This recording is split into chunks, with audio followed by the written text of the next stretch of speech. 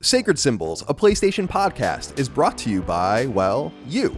If you want to learn how to support our show, go to patreon.com/laststandmedia. Greetings and salutations. Welcome back to Sacred Symbols, a PlayStation podcast. This is episode number 308.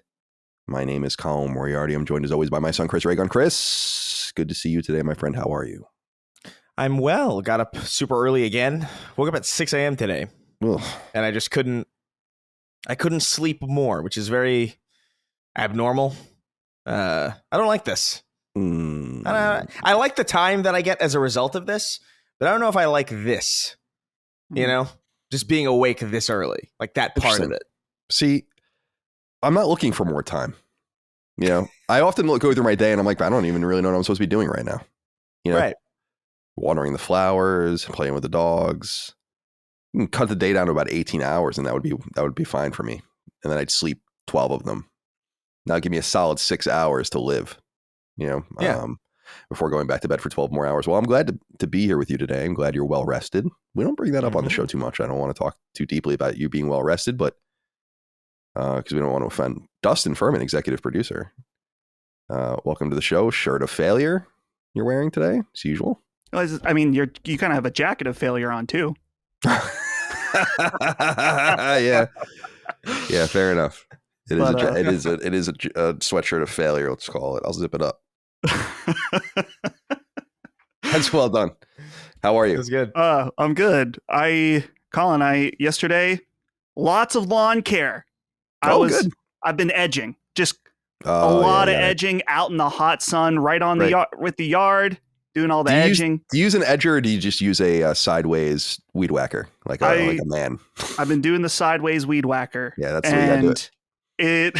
There are spots it looks good and other spots it does not look so good. Just because I haven't done that in a long time, so I've lost my edging technique. Right. Yeah, you haven't edged in a while. I haven't edged in a while, but it's starting to look kind of nice out there. But these grass clippings, I hate them. I hate sweeping them up. You know, I looked outside today. I was like, man, it looks like I swept them up, but all the parts where I edged, I don't know if just more grass died. Like I need to go out there and sweep again. What, you got to get a blower. Yeah, that's what Holly was saying. I actually think I have one in my shed that I haven't used in quite a few years, but maybe that's the move. But that's the best part, is the cleanup. Yeah. Should I just blow them out in the street? You know? No, I mean, I blow.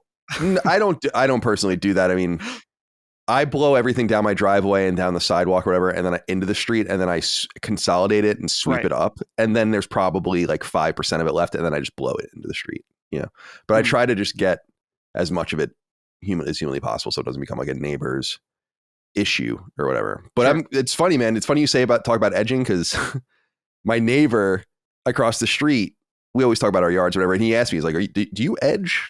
And I'm like, I know what you mean. So I didn't even, but I'm like, I don't have an edger. I use just the sideways. I developed a very nice, what I call the guillotine technique. Oh, okay. And it's more of a pendulum technique. In fact, something I picked up from when I was a landscaper is like, I don't edge along the lawn to create like a ditch between the lawn and the sidewalk. I just want to keep the grass off of the sidewalk. And so if you just do this like guillotine, you come forward, brush it, and then you brush back and it pulls out some more of the grass, and then you do it again in that little motion as you just walk down. It works really well. Yeah. Getting some good edging techniques from Sacred Symbols. Thank you. As is customary. Yeah. As is customary. That's right. Yeah. There's still more work to do. We have these hedges in the back. I got to trim those down, and the bottom looks all fucked up. It has weeds and stuff. So yesterday though, I got to admit, I know people will call me a bitch, but my arms from all that edging, a little sore today from, you're holding it kind of a weird angle going around. And yesterday I was the edge master. I was really edging everything. This is kind of my first big lawn day of the year. So that's when you got to get all the edging out. Right. You don't want to edge too much though, because it's kind of cheating when you edge too much, because it becomes less and less difficult. Well, if you edge too much, you hurt yourself like I did. Yeah. So, God, man, it's amazing how many just normal words have been completely ruined. Like goon was the most recent one. Yeah, I think. gooning. Goon was the most recent casualty because like it used to What be is just that? like What does that mean? What does it mean? it means to basic. I mean, as I understand it, it's just chronic, self-play. Like people who just can't stop. Like there's I this thought thing it was called a group goon- act. I don't think so necessarily. I think it's just like if you're a gooner, it just means like you spend like 9 hours a day or something doing it. You know what I mean? Gotcha. And a goon is that person. But like when I was a kid, a goon was like a guy in a leather jacket, like a henchman. Right. A goon. Yeah, a goon goon. Yeah, squad. I totally understand. A goon squad, if you will.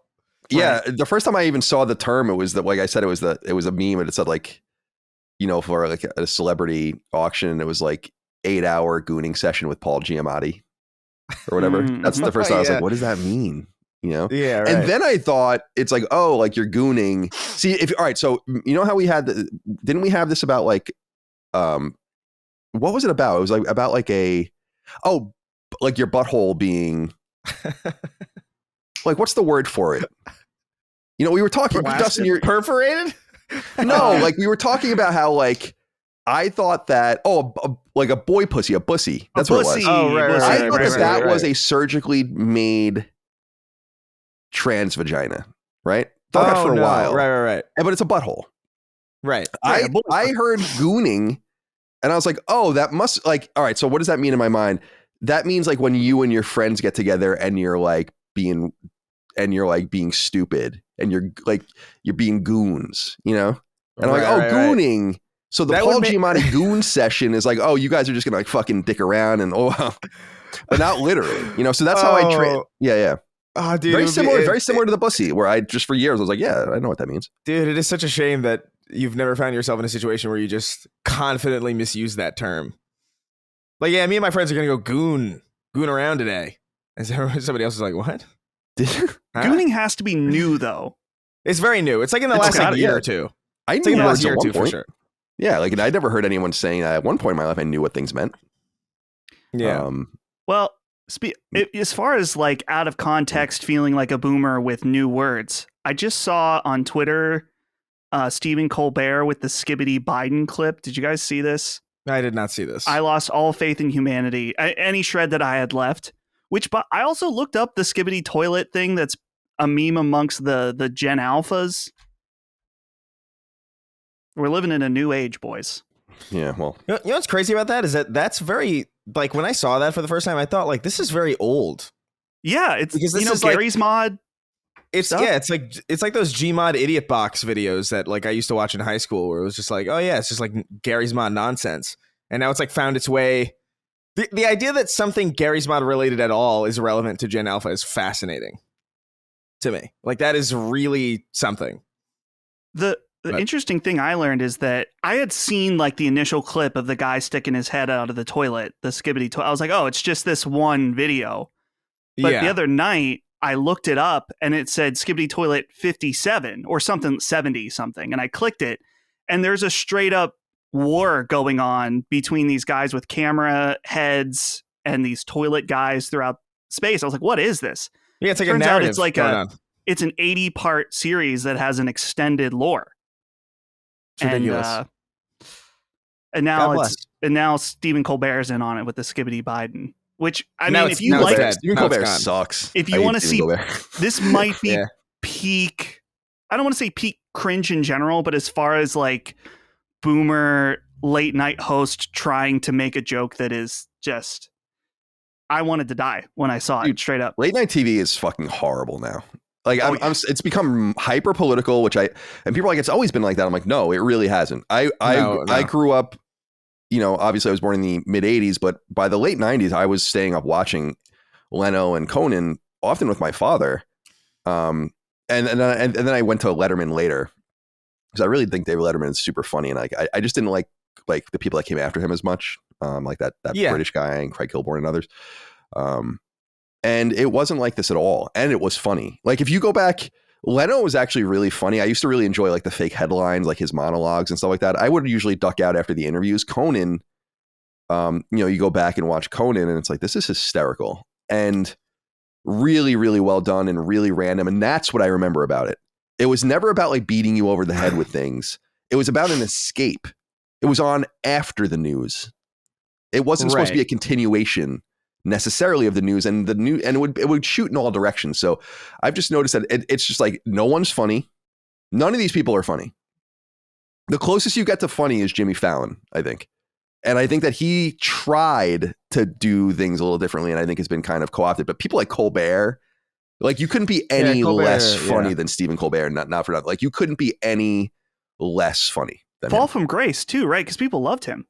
Yeah, I always thought he sucked, but yeah, it's true. Like Colbert Report or whatever was a funny idea, and that is deeply political. So it's like, and he comes from the Daily Show, of course. So it's like, what do you think you're going to get? But it shouldn't be like that. It's very alienating. And I'm surprised if you can go look for yourself. If you look at the ratings for these shows, they're like awful compared to the way they used to be. Awful. You don't go to those late night shows for that. It's like you're not the Daily Show.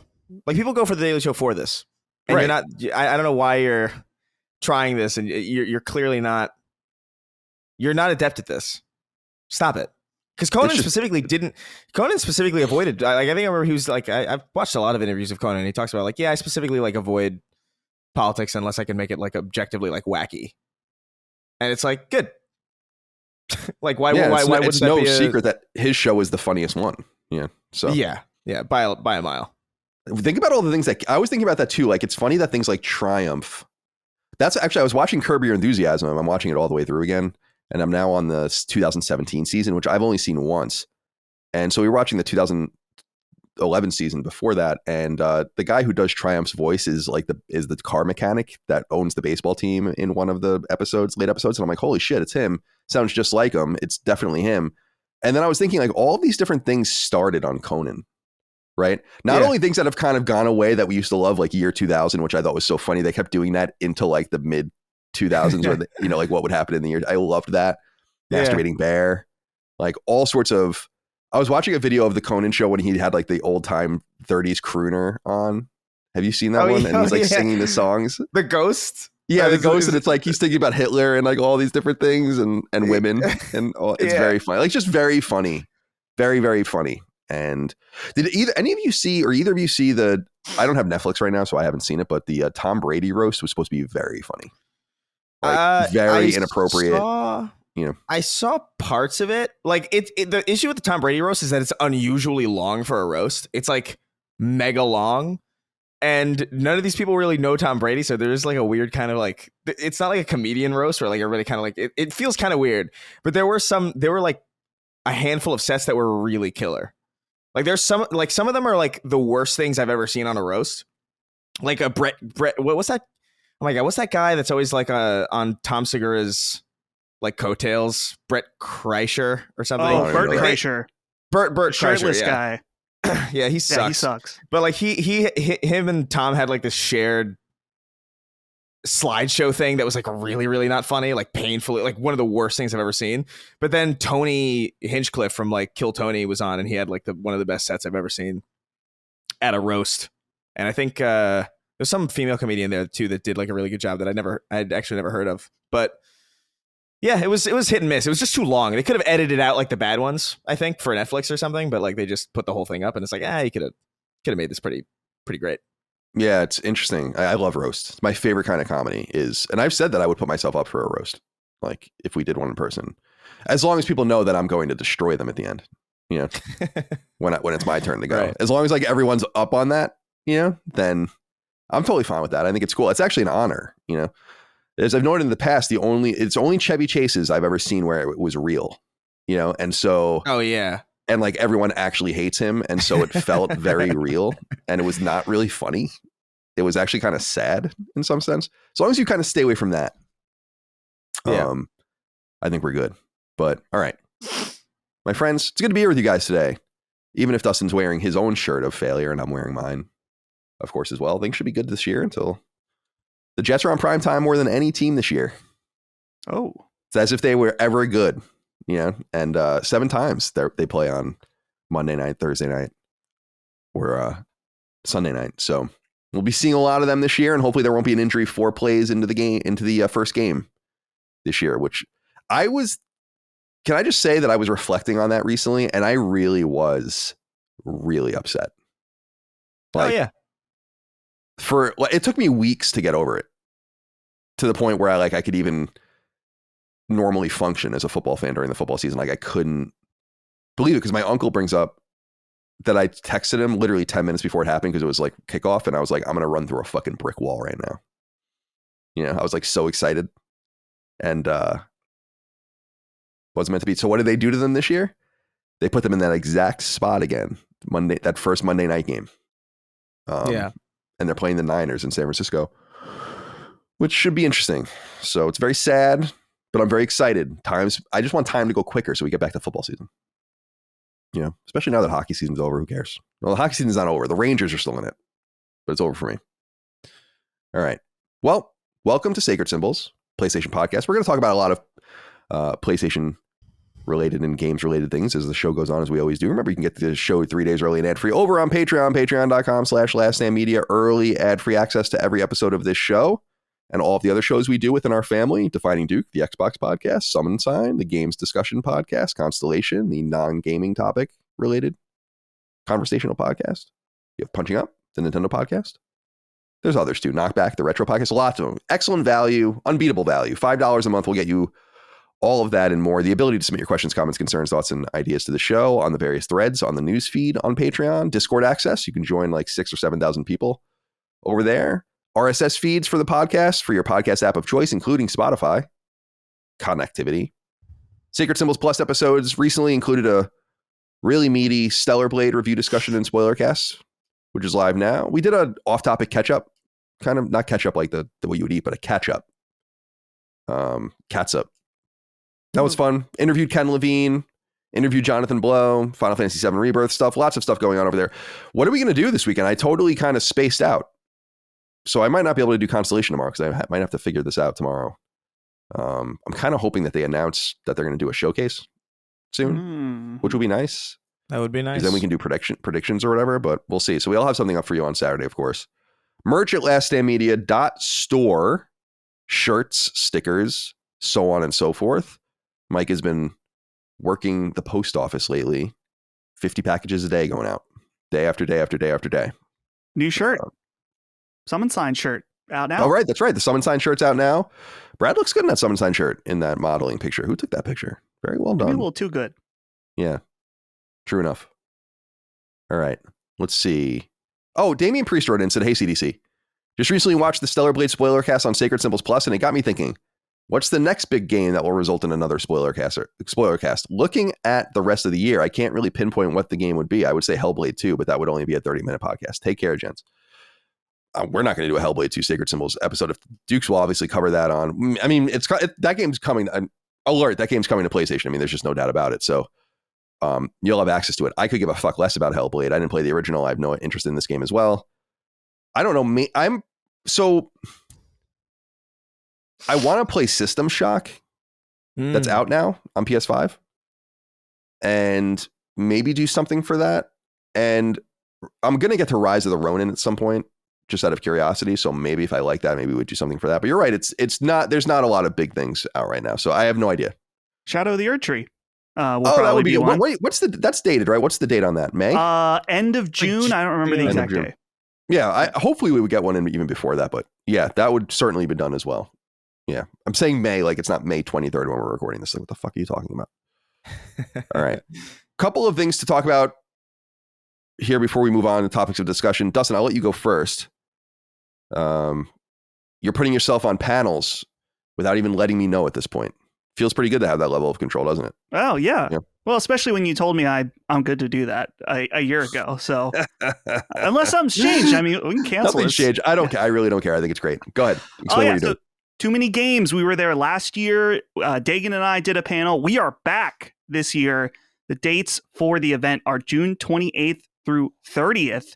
Now, I do know that our panel and our signing sesh will be on Saturday, so June 29th, if you're trying to pick a particular day. But this year it'll be me again. It'll be Dagan, and our boy Ben will be coming along. He'll be part of the panel and all that stuff. We'll be there having a great time. I think we're going to try to figure out some kind of dinner as well that night if you guys are interested. So yeah, this is a great retro gaming convention in the Greater Philadelphia. It's specifically at the Greater Philadelphia Expo Center. So if you're from the area, or maybe you're not and you just want to come hang out, check out some retro games, play the arcade. There's other YouTube creators that will be there as well, as long as some like voice actors. I think the big one this year is the voice of Leon from Resident Evil will be there. So if you want to come hang out, we'll be there. I'll have more details about our panel. They told me the time, but it's not on their website. So I'm just going to wait in case it changes. But I do know as of right now, it'll be on Saturday. So if you want to come out, Too Many Games, Philadelphia, June 28th through 30th. We'll see you there. It's funny, man. I was looking at the website for it, and I noticed that. So like, it's like a list of all of the people, like the kind of famous people that are going to be there in quotes, and you guys are on it. But I was looking, ours obviously says like, you know, doing whatever and free signing, whatever. It's crazy to me. And I've thought about this since the very first time I ever went to Comic-Con, I guess San Diego Comic-Con, but New York Comic-Con too, and others. I find it preposterous. And now check me if you think I'm wrong on this. Yeah. That people charge for autographs. Not because I don't understand the market for it. It's like $30 for a selfie. It's like, it's not to say that there's not a market for it. There's a market for many things. Aren't you embarrassed? You're going to have a line of people waiting for the voice actor from whatever, and you're going to pay him $40 for an autograph. Are you serious? In other words, I feel like it's incumbent on these places to pay these people sufficiently to arrive, which they probably also do, but to pay them sufficiently and then say, like, if you can get on the line early enough in this 2-hour frame, you'll get a picture and you'll get an autograph with this person. Right. I find that so cringy. I couldn't even imagine charging someone for an autograph or a picture ever. And I'm not saying that I'm as famous as the guy who does Leon or whatever, but I'm probably more famous than many of the people that do these things as far as like internet creation and all of the rest, and the people we meet and the lines we have or whatever. We did a 6-hour free signing in Pennsylvania. Do you remember? Yeah, that's crazy. I remember. Where we took a picture with every single person, signed whatever they wanted, and we sat there all day. And that's what you do if you're going to put yourself in that position. Am I wrong on this? Or is it cringy and crazy? Again, not disputing the market. There's markets for everything. You know, I'm saying, I would be like, I'm not doing that. Just pay me like $5,000 or something. Like if I'm one of these people, just pay me, like, put me up, fly me out first class, give me like $5,000. So I think that is kind of what they do. I've heard that they'll talk to an actor or whoever, a famous person, they'll get what their rate is. And so they just pay that straight up. And then, and I don't know if this is the case every time, but the convention will then set the prices in which they think they can recoup that cost. So I agree, though, that looking at this list, I mean, there's a lot of cool people on here. Like there's the voice of the dub for Luffy is going to be there, which is cool. Yeah. But I'm trying to think the list of people that I would pay for an autograph. And it's sort of an autograph and you get to meet them briefly, right? So if someone was like, hey, you can meet Paul McCartney for $100 and get a signature, absolutely, I would do that. But that's a very different degree. No disrespect to these people, but I personally wouldn't want to do that. But you're right, Colin. Yeah. The market is absolutely there of people. They go and it's like a collection of, they collect the signatures, they collect their selfies, and people put up top dollar for this stuff. So I don't really get it either. Yeah, it's like if the reason that we have a VIP thing at our shows, and we'll talk about that in a minute, is first of all, we have like a VIP session, like a Q&A. We try to give you something. We usually give you like a shirt and a poster, signed poster. And we have a professional photographer take the picture and all the rest. So like we're trying to just pay for that. The reality is if we had time and means, we would meet all of you and do that for everyone that just came to the shows, but it's just not possible. So in order to kind of break even on the proposition, it's like, that's why we do it. But just having people come to a thing which they're already paying for to then line up and then pay you again at point of sale for like a very transactional thing, I find that weird. I think it's totally different. You know, I don't know. Maybe I'm crazy on that, but it's I think it's hard for me to imagine somebody that I would do. Like, I think maybe there was a time where, I mean, when he was alive, Stan Lee, I guess, would have been one of those people. It's like, it would be cool to have an autograph from Stan Lee. And I probably would have paid like $50 or something for that. I think at some point, but that's it, really. I can't really think of anybody else. And that was really more about the fact that, like, oh my God, he's going to be out of here soon. You know what I mean? Like, when I was in New York Comic Con in 2012, I was like, he's not going to be here when I'm like 49. So I should probably jump on this. But yeah, I don't really understand. I understand why people do it or why people charge for it, because like, why wouldn't you, I guess, if you're in that kind of situation? Because the thing is with voice actors, it's like the assumption about like how much voice actors make is very, very out of line with like what the reality is. Like, the reason they're constantly working is because they have to constantly work. And a lot of what could be considered their wealth is these con appearances. Because realistically, like, if you made as much money as you would assume the lead actor for Goku makes, would you even go to these things in the first place? Would you? Probably not. Like, you'd probably go very, very sparingly. Like, maybe once every few years or like something like that. But like, you see voice actors all the time on the, just working at like normal jobs. Like, famously, like, what is that Adult Swim? The voice actor for like Frylock, or like one of the or like a lot of those voice actors for like the original Adult Swim programs that like really put Adult Swim on the map are like borderline destitute today because they just get no royalties and all sorts of bullshit. Yeah, which isn't fair either. That's crazy. Although this goes back into the argument, it's like neither do the artists. So right. like, yeah, what? But which doesn't make it necessarily right either, of course. Yeah, it's like, I would rather people, like, I like our VIP system in that it's paying for kind of access, like a session, not a goon session, but a session where we have a Q&A and we talk and we laugh or whatever. And then I kind of like we have a line and I kind of like to leave it up to the people. So if you have like a shit ton of things for us to sign, we'll sign them. If you don't want to take a picture, we won't take a picture. If you just want to shake our hands, we'll shake your hands or whatever. But understand that it is really I don't really mind doing that. In fact, I think time goes really quickly when that shit happens, which is why we did the Pennsylvania signing. And I had no idea we were there that long. It's just kind of fun to do that kind of stuff. And this is just an extra level of commoditization that I don't like. But anyway, too many games. When is it? It is June 28th through 30th. Okay. Very well. The other thing I guess we'll talk about here, and I'm going to announce this more properly on Sunday, because that's when I want to. So the day before this goes live on free feeds. So you guys on Patreon will see this, and free feeds aren't going to get this right away anyway, or anytime soon. We're going to publish Sacred Symbols 300 on this coming Sunday on YouTube. We'll put that up for everyone on Patreon, $5 level or up, I guess, for now. Whatever we decide to do, I have no idea. And then at that time, I'll have a more concrete announcement of what we're going to do next for our next show. But I'm going to let you guys know now, since you're our loyal listeners, and you didn't skip ahead, did you?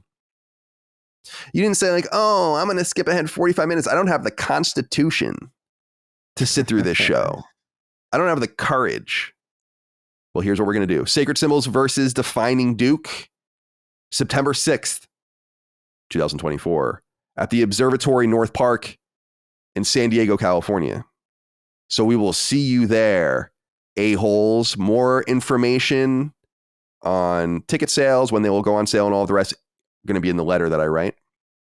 And we'll get that out to you soon. So don't fear. The tickets aren't going on sale right away. We're just letting you know. September 6th at the Observatory North Park in San Diego. I love San Diego. So I'm very excited. It's the only part of California I truly, truly love. I mean, I liked San Francisco. What it conceptually is, what it is now is, and what it was when I even lived there, is a far cry from what it conceptually is. But San Diego fits the bill, in my opinion. Love that place. Yeah. San Diego's dope. So we're going to be there and we're going to be hanging out. I'm going to be on the shuffleboard court. All right. Look forward to it. September 6th, San Diego, California. And look forward to episode 300. You'll finally get to see it. See what you think of it. All right. Let's get into some things to talk about as we stretch our legs. Rob Pursglove wrote in and said, hey, CDC, was last week the most unhinged start to a show? Dustin immediately starts off by admitting he tortures insects. Chris declares war on dishwashers, and when Colin came to advertise the podcast network, he essentially said, blah, blah, blah, I'm tired. It was one of the funniest starts to the show in recent memory. Thanks for the laughs and congratulations to Dustin for busting. Yes, we get it. Dustin has had sex. Indeed. Yeah, last week it rattled a lot of people, and I was interested in that. This dishwasher conversation in particular, people were going off on this dishwasher conversation, but it did feel the energy last week was a little unholy, was it not? I mean, it felt that way in some sense. So a little bit, yeah. People, it's so funny. See, like people were so mad. People were so mad at the dishwasher, and then like I would scroll down and I would see like one. It's interesting because I would see one comment and be like, "Chris is so dead wrong about dishwashers." And then it would have like 15 upvotes, and then I would scroll down and there would be 15 comments being like, "Chris is so right." So I'm like, interesting. I don't know what's going on here. I don't really know what to make of this. They're just gaslighting you. Yeah. Am I right? Am I wrong? Am I right? Yeah. The dishwasher debate is how I think people want us to debate about games. You know, like kind of unhinged, over the top. I think it's way more fun for it to be about dishwasher. Some people calling it dishwasher gate even. I'm like, whoa. Okay, I felt like it was. I mean, I was serious, but no, I was definitely over the top. I wasn't actually mad at Chris for his dishwasher take. Now, I want to update on the ant. Okay, I mentioned I had the ant under the cup for a week. Probably this was on either Friday or Saturday. I went into the bathroom and he was still alive in there for over a week. I want to let everyone know I let him out. I put him out back in the yard because I said, hey, he deserved it. Wow. He really stuck it out. He showed his strength. Yeah, he's probably like, holy shit. Yeah. Like when he's back at the colony, like telling everyone like what happened. You'll never believe him. Yeah. So that's so. I thought you were just gonna kill him because that feels a lot more merciful to me after doing what you did to him. Yeah, now he has to live with the PTSD. Yeah, he has PTSD now. He goes and sends a warning to the other ants. Do not fuck around in this house, particularly in the bathroom. Right. You better hope don't come back. That's the signal he's sending. I mean, you said it was a carpenter ant, right? Too, which is scary. That's scary, man. Just because they're the ones that can really fuck your shit up. You know? Right. I haven't seen one since that big. That's good. So might have been a scout. Yeah, dude. No, I got DMs about that dishwasher thing. I was like so fascinated by it. I was like, yo, this is crazy. I can't remember the last time I got DMs about something like sacred symbols related, like from the like Kingdom Hearts fans. Yeah, I guess maybe that was a while ago. Like the last time that the Kingdom Hearts fans like came to me. But like that was wild. People are like, "What dishwashers are you using?" And I'm like I'm furnishing these apartments, as if like apartments have like $400 like top of the line dishwashers that they give to their tenants. Wait, you're saying like $400? I think a $400 dishwasher would be like a shitty dishwasher. That's exactly what I'm saying. Like these ones are these are like not even probably because they're apartment dishwashers. I will say like I'm only half serious about it. You know, which by the way, people should know because I think it's obvious when we have these conversations that we're kind of playing things up a little bit.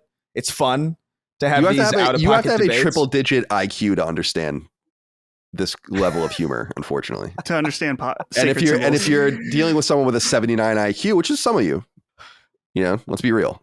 Statistically, must be some. You're struggling. I mean, you're struggling. You know. I look around at people sometimes and I'm like, they're struggling. I think like, they don't know what the fuck's going on. You know, that's the first thing I think of in the mirror when I look at it. It's like you're struggling. But have you guys done an IQ test, like a proper IQ test? Not a real one, no. Have you? Yeah, a long time ago. Yeah. What did it say? I don't remember. It was like 121, I think. Wow, that's really good. Well, I think that's I had people being really above average. I think I had people being really snooty about it because they were like, "That's not even genius," and I'm like, nobody said it was a genius. What are you in Mensa? I never said like, what the fuck. I dropped out of community college. All right, like I'm not batting 1,000 here, but yeah, like that was the last time I did it. I didn't know. It's probably fallen substantially since the internet's gotten hold of me. To be fair. I don't even know what I would assume my IQ would be. You know, I'm pretty confident I have a triple-digit IQ. Maybe I think so. Yeah. Maybe I'm the stupidest person in the world. I don't know. It really is in the eye of the beholder. I would assume that I do assume that I've gotten stupider though. Like that is my assumption. Like over time, just like based on just like the world, I think the world around you has a deleterious effect on you. Like not like I mean the royal you. Like the world that we currently inhabit, I do think is somewhat radioactive and contributes to some level of decay. So if I was ever like 121, I feel like I'm probably like 115 max at this point. And it's steadily declining. It's steadily decreasing. I just Googled average IQ. It says average IQ between 85 and 115. 2019 reports indicated the average IQ in the United States is 97.43. The average IQ around the world is approximately 82. Oh my God. Not bad. What's the, because I know Einstein was like 150 or something, right? Like some crazy. Yeah, Gene is, let's see. What was Einstein's IQ? 160 to 190, they say. Wow. God damn, that's crazy. What is Elon Musk's IQ? 155 to 160. How do you know this? What is Taylor Swift's IQ? 160. What? That makes sense, actually. Yeah, I'm sure she's like incredibly intelligent. Yeah.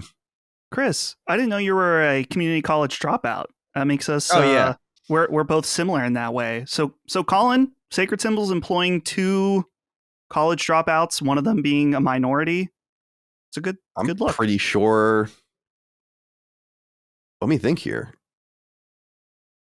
Me and Ben might be the only ones that went to college, right? Who else? Like to a real college. Like, no offense to community college, is a great place to go to. Yeah. I'm saying went away to college. I don't think anyone else did. Dagan went to art school. I mean, that counts. Sure. But let's see, you didn't, Kristen. Yeah. I've always been in my professional life attracted to people that didn't go to college. And I have said millions of times at this point that the stupidest people I ever knew were at Northeastern. So like, when you think about the dumbest people you've ever encountered in your life, I've met really smart and great people there, obviously, but some of the stupidest people I ever knew were at that school. So yeah, I'm proud to have gone there because I think it's cool to have gone to a place with a tradition and like you're part of the tradition and all of that. But the academics of it, and it's like a really highly ranked school. I'm not like trying to shit on it. It's ranked like 35th in the United States or something like that. It's a great school. It's a hard school to get into. My mom taught there. If I could have and went there too. So I'm a legacy. That's why I was trying to push my nephew is going to Virginia Tech this fall, but he went and looked at Northeastern because I'm like, dude, you can trip and fall and get into that school because of your grandma and me, So it's an option for you if you want to. A lot of people think that's unfair. I actually agree. I think legacy stuff is unfair. Like if you're going to get rid of the affirmative action stuff, which they are, then get rid of the legacy stuff too. I'm totally comfortable with that. My mom insists that she did nothing for me to get me into Northeastern, and I actually kind of believe her, but but I'm like, I don't know that it's really up to you to do anything about it. It's like on the application, it says like, do you have any legacies here? And it's like, I put you down. They didn't have to do anything for you to see that. So she's always like, you got it on your own. And I'm like, I believe you mostly, but to act like it didn't matter is insane. Like I had like the lowest, my GPA was like a 3.5 in high school. I got a 1280, I think, on the SATs. And I took it once. I took the SAT in 11th grade and I was just like, that's fine. I don't remember my GPA at all. And high school. I'm like, that's not good enough to go to that school. So it's like, I don't know. So something went on. Yeah. But nonetheless. All right. So about the IQ thing, we should take an IQ test. All 3 of us. Yeah. So how do you do that? And see what happens. Online? I don't know. Yeah, I don't know. Like I want to do it the way it's done. However that is, I went to a like when I did it, I can't even remember how old I was when I did this. I was a teenager for sure, but like I went to a place to do it. Like there was not, I don't want to call it a facility because that sounds too like official. And I don't they test you like one-on-one? It's not like you're only taking notes or doing a test. Like you're putting shapes together and like doing things with blocks and shit. Isn't that what an IQ test is? Kind of. Yeah. I mean, the one that I did was paper mostly. And I was I was observed, I guess. Like there was somebody in the room, but they weren't asking me questions. I remember being completely thrown off by the fact that like the questions weren't questions. Like they weren't like question mark answer kind of questions. They were like visual puzzles or something, like mostly. And then I think there was like a physical thing at the end or something. But this is like maybe like 2012 or 11 or something. I don't even remember. Yeah, it's like it's weird. It's a weird test. It's not what you assume it is. Yeah, I would. We should. Well, I'm going to look into that. It was too bad we're not all together because it would be funny to go do it. Yeah. But we should do it in San Diego. Yeah, we should. We'll make an appointment and go in San Diego. I was thinking about that when I was out in LA because San Diego's not that close to LA, but it's like 90 minutes away by car. And I was like, be interesting to like do some recording while we're there with other things. But I have to wrap my mind around that, like how if we can get a space and just do some funny shit to put in the can for later down the road. But what's gonna happen is I'm gonna take the IQ test. I'm thinking I'm gonna get like a 130. They're gonna be like, your IQ is a 79, and I'm gonna be like, whoa, holy shit. Yeah, I don't know. I think I would have liked. I would have liked the college experience, like to go away to college. I think that was like very enticing to me. But like I either couldn't afford it, and like I just did not take high school seriously enough to like get into any like good. Like I had it in my head from a very, very early on point where I was like, this feels, a lot of this feels uniquely unimportant to me. And I don't know what, like, I felt like I wasn't learning. I wanted to learn like taxes and business and like stuff that was like materially important. And instead I was learning like, I don't know, igneous rocks. Ugh. And it's like, okay. Yeah, metamorphic. Okay. If I must. Yeah. It's interesting, but it's not. It's like, it's interesting because the old idea of a college education, like the not the ancient, but like in antiquity, was like well-rounded education, worldly education, learn a language, understand the natural world, all these kinds of things. But really what it should be is hyper-focused on what you need to know. Because no one is going to college anymore to be a fucking planter gentleman on their farm, where they like Thomas Jefferson tinkering around with everything. And it's like, oh, I know a little bit of this, and I'm a little bit of a philosopher, and I'm a little bit. It's like, dude, it's 2024. Teach the fucking dude how to do math, for Christ's sake. Yeah. Math, and if they want to go into the humanities like I did, then you go read your books. But understand you're not getting in, and you're not learning anything useful. I didn't learn a goddamn useful thing the entire time I was there. Math, English, and a little bit of history, a little bit of world history, like cursory world history, I think is solid. Then everything, I feel like high school should be treated a little bit more like college in the sense that you should be able to choose like what you want to focus on some level, because I think by high school you have a pretty good idea. And like in my high school, they just didn't have the classes that I wanted to take. So I was like, all right, I guess I'll bumble around in 3 years of fucking earth science. Great. Boy, I sure know that rock. That's really, really come in handy very many times. Never. It is weird. Not weird. Once. It's weird. All right. Rob, thank you for reminding us of painful memories. Russ Laughlin wrote in and said, hi, Sacred Boys. You recently had write-ins from two guys that got divorced after hearing some of your words, and I wanted to share a similar story with perhaps a more positive outcome. Last year, I was getting increasingly frustrated with my job where I have worked for over a decade now. I felt that I couldn't leave this job because there was no jobs in my field that paid as well. I felt stuck and was depressed. I worried 38 years old was too late for me to go back to school to change career fields. Around that time, Colin was reading a write-in, and I don't remember your exact words, but your response was something like, if you're unhappy with your situation, it's up to you to take responsibility and make a change.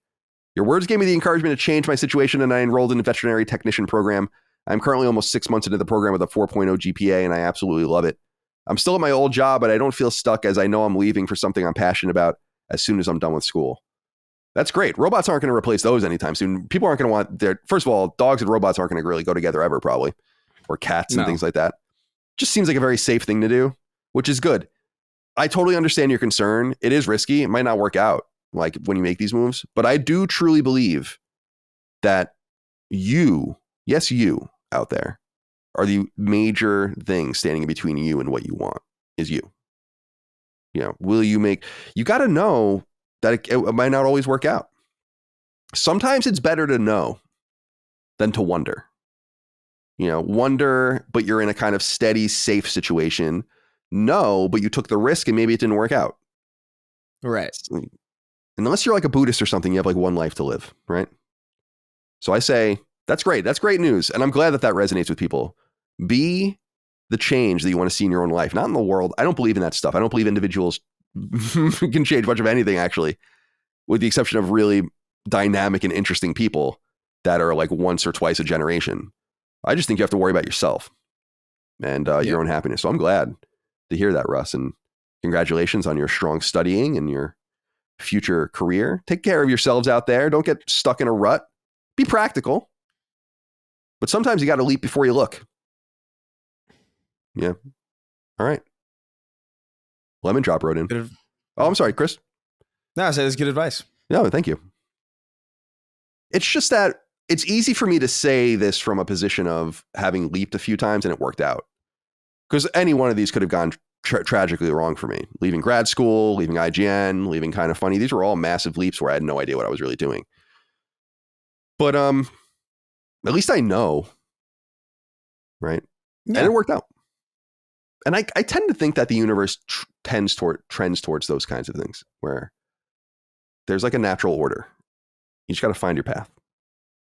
Lemon Drop wrote in and said, "Hey, Sacred Southerners, I've noticed that Colin's Southern voice has been making more appearances lately, and more notably that Southern seems to have also entered Dustin and Chris in recent episodes. This wouldn't be cause for concern, except that Colin has previously noted that he does not have control over what the Southern says, and this has the potential for disaster if all three Sacred hosts are taken over by the Southern simultaneously.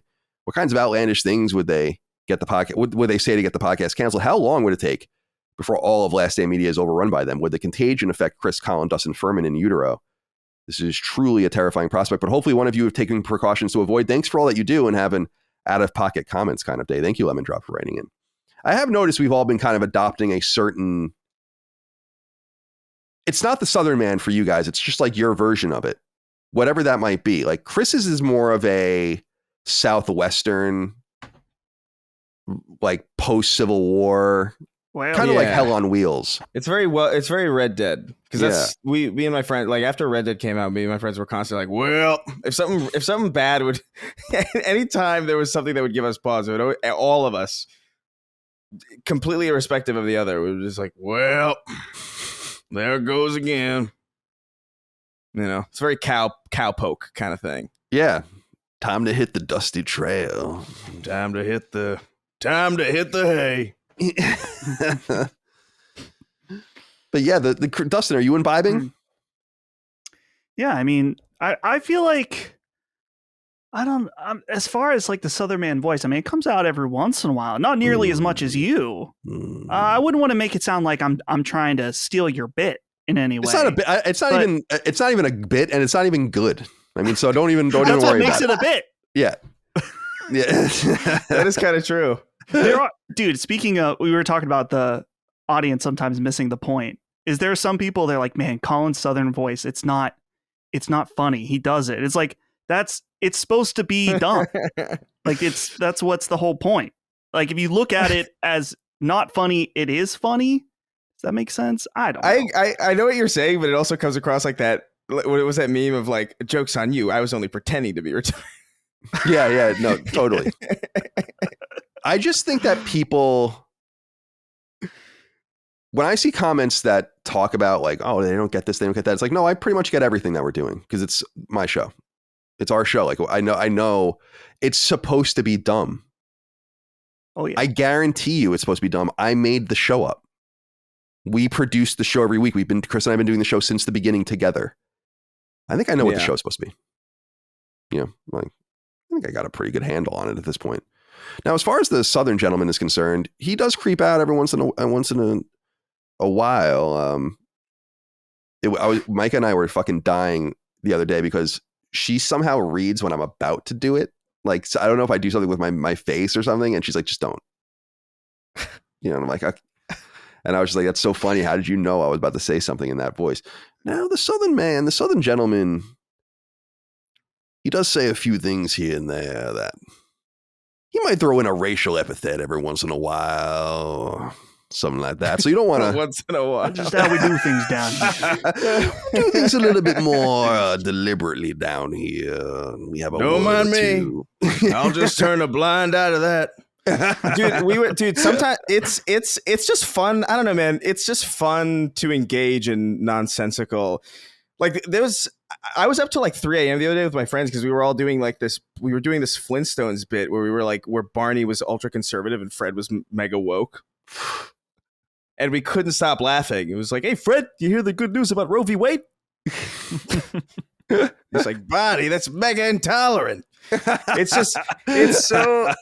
just fun to, I don't know. It's just fun to bullshit with stupid voices. It's fun. I agree. Yeah. I'm not good at voices. You know, I've never even pretended to be good at voices.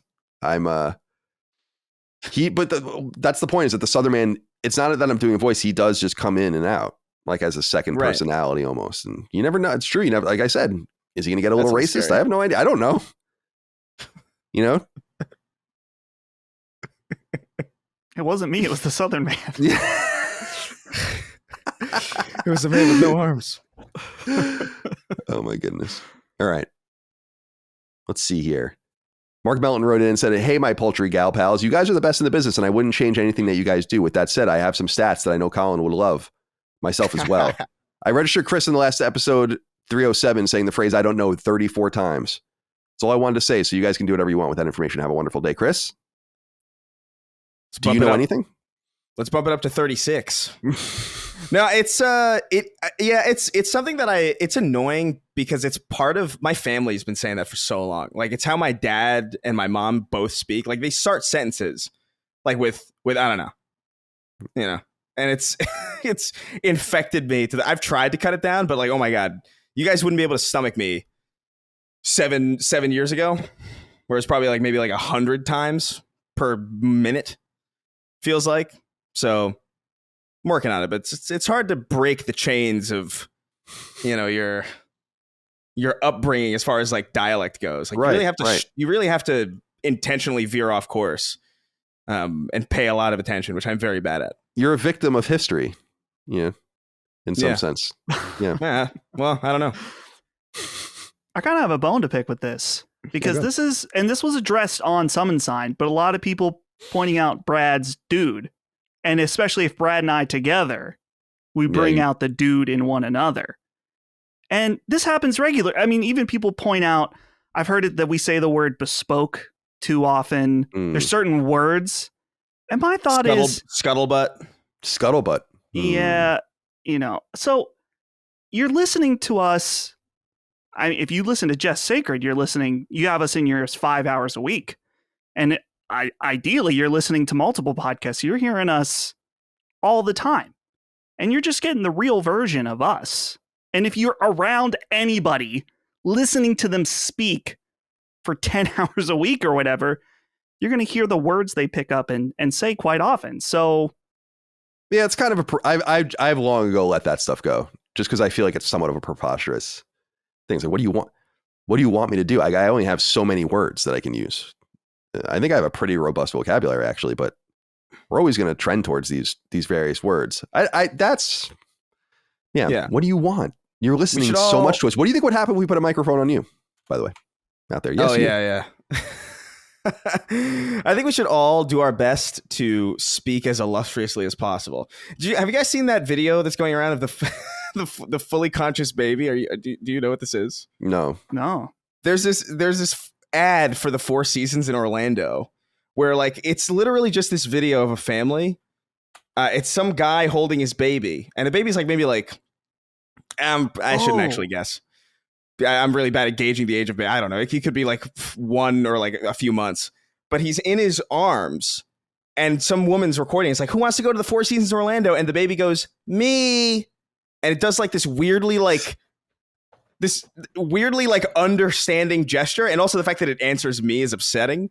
And so like there's been all these edits of like he raises his hand and he goes, I would be delighted, mother, to accompany you on this exhilarating excursion to the Four Seasons in Orlando. Like Stewie.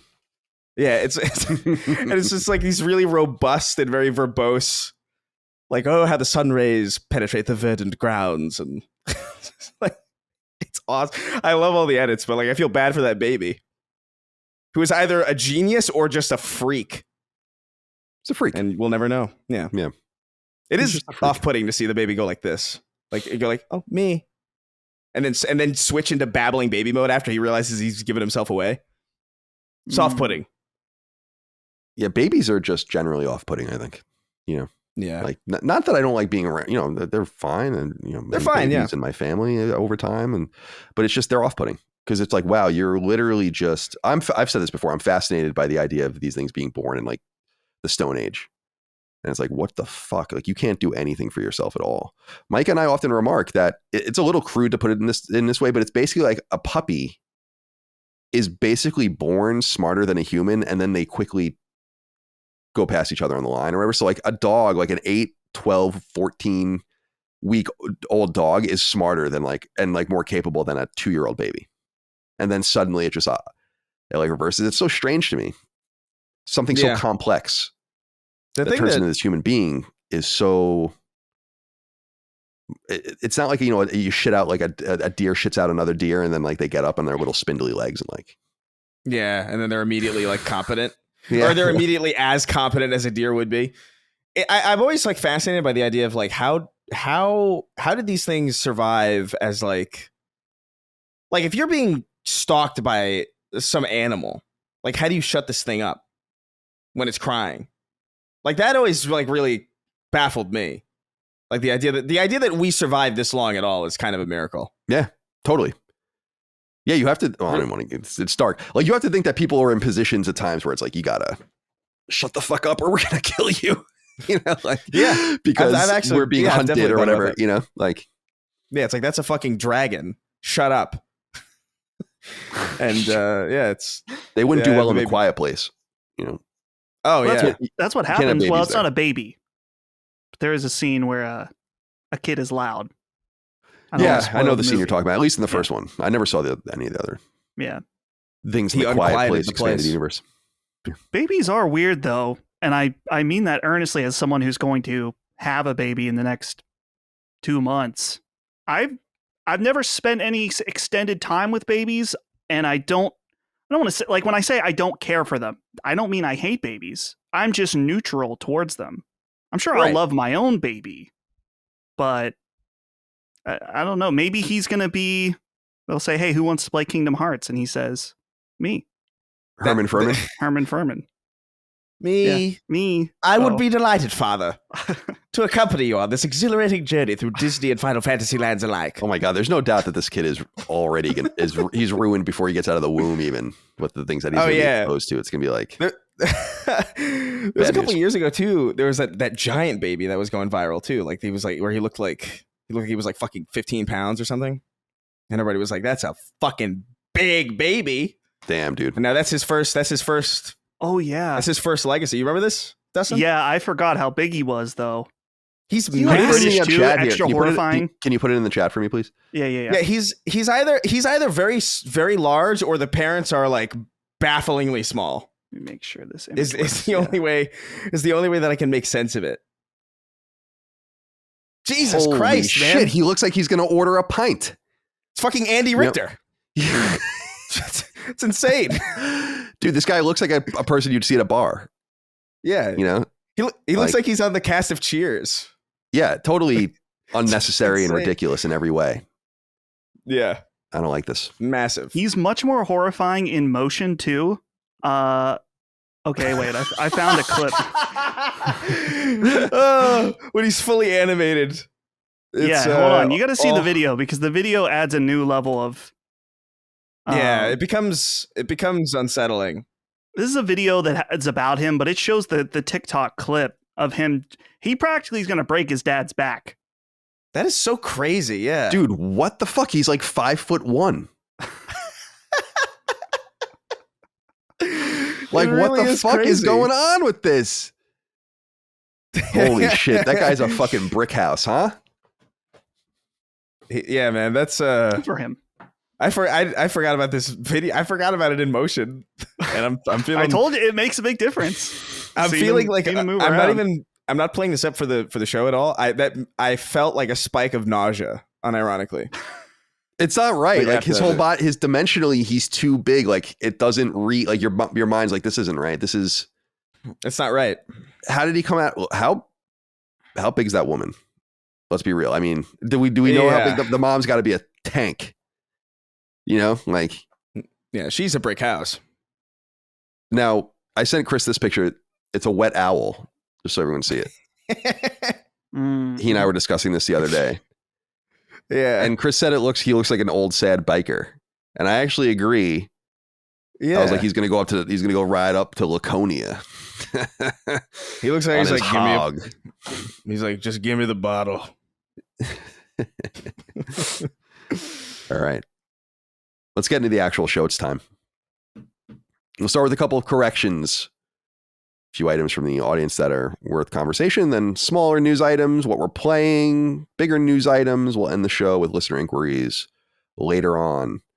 Omega Man wrote in. It's a great police song, amongst other things. Hello, CDC. First time writing in here and wanted to make a quick correction. Last episode, you mentioned The Division Heartland was canceled and thought it was the end of the series as we knew it. Oh, sweet, sweet child, baby boy, I'm here to let you know Ubisoft announced the development of The Division 3 in a post from September of last year. Keep up the good work and keep fucking that chicken. You're right about that. Not only are you right about that, we reported about it on the show. I went and looked, but the announcement did come from September of 2023, so you're absolutely right. Very exciting. The Division will indeed continue. Still saddened about Heartland's disappearance. Heard it was pretty good. Omega Man, be well. Expert Specialist wrote in and said, hey there, chums. Colin, I love it when you read financial reports on various entities of the show because I don't think I ever hear other podcasters do that. And as a CPA, I love hearing the numbers. However, you will read about net revenue or net bookings like you did last week, taking about Take-Two and refer to it as profit. I want to help clarify that net revenue and net bookings are not profit, but closer to gross sales. In financial reporting, revenue is required to be reported net of any discounts, returns, and allowances, so it gives it the net revenue name, but it is before any cost of goods sold or other expenses. So while Take-Two did show $5.3 billion in net revenue during fiscal year 2024, after all expenses, they ended up with a net loss of about $3.7 billion taken from their fiscal releases in 2024. Hope this clears it up. Thank you for the good work, gents. Yeah, point taken. Don't take me too seriously on the Take-Two stuff, because as we said last week, like that was just presented to me as we were recording. Right. I had no chance to study it at all. I don't know that I make that mistake very often because I don't often see the term net booking. Yeah, that sounds like pretty unfamiliar. Yeah, so not unfamiliar, but like uncommon. Right. So, but net and gross are obvious terms everyone knows, and net revenue is what we usually talk about. And net revenue is profit. So yeah, sorry for the error on the Take-Two stuff, and thank you for writing in. All right, let's get into some of these smaller items here. I thought this was just newsworthy. I was going to put this in the conversation later, but I just wanted to read this out because it checks a box that I kind of forgot I had even wanted to check. Sergio Pena wrote in, said, hello, boys. I'm writing in to bring you some interesting Xbox games on PlayStation tidbits. Colin, you always reference completion percentage being low on Xbox due to Game Pass. Well, now I have some concrete data to back this up. Pentiment, for example, the unmissable trophy for completing all Act 3 at the end of the game is sitting at 23.7% on PSN, whereas on Xbox it is 7.75%. Hi-Fi Rush, the trophy for completing the game on easy, which is stackable for the higher difficulty, so finishing the game on any difficulty nets you this trophy, is sitting at 2.8% on PSN, where it is 1.24% on Xbox. Just a quick correction here, that the difficulty trophies in Hi-Fi Rush are notoriously not stackable, so you have to beat the game 4 times. But nonetheless, it's more than twice as much. Sea of Thieves is harder to measure as there's no golden path for game completion, but I still have some interesting stats. The trophy for starting a voyage from your captain's table is sitting at 58% on PSN versus 43.7% on Xbox. The trophy for setting sail for the first time, which is almost unmissable, is at 91% on PSN, where it's only 64.8% on Xbox. The trophy for increasing any faction reputation by 1 level, which is achieved pretty much after selling any piece of loot you uncover, is at 83.4% on PSN. On Xbox, it's 53.48%. With this data, I come to the same conclusion that you have for years, that engagement with games is higher on PlayStation due to the lack of overall saturation by Game Pass games and being able to dip in and out as you please. These numbers tell me that PlayStation's audience is buying and engaging with their games more than Xbox, and will definitely lead to more microtransaction sales if the game supports it. Thought you would find this interesting. Thanks for the amazing content weekly. Yeah, I didn't need to see these stats to know this, but I'm glad. You're right. I did say this for a long time. You're right that we have these comparative points now, and it is super interesting. Now, people will say, just to remind everyone what the argument is, it's like, well, of course they're going to have people that bounce on and off. It's Game Pass. And I'm like, yes, but they're bragging about engagement numbers. And this puts into account, again, why those numbers don't really matter. And Sony's even getting into the like monthly active users engagement game. And I'm really going to be skeptical about what these people are talking about, because if you have X million amount of people playing your game, but then people that are buying it are sitting at orders of magnitude higher on the trophy list, then it just means that these numbers are useless, because many people that are turning the game on don't do anything in them, and you're counting them as players. So yeah, very nice research there, Sergio. I appreciate that. But it's actually worse than I thought it was going to. If I'm being honest with you, like those numbers are even worse than I thought they were. And it really does show you that there is a higher level of engagement, of course, with the games that you buy, but that trying games out doesn't count you as a player. And it's disingenuous. I would love, it would be a ballsy thing for them to do, and they can do this. They have all of the metrics they want. They know how everyone plays. They know everything about you when you play their games, especially in this first parties. In the first parties is just say like, we have 5 million players who have played more than 5 hours or who have engaged like with the actual product. You're not doing that. And that's why, again, Hi-Fi Rush, 3 million players didn't save that, did it? 3 million sold would have been huge. Right. So, Sergio, nice work. Oh yeah, yeah, Ben. I'm sorry. I was like, did I put this in the wrong place? No, I didn't. Ben Stewart. Hey boys, you have mentioned in previous shows how does a regular person have time to play games? I couldn't relate to that situation more. I work as a site manager in construction, Monday to Friday, 8 a.m. to 5 p.m., not including the commute time. Once I get home, walk the dog, have dinner, sort out things around the house, shower. It's basically time for bed. That's if I want a decent night's sleep. Don't tell Dustin. We won't get into that with Dustin.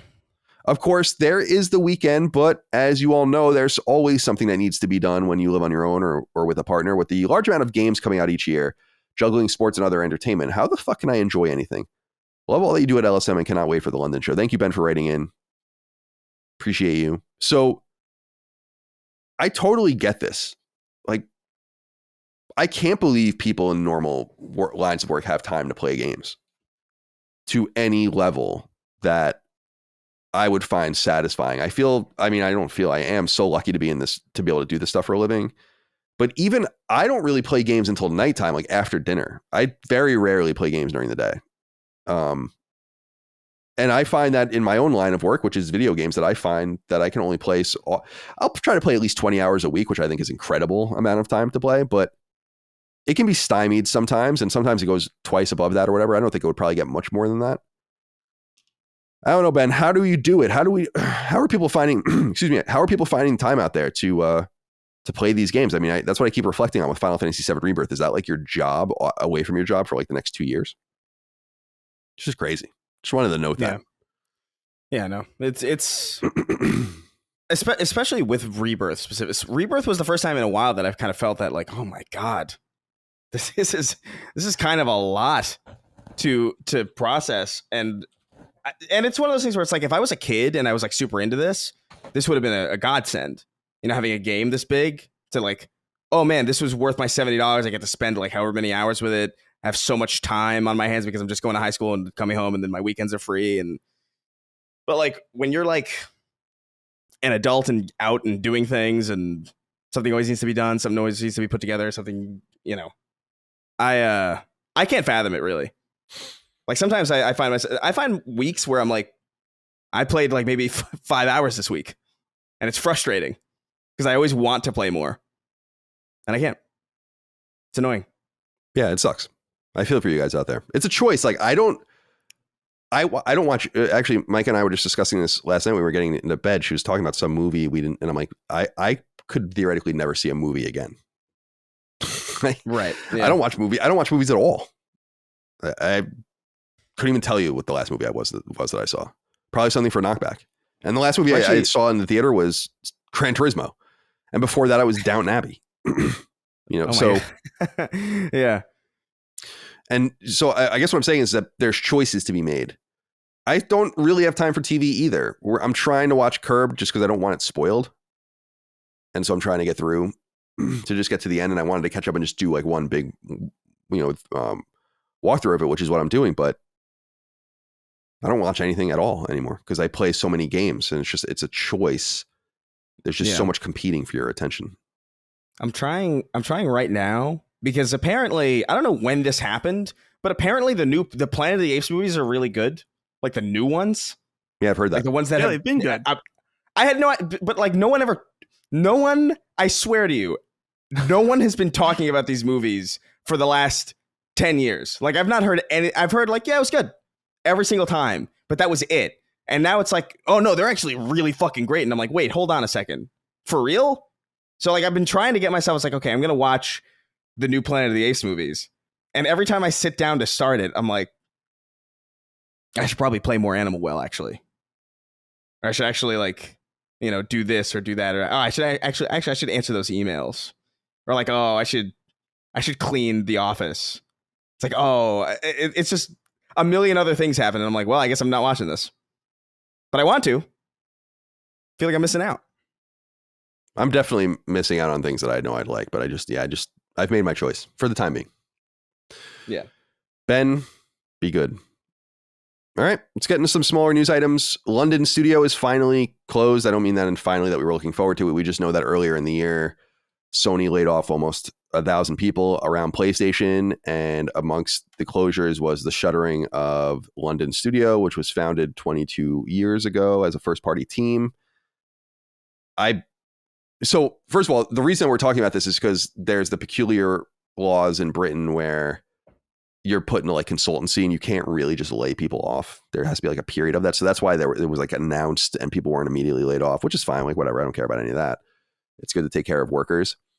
But that's why we're bringing it up again, because now they actually are closed, and they actually tweeted out one last tweet from their PlayStation London Studio Twitter account. And it's probably on their other social feeds as well, where it just says, quote, with a new piece of unique art. It just says, quote, for over 20 years, London Studio has been home to some exceptionally talented and wonderful people in the games industry. As we close the doors and all go forward to new adventures, we wanted to say a heartfelt thank you to all our past and present players and colleagues who have supported us over the years. We've had one wild and wonderful journey.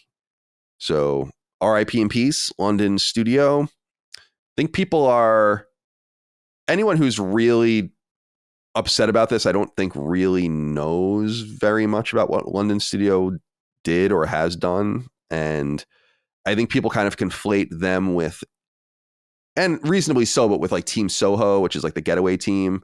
But London Studio was founded in 2002 as a merging of Team Soho and some Sony assets in the London area with a Psygnosis spin-off studio when Psygnosis became Studio Liverpool.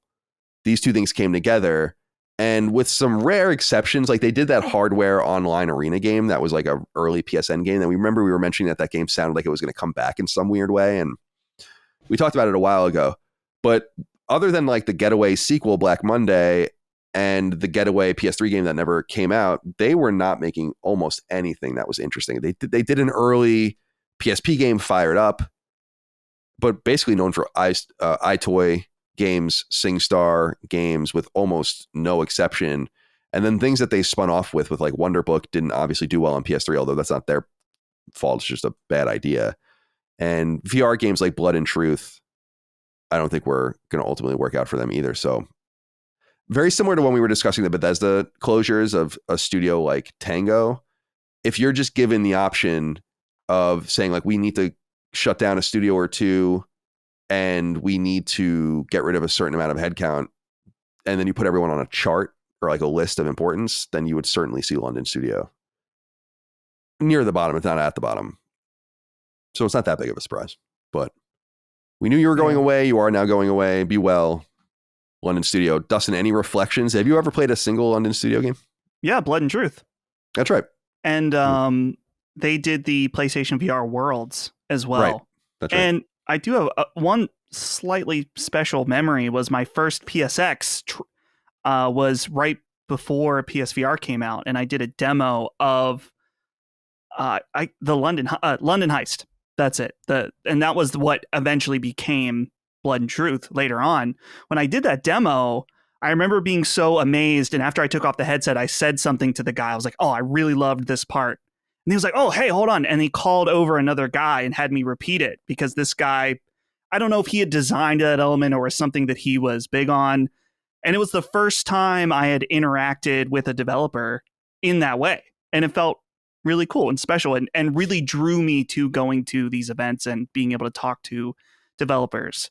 I will say the thing that's frustrating to me about this, which I think I agree with you overall, Colin, it's like it makes sense, low on the totem pole, makes sense for them to be the ones to go if someone needs to go.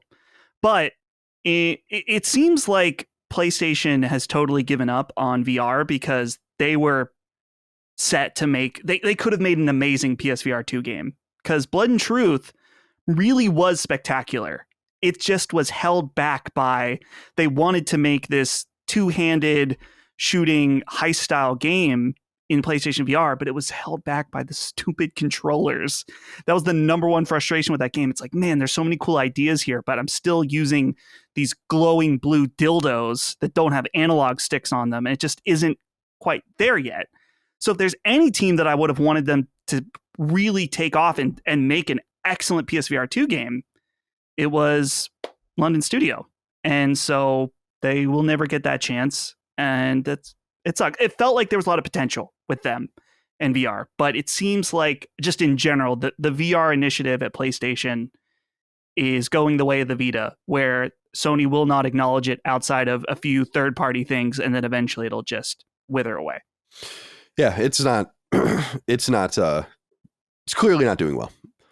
It's funny that London was making and some of the art leaked, but like a fantasy London multiplayer game, basically, which I think would have been interesting. And I wonder if it will leak in more totality and see what that game might have looked like, and clearly cut in development as part of the games as a services cut, and just not looked at as being a viable studio, which is interesting considering Media Molecule's continued existence and maybe a couple of other teams too. But nonetheless, RIP London Studio. I know I've heard from a couple of you guys over the years, and I know some of you listen to the show, so we're wishing you the very best as you find work. Very vibrant gaming scene, obviously, in Britain. I think you guys will be fine.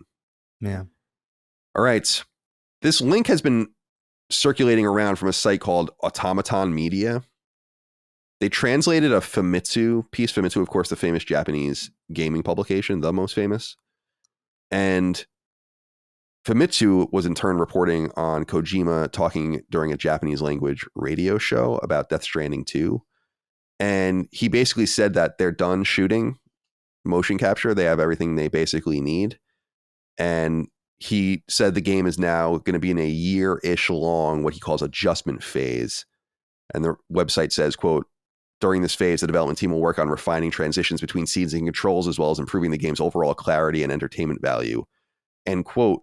We know that the game Death Stranding 2 on the Beach teased for 2025. Dustin, sounds like it's on a glide path for a fall 2025 release, which would be very, very nice indeed. Looking forward to it. The original Death Stranding, masterful. Loved it. Absolutely loved it. Fizzant, can't wait. Love to see what Kojima is doing here. A little bit of a renaissance. If anything, I think Death Stranding is a little underrated, if I'm going to be real with you. And so anyway, how you feeling? Death Stranding 2 on the Beach. Are you excited? Well, maybe we'll even see more at this fabled showcase that's coming up soon, although maybe you want to show it in the fall. Start teasing it again then. Yeah. Well, I was thinking I kind of, in a way, feel the same way as I did before Death Stranding. Maybe not quite as much, where before Death Stranding came out, we were all, until pretty quickly before release, we were all thinking, what actually is this game? We've had 6 trailers that are basically 6 different acid trips that make no sense in a good way. And so what is actually going to mean to play this game? And now it feels like we should have expectations on what to expect for a new game. And these trailers that have come out have been just as wild and crazy. And I just wonder how you take this gameplay style and either evolve it or change it dramatically. Either way, I mean, this podcast, I would say overall, we're kind of Kojima fanboys to one degree or another. I'm going to be there day one. Not that I don't think Kojima has ever missed. I certainly think he has, but he's someone that's out there and he's not afraid, or I guess has the luxury of doing whatever he wants, whether it seems commercially viable or not, or just as weird and insane as he wants it to be. And that's really intriguing. So I'm happy to see this is coming next year, just because it felt like the wait for the first Death Stranding was so long, but maybe my time is skewed and it really has been the same amount. I'm not sure, but Kojima, he's the GOAT, and anything he makes, I will check out. Chris, Death Stranding 2, are your loins girded? Yeah, man. I'm stoked. I'm really stoked about this.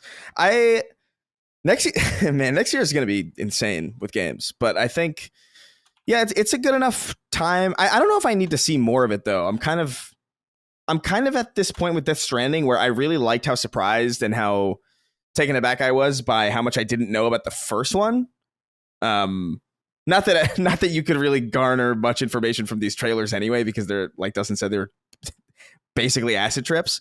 But I'm kind of at a space where it's like I'm in day one. I think I might just want to be on like a media blackout for Death Stranding 2, honestly, from here on out. I don't want to see any more. If there's anything that is even on the level of Joker, like Troy Baker, Power Ranger Joker with an electric guitar that I have not seen yet, I would rather continue to not see it until I play the game. But I'm with Kojima all the way. I'm also with Dustin where, I don't think he hasn't missed, but it's just interesting that he's able to do everything that he's able to do and garner as much support and funding as he is on these weird, outlandish projects that would never be funded anywhere else. It's just inherently intriguing and interesting, and yeah, I'm in already. It's funny. I'm typically with you, Chris, on avoiding and going on blackout really early, like comically early, often with games where I'm like, nah, I'm good. But Death Stranding for some reason is just an excuse for me to see weird shit, where it almost seems to be useless to the final game. Like or it's teasing things in the game that you won't even really understand. And so I feel like he's so careful, knowing that he really edits the stuff himself, which I think is funny. Like, I believe Kojima does edit the trailers himself.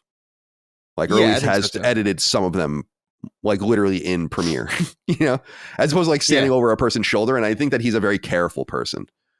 So, because I even dig the stuff, people bust balls with Naughty Dog having done this and others, where I like when they even remove assets or switch assets to trick people. Like where this thing isn't supposed to be happening to this person. I love that. That is like, cool. Why not? Yeah. Yeah. All right. Kojima, we're waiting. Let's see. Ghost of Tsushima. Director's Cut is on Steam. We know this. It came out around the time we launched the last episode of the show. But lo and behold, my friends, it is the second highest, or it has the second highest concurrent player count on Steam, according to steamdb.info. And if you remove Helldivers from the equation, which peaked at 458,000 concurrents, it would be the biggest game Sony's ever released on PC. What do we think of this? Like, I'm trying to make some sense of what's going on here with this, because I see games. I guess I'm looking at it now. So I'm on steamdb.info and I have it ordered by peak concurrence for PlayStation published games. And I look at it and I'm like, I don't know what this data tells me. Some games do really well. It doesn't seem to be really quality oriented necessarily. Obviously, games you don't think are going to do very well don't, like Sackboy and so on. But you see something like Uncharted so low. The Horizon game's kind of middling. Miles Morales falling to 13,000 when the original Spider-Man did 66,000. Like, there are just certain things that don't make any sense. And this is another one, because Ghost of Tsushima is a more it's not a minor game, but when it's compared to God of War and Uncharted and The Last of Us, you see a game like The Last of Us Part 1 doing 36,000 concurrents, but God of War doing 73, and then Ghost of Tsushima doing 77. I just think it's a fascinating spread shot. The release dates are all over the place as far as when these games even came out. I don't know. Dustin, what are your thoughts here?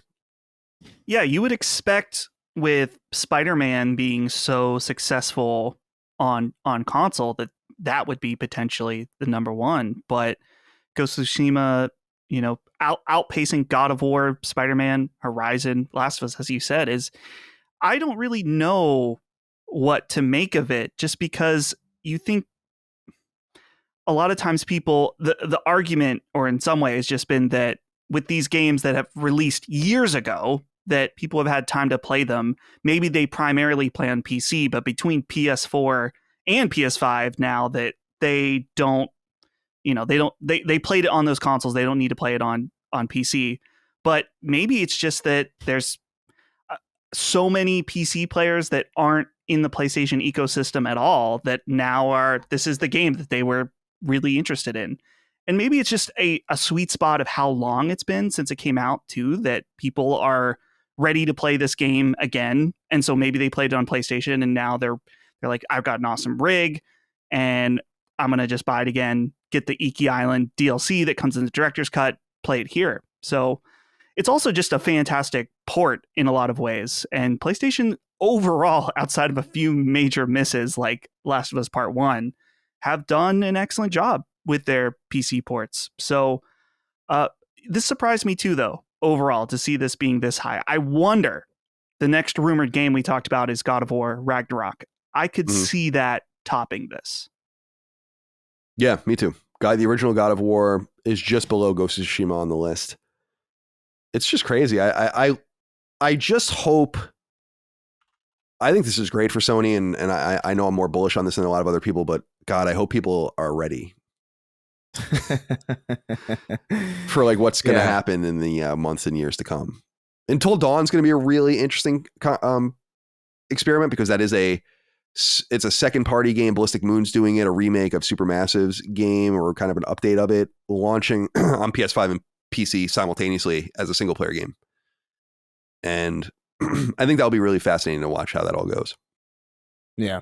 For them. And it's funny looking at some of these numbers. Like, I forgot everybody's gone to the Rapture came to PC. That was a weird, I remember that being a story at the time, that Sony was kind of even messing around and seeing what was what then. And that had a peak concurrent base of 191. All right. Let's see. By this way, Sucker Punch, congratulations. Yeah. And Nix's on a nice port. People are really enjoying it. Ghost of Tsushima is great.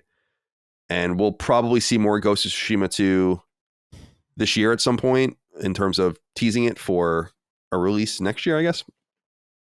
Yeah, dude. Oh man, I've seen some of the footage from PC and just looks so freaking good. It's unreal. That art design is so great.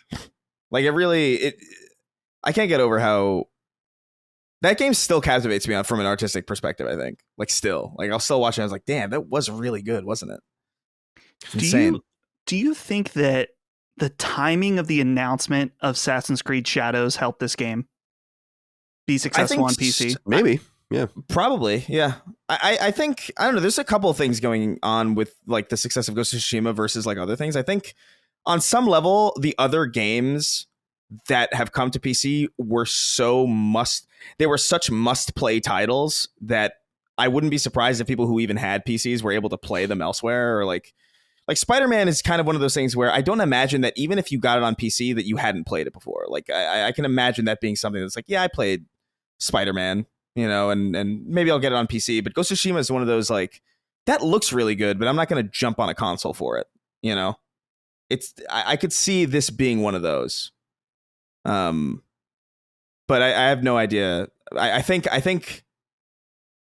Assassin's Creed Shadows probably did help it, if I were a betting man. Not significantly, but enough to tip it over. We'll see how it all shakes out. I think God of War Ragnarok is the next one up. I'm sure that rumor is true. Probably learn about it at the showcase that's coming up for a release maybe this summer or this fall. And yeah, that game's going to do really well too. But I just think, again, it's time to embrace this revenue source. If you care about the future of the brand, I've said this a million times, your PS5 is not going anywhere. As Sony's been kind of approaching this line, PS5 and PS4 are sales aligned when adjusted for their respective release dates. I don't know that there's that much to worry about. I think that PC gaming is really important and big, obviously. It's supplemental money, but I also think that the draw of it is wildly overrated by most people. I really believe that. Where they're like, oh, what's someone with a $400 or $500 console is just going to go, you give them enough games on PC, they're going to go buy a fucking $2,000 rig. And it's like, no, they're not.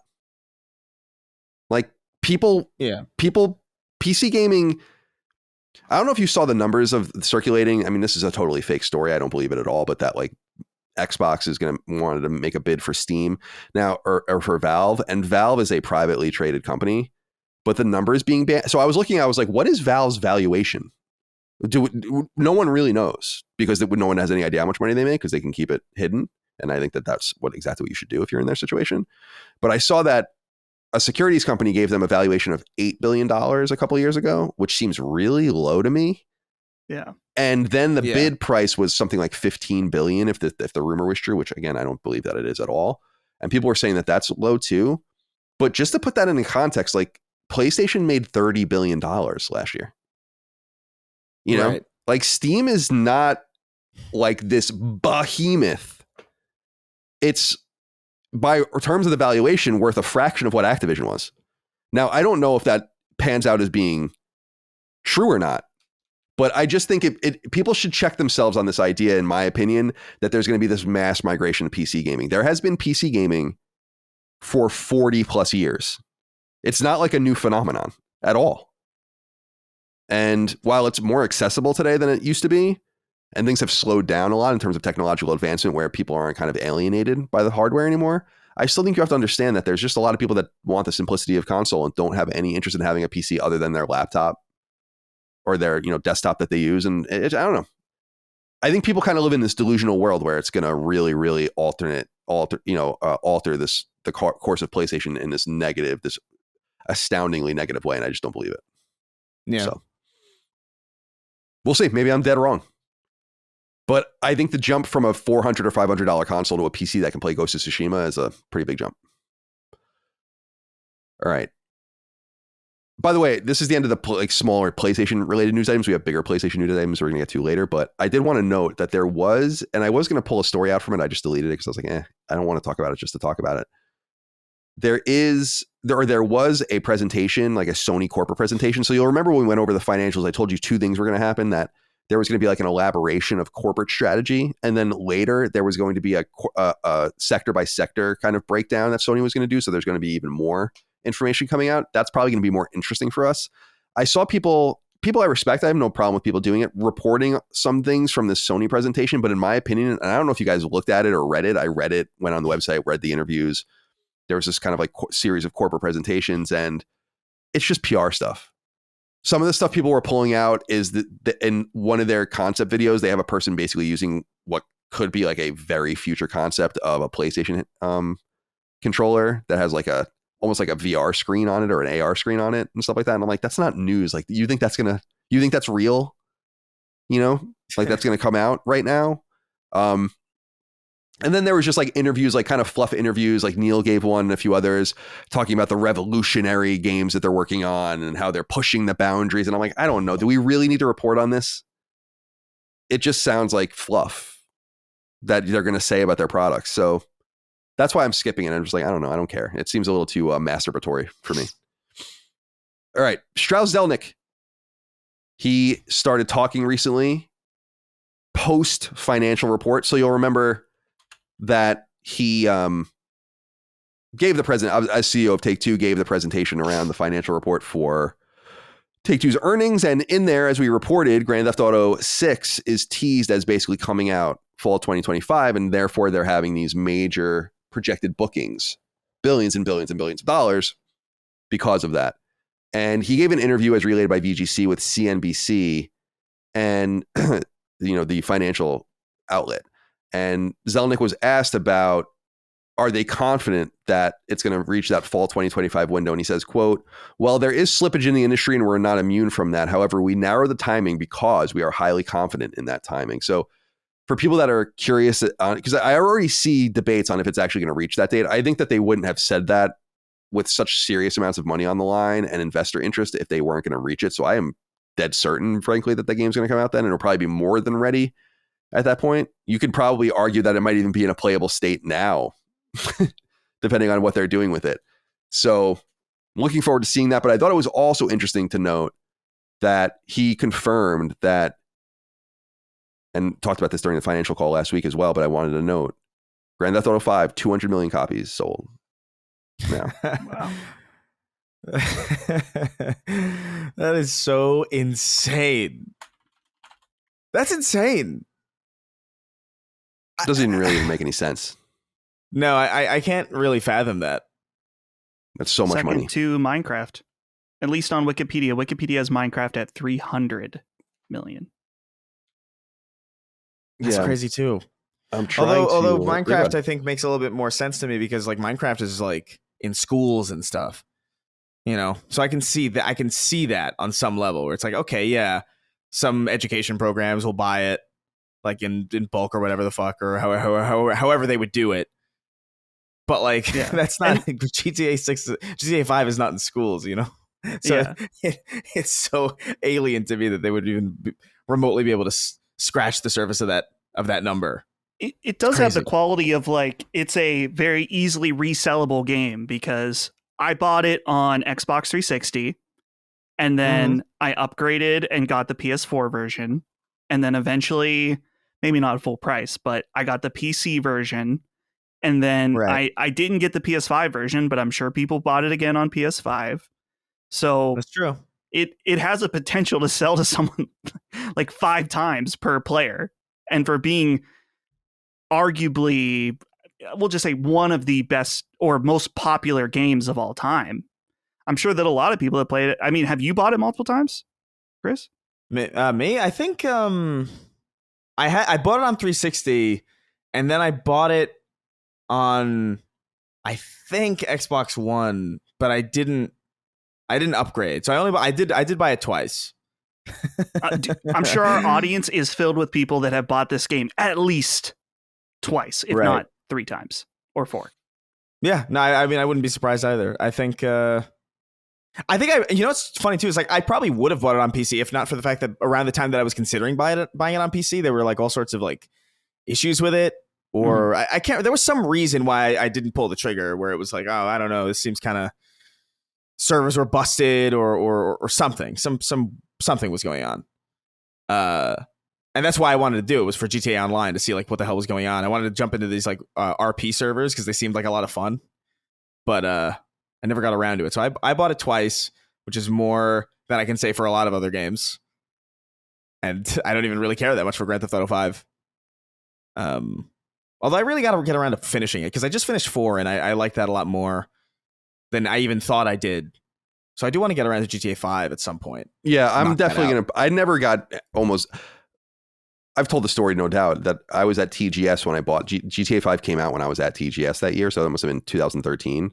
And it was one of those rare games that I just bought. I never bought games ever when I worked at IGN, ever. Like, because we usually get copies of fucking everything. But I knew most people weren't interested in the games we were getting. We would get a few copies of games, and I often wouldn't even tell anyone we would get games, and I would just keep them myself.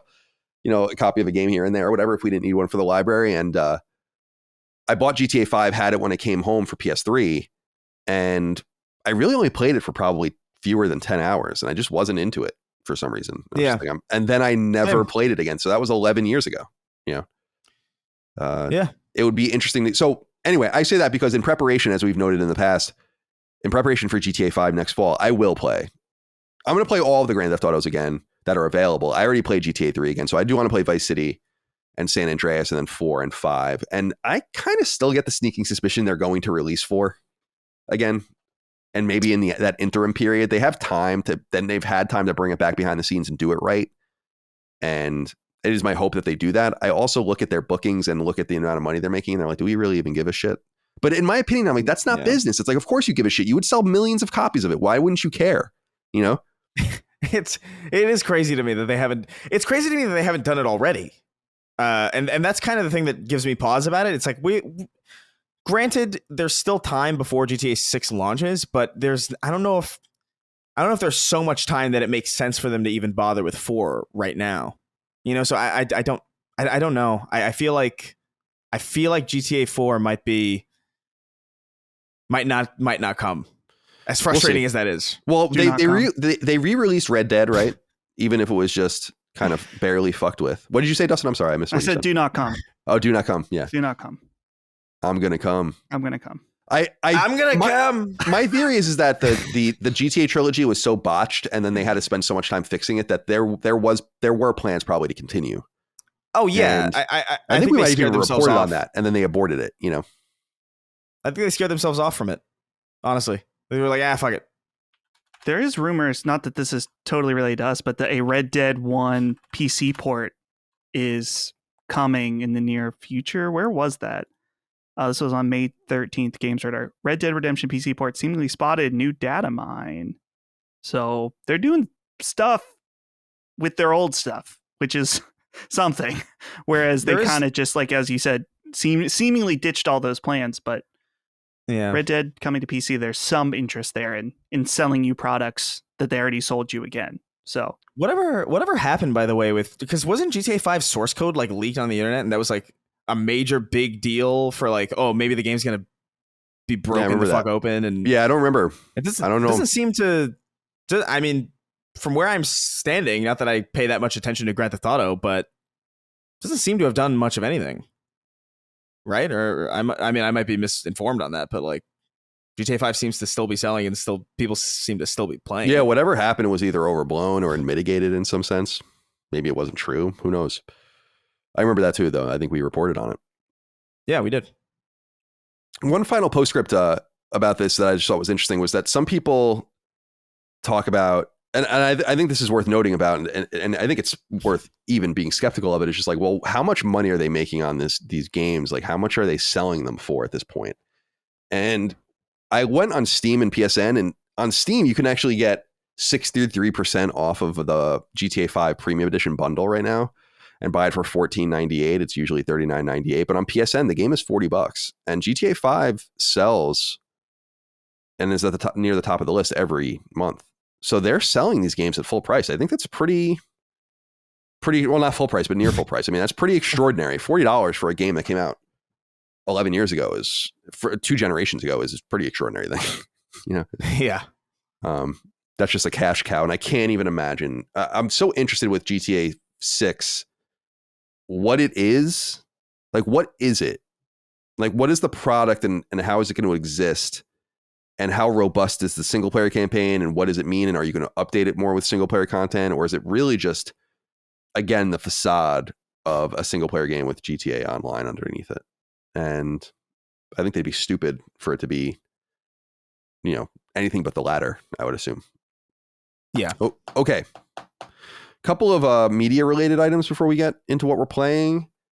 This happened just a couple of days ago. I couldn't find like a real press release about this anywhere, but I found IGN wrote about it themselves. IGN Entertainment acquires Eurogamer, GI, VG247, and GI, by the way, is not Game Informer, but a lot of people are thinking it's Game Informer. It's Games Industry Up is Rock Paper Shotgun and more. And it just says, quote, IGN Entertainment has acquired the Gamer Network family of digital brands for an undisclosed sum. I understand the sum from having read some things that people are writing about. It's about $20 million. Gamer Network's publications include GamesIndustry.biz, Eurogamer, Rock Paper Shotgun, VG247, and Dicebreaker. The business also holds share in outside Xbox, Digital Foundry, and Hookshot, which operates Nintendo Life, Push Square, which is a website we love, Pure Xbox, and Time Extension. IGN Entertainment is the division of Ziff Davis that includes IGN, Map Genie, How Long to Beat, and Humble Bundle.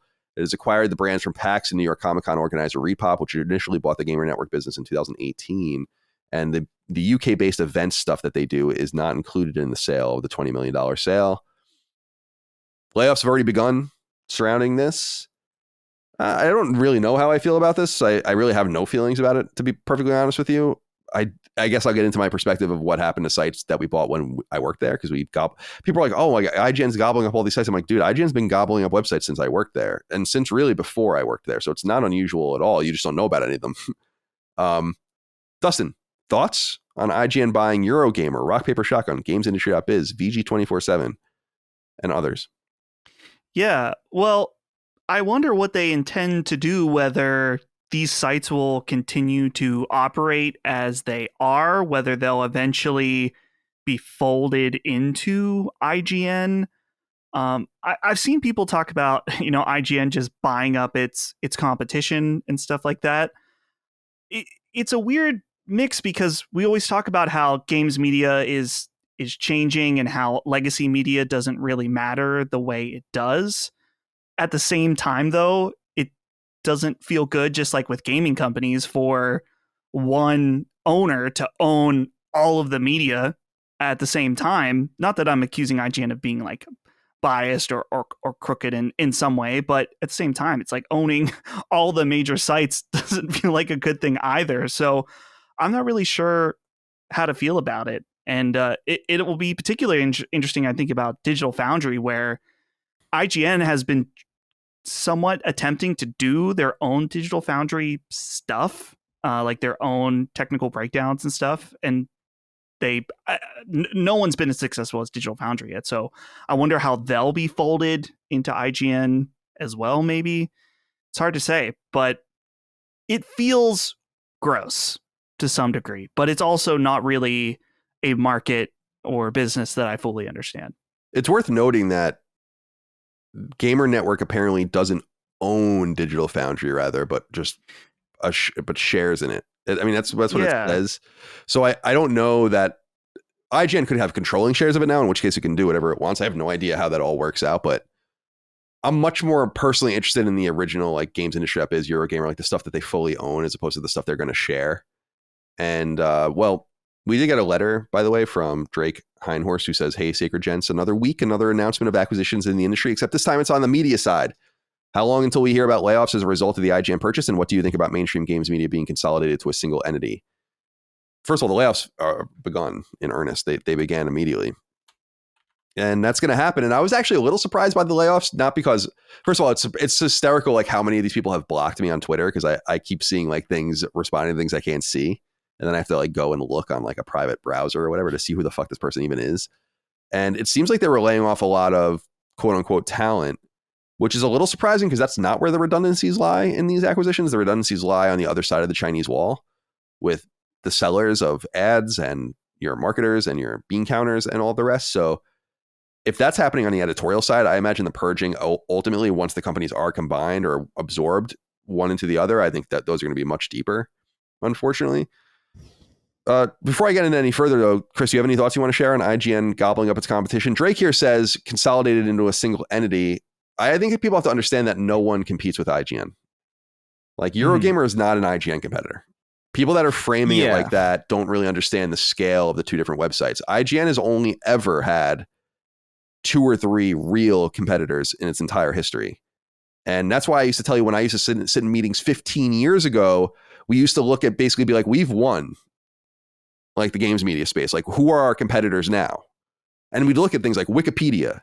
Like that's like where IGN, I don't know if they see themselves like that anymore, but it's like the consolidation doesn't bother me from the lack of competition so much because they're not really competitors anyway. When's the last time we cited Vici 24/7?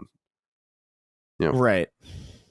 Yeah, I think it is a business that, because it's so adjacent to the games industry, like it feels like consolidation in the same way that like Microsoft acquiring Activision feels. Like just on a headline basis, it kind of feels like there is this like ickiness to it. But I don't know. I heard about this and I kind of shrugged it immediately. I was like, oh, okay.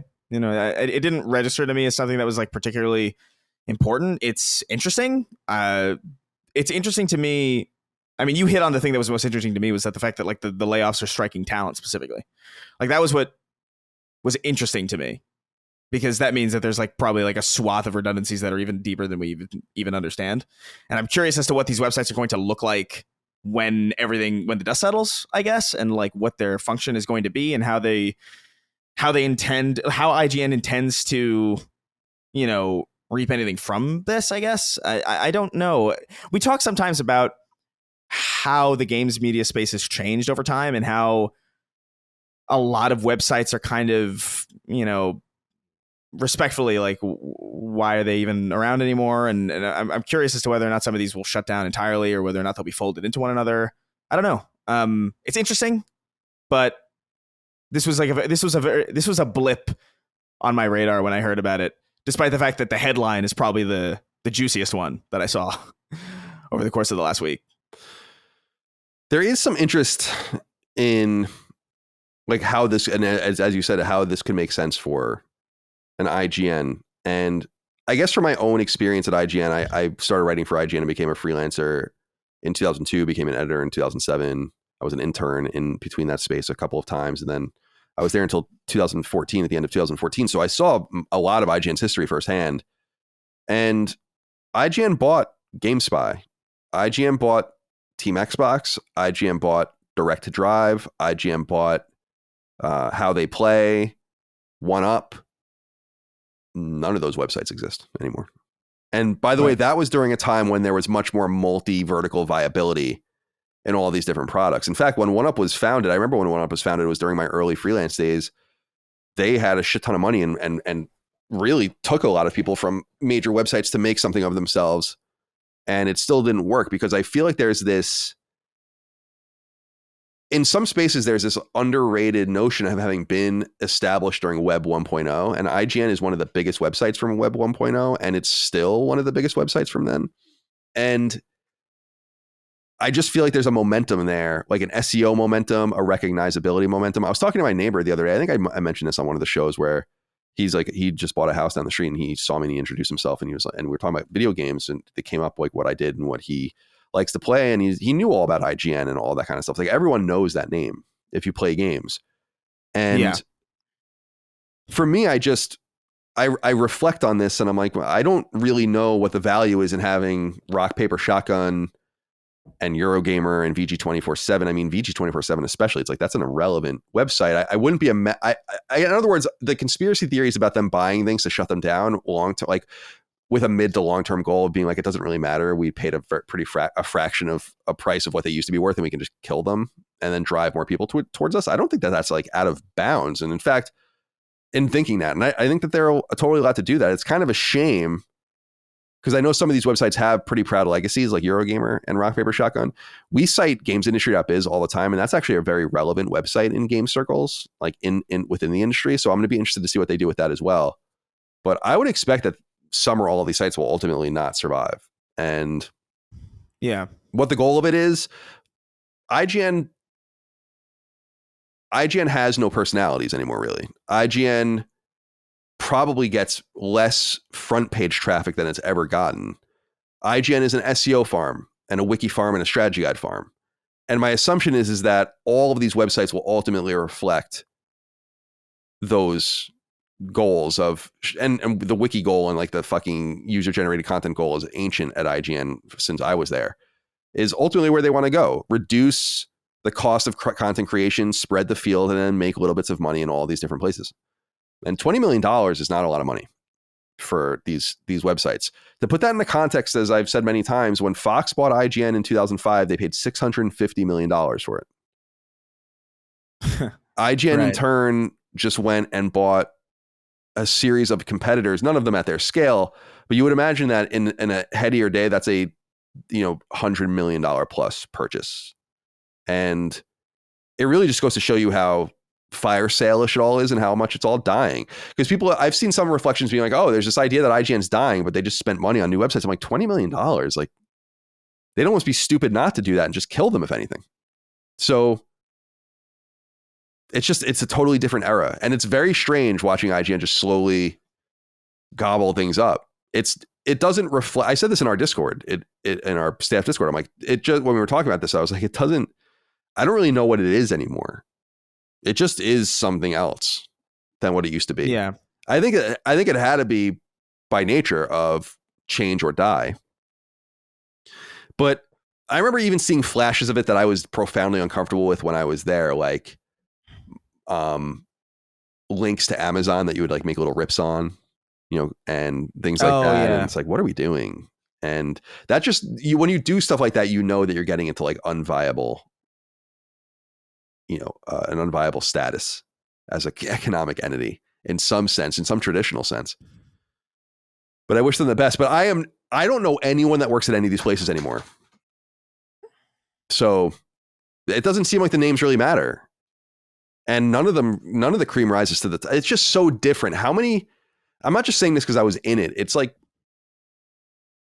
people used to be able to rattle off the names of these places, of people that worked at these places, and like know them and have relationships with them and follow them. And it's just not that way anymore. It's like a total gutting of the system the way it used to be, with almost none of the talent anymore. And again, yeah, like you said, Chris, the talent being laid off already from some of these places, it's, oh my God, it's going to be bad. Yeah. Once they really know how everything interconnects and who they need. Yeah, I don't think so. Yeah. They kind of evolved in the opposite way that media in general evolved in some way, like where they were very personality driven and then they became less so. But now like the wider swath of media has kind of gone the opposite, where it used to be, companies or like organizations. Now it's like individuals. And that's fascinating to me, that it's like the complete opposite. You think they would know that on some level, but I don't know. I've never been close to a boardroom of any company. So Sadly, I have, and it's there are pieces of conventional wisdom that you would think that they would understand by now that they just can't. But I think that the way that they act maybe indicates that they do understand something, which is back in like 2011, 2012, 2013 and beyond, IGN was constantly, and I saw it firsthand, like trying to get involved with YouTubers, trying to get involved with like proto streamers and kind of ingest them in some way. We did this with Mega 64. People might remember Mega 64 and IGN had a relationship a long time ago. And Bro Pill or whatever, and those like just random things. Yeah. And what we realized was, and what I think those companies realized too, is like their association with us hurt them, and us putting out that content never felt authentic. It just, IGN was never structured to be what it wanted to be in any of these spaces, except for the one space that I think they squandered, and that's podcasts. Because IGN was very early to podcasts, very, very, very, very early. And they just never understood how to sell them. And they matured talent on all these different shows and ended up leaving. Not only on Podcast Beyond, but on Three Red Lights and all the other. Three Red Lights lost all of its hosts. That's why they renamed it Podcast Unlocked. So they are what they are. They're always going to be what they are. And I have a lot of appreciation and respect for what they once were because I was there and they brought me up. But now it just seems like a farm. And I'm not so into it anymore.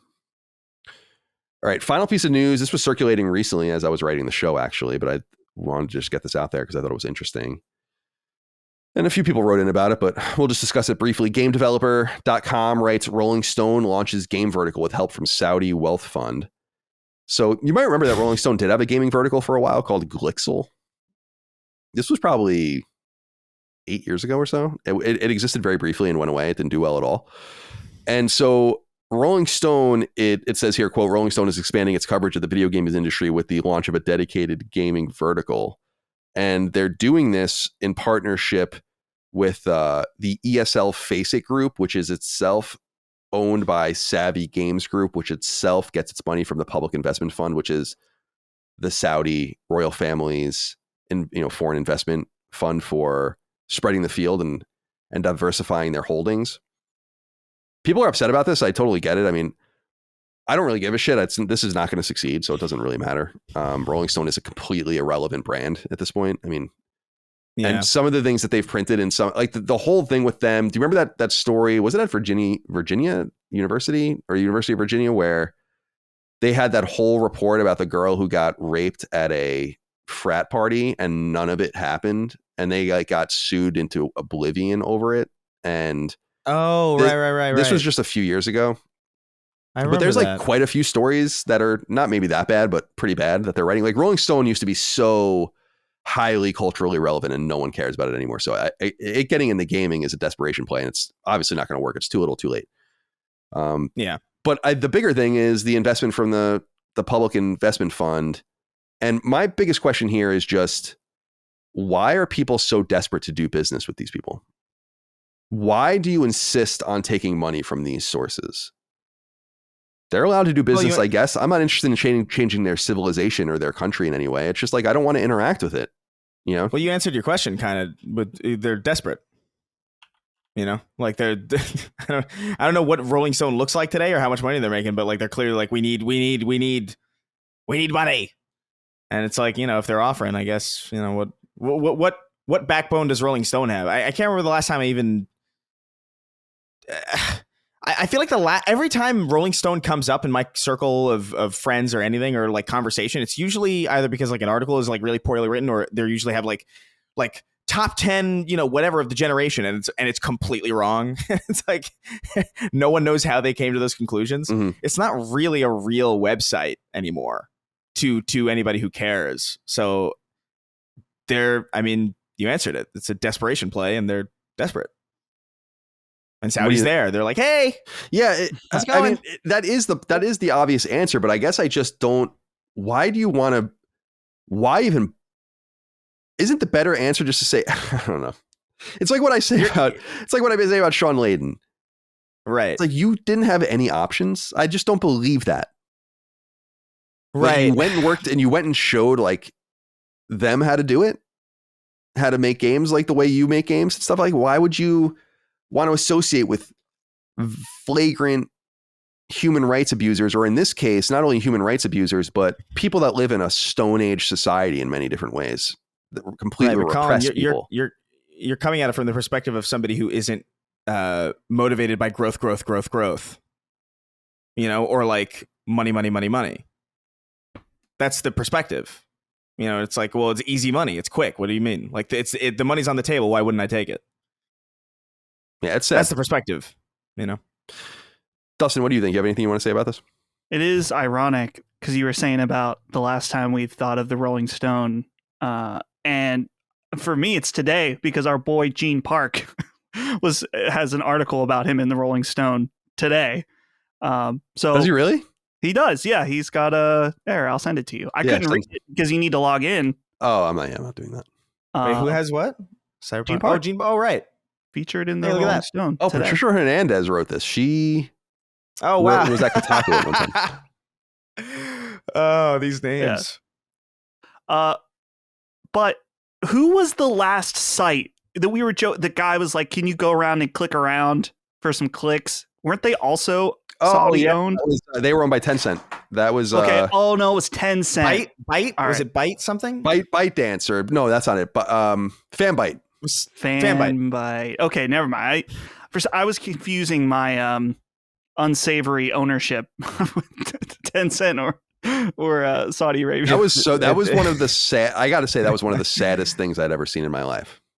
Like, just go to the website and click around a little bit. Like, I'm like, are you out of your fucking mind? Like, not only is that weird. Like, if I worked at IGN and said that, I would have gotten fired. You put into question all of your data, and then you have a bunch of sellers for your ads and people interacting where it's like, well, your shit's not real. You just ask people to click around. It's like, oh my God, it opens like a whole huge can of worms. What would have been easier was just not work for Tencent. Yeah. Well, alas. Right. I can't imagine this working out very well. It won't. No. You know, dying brand, starting something new starting something new in a section that's already dying as far as mainstream games press. I think about Gene and the Washington Post, that Washington Post tried to do a games vertical and it didn't work out. And thankfully, I mean, it sucks for the other people, but Gene survived and is now their sole games writer. But I don't see if they can't do it. And many New York Times also do they still have one or did that also get shut down? I don't think they can do it. I have no idea. That's the thing, is that they just need it, and they're doing it at Washington Post now. Is just you just need to have a games writer and treat it like a culture object in that part of your publication, and not try to other it. This whole idea of like being like, we're going to do gaming and Rolling Stone gaming. It's like, maybe just write about games in Rolling Stone. Yeah. You know what's interesting? What would have been a really interesting play? This is completely like a non sequitur, I guess, in some way, but a company that I always felt would probably do a pretty good job, and it sounds like a joke, but I feel like Playboy probably could have done it. They did it for a little while. Did they? Back in the day, yeah. A gaming vertical? They had a writer. Yeah, a games writer. How long ago? Maybe 15 years, something like that. Yeah. Oh, no. Like, because I remember hearing like in the last like 10 years, like the articles on Playboy are like weirdly good. And I'm like, what? I don't know. Playboy's always been great, dude. Like, that's I had no idea. Like, I mean, you know, that's always been the joke. Like, it's funny that's always been a joke is I read Playboy for the articles, because the articles it's always been very thoughtful, like political commentary, social commentary. And I learned that because I had access to a shit ton of Playboys when I worked landscaping from like the 70s and 80s into the 90s. And I literally would just like flip through them and there's like, oh wow, it's pretty thoughtful. I mean, it's a lot of perverted shit obviously too, but that's totally fine. Now the thing about Rolling Stone and Saudi Arabia and the thing about this situation is just, it's not to say you can't interact with economies you don't like to get products that you're interested in, and we kind of all look the other way, and it's very inelegant, and we all know this. We all interact with China all the time, and we're gonna when you buy an SNK game, you're giving money to the Saudi royal family. And I'm not really out there to tell you that you need to police yourself to that extent, because I'm not going to police myself to that extent. I like to make choices in the moment based on how I feel, but ultimately I'm not going to like say like I'm never going to buy a level infinite game. I don't know that for sure. Like if I'm that interested in it, I'm going to do it. But it's up to us to try to put the powers that be in positions where that we don't have to make decisions like this.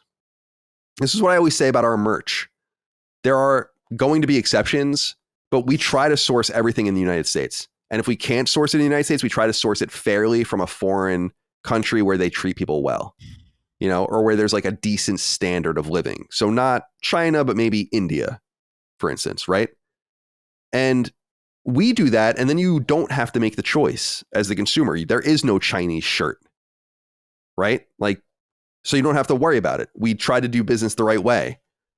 Saudi Arabia is a repressive country, deeply repressive, and has only normalized itself because of one reason, that it is very fortunate to sit atop a shit ton of oil. And this is obviously highly lucrative. They don't contribute anything to culture. They don't contribute anything to anything else at all. In order to diversify their output, they take the oil money and try to normalize themselves in other fields, like they're doing with the PGA shit, and they're doing in all sorts of other things. I don't know if you guys heard that there's this rumor that the Saudis are going to fund like this 3-on-3 hockey league in the United States and Canada with $30 million caps for each team and all this. Like, they have so much money that they can reshape things very easily. And I think that has to be resisted because you're helping them get what they want. Again, they just sit on top of oil. That's why they have money. They didn't give anything to the world. They didn't do anything for anyone, and they treat their own people like shit. It's illegal to be an atheist in Saudi Arabia. It's illegal to say anything bad about the Prophet Muhammad in Saudi Arabia. It's illegal to be gay. It's illegal to be trans. Women are second-class citizens. People are beheaded publicly for all sorts of trivial things. It's a fucking crazy place. I'm sorry. Like, I don't think we should be interested in normalizing them with our craft. Just, I don't know, man. That's all I have to say about that, I guess. Yeah. Are there third-class citizens? Is that real? Well, in like India, I think that they would be considered because they have the caste system or whatever, or caste. Yeah. Where there's like 4 or 5 different levels. Like it's like, what is it, Brahmin? There's a bunch of different things. So yeah technically, something. I guess. I don't know. I just don't understand what people don't get about. We don't have to have an imperial outlook around the world and say like, we want to change you or you need to do things our way. I have no interest in doing that. I don't care. As long as people aren't doing egregious shit like the Nazis or something, fucking exterminating people and all that. But we don't have to endorse it. Right. Either explicitly or implicitly by being like, oh, you have an enormous amount of money from the oil that you sell and you're desperate to get out of that and do something else with it. Let's give you a few ways to spend that money. When there's so many people with so much money in the West that don't live in fucking crazy societies. I mean, above all else is Saudi Arabia is a theocratic autocracy, a theocratic familial dynastic autocracy. But the way it treats people is the real problem. And yeah, I'm proud to talk about it because I think it's fucking crazy. Like, yeah, the Saudis and the Chinese just dumping their money into our products. And we're allowing them to do it. And it's normalizing, or what's called in sports, what was called specifically, and you guys might remember with Saudi Arabia and the Live Golf Tour, is sports washing. You might want to call this games washing. Mm-hmm. So that in 50 years, they're just there and you're like, oh, how did this happen at all? Yeah, so anyway, we don't have to worry about this stuff because Rolling Stone's gaming vertical is going to be about as irrelevant as you imagine. So yeah. I feel like this is more of a principle thing. Definitely. That we're talking about. It's like, that's what, and again, it goes back to the Sean Layden thing. Cool, man. Work for a game company, do what you want, but you're trying to tell me out of all the choices you could have had, you were the head of PlayStation Studios and and an executive with the brand, and you're going to what now? You can't go work for like Capcom or Activision or Xbox or whatever, like you're like, no, what I'm going to do is I'll take their money, as if you have no choice in the matter. The thing, yeah, I don't know. The thing for me is like immediately in that position, it's like, why not retire and just enjoy the fact that you are set? Like, I don't know. That's, but it's individual choices, all that stuff. Money. Yep. It's what makes everything. What's that? There's a quote that's often misattributed or misquoted where it's like the love of money is the root of all evil. Yeah. Sometimes it gets shortened to like money is the root of all evil, which is like not technically true. But like that love, man. It's rough. Yeah, it sucks. And again, that's the difference between contributing as a consumer because you weren't given a choice, and then like we said with Last Dance merch, it's like, I just don't want to put people in positions. And I'd rather just not make any money. There are just certain things I don't want to do. I don't want to take money from games companies. I don't want to take money from publishers. I don't want their products. I don't want anything from them. Like, there are just certain lines you have to draw. Don't anyone have any lines? Do you have any idea how much more money we can make? Again, like, we do very well. I'm not saying we don't, but we can sell hundreds of thousands of dollars a year in game ads. It's like it wouldn't even be a question of how much money we can make doing it. I know. And we don't do it because I don't want people to get the wrong idea. It's like, why doesn't anyone give a shit about the way things are perceived? Especially when you already have money and you already have options. And that brings us back again to what we were saying earlier. So I don't want to be I know some people are tired of hearing about this, but maybe you're tired of hearing about it because it's important. And the intersection of politics and society with games is only going to become more and more vibrant as things move forward. So we'll see how that all goes. And then when I buy my first Level Infinite game, which I don't even know what game that would be, but we'll have to revisit it all over again. As far as like, as far as the political conversations regarding games, I feel like these are the more important. I feel like there's a lot of political conversations going on in games that are so dumb and pointless in comparison to this that it's frustrating to me that what gets the attention is not the things like this. Granted, we already talked about how like this gaming vertical is not really going to be that big of a deal anyway, but the principle of what's happening here is going to have long-term consequences, or we're going to see them at some point in the not so distant future, and we'll see how that shapes up. It's going to be real weird in the next couple of years, I bet. How good does this sound? This is from the Australian government about Saudi Arabia. Ready? Many laws in Saudi Arabia are different to those in Australia, including for same-sex relations and abandoning the Islamic religion. Punishment may include imprisonment and the death penalty. Get professional advice for local legal matters. You may be prevented from leaving the country until issues are resolved. It's illegal to mock, provoke, or question public order, religious values, or public morals. Criticizing Saudi Arabia, the royal family, the leadership, or Islam is also against the law. These laws extend to social media posts, even if posted many years ago and outside of Saudi Arabia. Foreigners have been sentenced to decades in prison for offensive tweets made outside Saudi Arabia years before visiting the country. Alcohol is prohibited in Saudi Arabia. It's against the law to have sexual relations or live together outside of marriage. If you're sexually assaulted, you may face criminal prosecution. Authorities may not consider you to be a victim of the crime. In Saudi Arabia, men and women should dress modestly in public, cover your shoulders and knees, and avoid tight-fitting clothes or clothes with profane language or images. Same-sex relationships are illegal. Saudi Arabia does not recognize or allow same-sex marriage or rights. Man, can we do business together?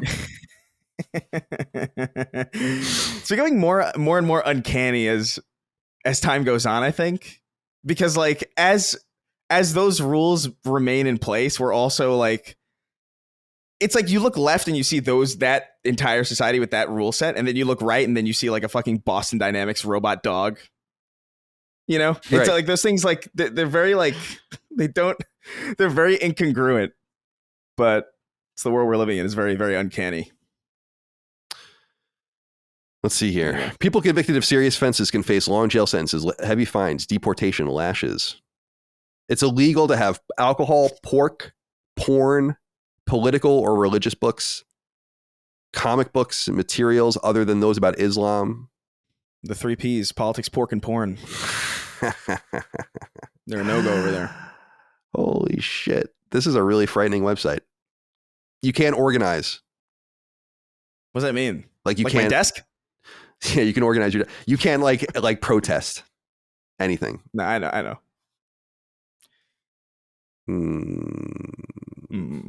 Yeah. We do things a little bit differently over here. Yeah. Oh, here in Saudi Arabia, we do things a little bit more slowly over here in Saudi Arabia. I like the idea of that voice being completely massive, just blanketly attributed to any region. Oh, we like repressing our women and selling our oil over here in Saudi Arabia. All right. All right, let's get into what we're playing. Dustin, we'll begin with you. I think this will go to you, and then this will go to Chris, and then Chris can blend into me. I think this will work very well indeed. So let's talk about Hellblade 2? Hellblade 2. Coming to PlayStation 5, no doubt. But you didn't play it there. You played it on Xbox, I assume, or PC. I played it on PC. Which, by the way, if you have a PC, you want to play this game completely for free, sign up for Game Pass, play it, go to cancel your subscription, they will offer you a refund. Straight up. Which I can't believe they still do this. Colin, I know you had this experience with Halo some time ago, but yeah, a couple years ago, and it was for $1. I signed up for $1 and they gave me $1 back. I was like, wow, that's crazy, dude. The thing is, I'm perfectly happy to spend $10 and then I have a Game Pass for one month. You know, I just went and canceled it because I didn't want to have to think about it auto renewing. Right. And then they present me the option to give me my $10 back because I just don't have any use for Game Pass this month. Yeah, I'm going to take my $10 back, but maybe you want to change that. I understand maybe a refund within 24 hours, but I was slightly above that because, yeah, Hellblade 2 is not that long to play, but I couldn't believe that. But anyway, I did play Hellblade 2, finished it, and it's about what people are saying about 5 or so hours, approximately, give or take. And I did not really like it. In fact, I was listening when I was editing Duke last night, and a lot of the same points Maddie had, I totally agree with. It's probably the most visually impressive game in terms of photorealism, if that's something you care about, as far as like character models, the environments, all amazing. But I mean, a lot of that comes at a cost. And as far as the first Hellblade, I would say I enjoyed. I think there's a lot of problems with it. The puzzles were kind of combat a little but it presented something new and interesting. I particularly like, this was kind of the thing that people really raved about, was the idea of your main character having psychosis. You play with headphones. They use cool 3D audio to have the voices sound like they're in your head. And it was a really neat and refreshing experience despite its flaws. Hellblade 2, I felt, was a pretty big, outside of visuals, a kind of a step down. And the combat is somehow less involved than the first one. They kind of dialed it back in a lot of ways. The puzzles are so basic and boring that anytime one came up, it just felt like it wasn't even that it was a challenge. It was just a slog to get through them. And I really don't know what they were doing during the time it took to make this game. And again, sorry to reference Dukes again, but I just want to make sure that I, credit where credit's due. They had talked about how the way that Xbox presented this early on was a huge evolution. I mean, this was the game that was revealed with the Xbox Series X, and it wasn't until later on that they were like, oh no, it's a similar scope of the first game. And that definitely is the case. I felt like the mental health psychosis aspects were nowhere near as well done as the first game. I said this in our Discord, our staff Discord, and maybe this comes off as offensive, but it's just the way I felt. In the first game, her psychosis is constantly bringing her down, filling her with doubt and stuff like that. And she, with no spoilers, part of the game is her learning to deal with that. And so that carries over to the second game, but a lot of time these voices, I described it as instead of someone tormenting you and feeling like this scary part of you, it honestly came off as times as like when you're watching a movie with your mom and she keeps asking questions that you're just like, just shut up and let it happen. Let the movie play so we can find out. Be like, what is he doing? Oh, does he know? Does he know about us? What, should we go over there? Yeah. Do we trust him? And I get it and maybe that I don't have psychosis. I don't know anyone with psychosis. And so maybe that is a realistic portrayal, but compared to the first game, it just really, that aspect of it fell flat for me. So yeah, I didn't really enjoy it. I felt like it was a pretty big step down from the first game, but again, extremely impressive technical showpiece. The audio is amazing. There are some set piece moments in this game that are jaw dropping, I would say, in terms of what they were able to achieve. But again, the game ends and you kind of just think like, that's it. Like, and it's not even, we talk about quality versus quantity in this, and it's not just that I'm like, oh, there needs to be more game for it to be satisfying. But in terms of the story and the things that are developing, it's like this is it. This is all this game is. So pretty disappointed with it. I know it's very mixed though. I think Maddie predicted in our Discord too that this game would either get 6s or 10s, and that is pretty much what's happened. Is that some people really connected with this game. I'm happy for those people that enjoyed it, but I was rushing to finish it because even though it's short, in some ways it felt long. If that makes sense. Yeah. Disappointing game. But, yeah, Chris, go ahead.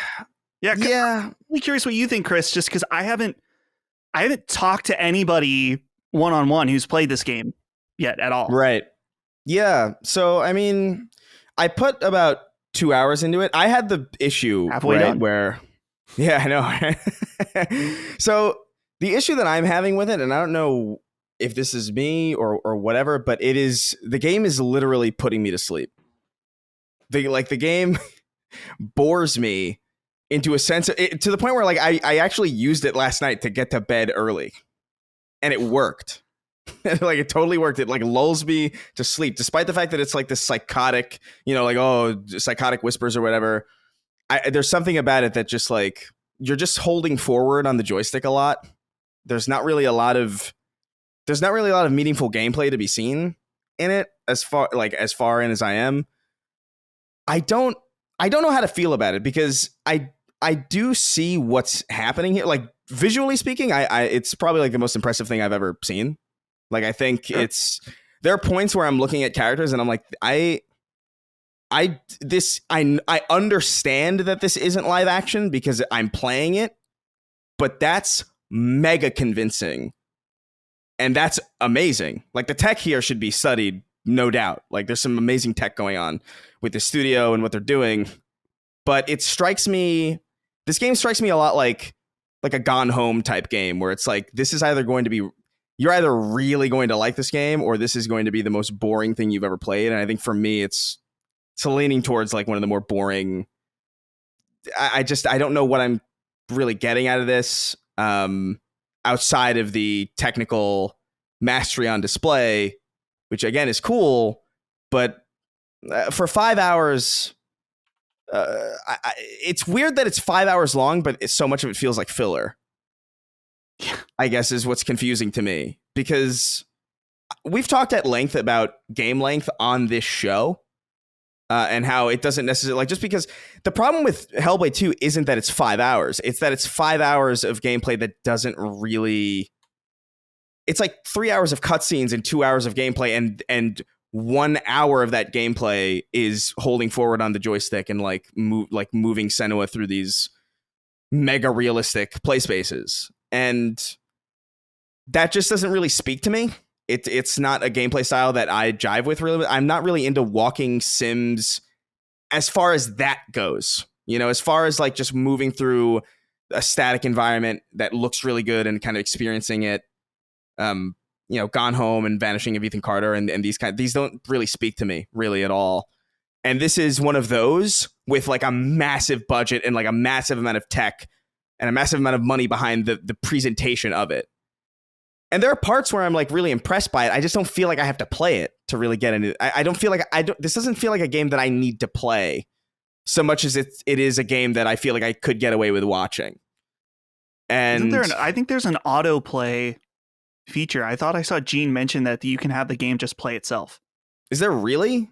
I think there's an accessibility feature where it will just autopilot. Which okay. I mean, we're getting into some weird territory here, but cool. It's not for me. I feel like the combat is what very little there is. It's very pared down. It feels very animation led. Gorgeous animations, but like my issue is that for me, for the type of player that I am, where I like to experiment and I like to fuck around with like physics objects and different interactability, and there's really none of that to be seen here. And not that there was really any of that in the first game either, but even compared to the first game, it does feel pared back in favor of the grand spectacle of like what they're able to achieve with the technology and the engine that they're working with. And it feels like a tech demo to me. And I've seen some people compare like it to The Order, and I kind of get that. Me. I do get that. No, I do get it. I think there are some aspects of it where I feel like on a technical level, there is more mastery here, but it's to a lesser, like, I feel like The Order was like a good looking game that was just kind of like, it didn't, I don't know who The Order appealed to, but I feel like Hellblade is one of those things where it's like, this doesn't appeal to me, but I could see this being a 10 out of 10 for certain people. I'm just very clearly not in that camp. So this is very much a game that I'm going to finish it just because it's a crime not to at this point, because I'm already halfway done at 2 hours. I might as well. But if this was longer, if this was like a 10-hour game of this, I would have bailed already for sure. It just ain't for me, man. I'm not feeling it. I'm just more curious about this game. People have been asking me, am I going to play it? No, I didn't play the original Hellblade. I have no interest in playing these games, but what the fuck were they doing all this time? There's over 100 people or more than 100 people at Ninja Theory. Now I know that they did that Bleeding Edge MOBA, which wasn't well received, but that was 4 years ago. Yeah. And that was a small team that did that, a spinoff team. And I know that they have that Project Mara thing in development as well, which I assume a fraction of them are working on as well. But I don't really give a shit about the final product being this 5-hour, $50, very beautiful. I mean, I was looking at video of it and screenshots. I'm like, this game is fucking beautiful. But I also, it's not that it doesn't take incredible skill to do that, because it does. It takes a massive amount of skill to make a game that looks this beautiful, but it's a game on rails. It's not that impressive when you consider it, like, for what it is. It's like when a game like this looks like this and plays like Cyberpunk is when you will truly be exactly. So the visual, I love the visual acumen of the game. I think that's obviously the most attractive part of it for me. But I also think about it and I'm like, it's not really. It's very focused. Of course, that you can make it look incredibly beautiful with it, and they took it. It's like more than, if you want to look at it, more than a year per hour. Making the game. It's like, yeah, I would hope so, dude. I'm just curious about this from the mechanical position of making a game, and then the managerial position of people used to make fun of me because I said once a long time ago, like, why would you buy Ninja Theory? Like, why would you ever buy them? And I'll just reiterate that 6 years later, why did you buy this team? What about this couldn't you have just gotten? Like, this is what I'm talking about the spread shot approach. It's like, what is this? Like, what are you doing? How can this team have spent so much? First of all, this team was not bought for a trivial amount of money. I think it was bought for like $180 million. This game was in development for all of this time. So they're clearly hundreds of millions of dollars, several hundred millions of dollars all told in the whole. Certainly this game costs a lot of money to make, and they're not going to make their money back on it. So at least not in the short or midterm. So and then you hear these rumors, Jez Corden, friend of the show, reported that their next game, which as I understand, might even be multiple games of Project Mario, plus maybe even another Hellblade have been greenlit. I'm like, wait, what is going on? What? You shut a studio down like Tango, and then you're going to keep these guys open to make? They didn't even deliver really for you, and maybe it's like an overhyping. So I guess let me get into this. Because we have a letter here from a listener that I think will allow us to focus on the time proposition, which I think is really interesting. But to me, it's not even really about that. It's like, I think it's totally acceptable if you have this fucking banger, 5-hour, beautiful, whatever. Yeah, cool. Totally. Yeah. Like, whatever. Do what you got to do. I mean, just show your worth on the market for whatever it costs. So it in and of itself being what it is not a huge problem to me. It's more just the use of resources. Like, what was the are you literally going to tell me that the purpose of you buying this team in 2018, by the way, before the show even began, that studio was purchased? Right. And then fast forward to now, episode 308 of this show rather. And that is what you got the entire time, with the exception of Bleeding Edge, which did nothing. 7 years, right? Yeah, it's 6 years. It's strange. To me, that's just, what studio has Microsoft purchased where it became more efficient, became better, released better games? Like, where are these? Like, why are they mismanaging everything so badly? This is your first party team. This isn't even like a Bethesda team or an Activision team. They're under Microsoft Studios. 81's very respectable on Metacritic, what they have for it. But is that really what you were aiming for? Was a 5-hour 81? Really? Something went wrong, obviously. Yeah. Do you think that it was like, I don't know what their goal was. If their goal was to make the best looking thing, then I guess congrats, because you definitely did it. Like, I can't think of anything that even comes close to this. It's kind of insane. But is that worth presumably 7 years of development, you would assume, for 5 hours of walking, not even walking sim, because walking simulator would imply, like, Death Stranding, I would actually like. Death Stranding is probably the closest to walking simulator, like, as far as like literal definitions go, to like a walking sim. Yeah, like where you're mechanically staying balanced as a walker. Like, it's it's literally simulating walking. Right. But like, even as far as those go, like, was it? I don't know, man. It's the third I don't know, by the way. I think I feel like this is another example of maybe too long of a leash. Do you think? Like, maybe. Yeah, I do think. I don't think that they know how to manage these teams. I think that that's becoming increasingly obvious with the cadence in which these games are coming out or not coming out, and the quality level that they're reaching. They just don't know what to do. This is why I just think less is more. Yeah. Fewer options with where we have to worry about with a really steady cadence. But this is what they need to do for Game Pass as well. And in some ways, this is like a perfect Game Pass game. Oh, yeah. Yeah, go ahead, Dustin. Well, I was going to say, I remember there was I don't remember when or where, but there was like a Kyle Bossman video or something where he talked about certain games being more valuable before they release as like a token or whatever. Hellblade 2 feels like one of these games that was more valuable to Microsoft before it released than the actual product, because they announced the system with it. It was, held up as like, look at the graphics we're able to achieve on Series X, the long hype cycle with these trailers. And now that it's out, I mean, this feels like a game that will just, and not that every game needs to have long legs, and people always bring up how like Sony, look how few players there are now. I don't even mean that, but I just think that as far as like a cultural impact, I assume at this point it's going to be so little. And so, yeah, this game feels like something that's just way more valuable to people when they're considering like, okay, I'm going to buy an X, or I'm considering buying a Series X. What's coming? This is one of those chips.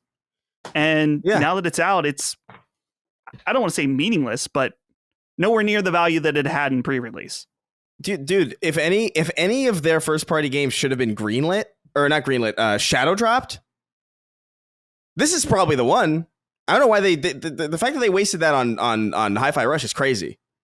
Like, because like this seems to me like more like if you didn't hype this at all and you just kind of dropped this out of nowhere, it probably would have been sick. People would have been like, oh, what the fuck? A 5-hour like best looking fucking thing in the world and it's like a walking kind of thing, like whatever.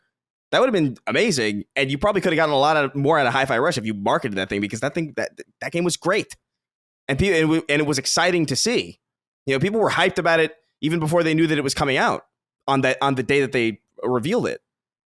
So like, there's also like a marketing issue there too, where like I don't.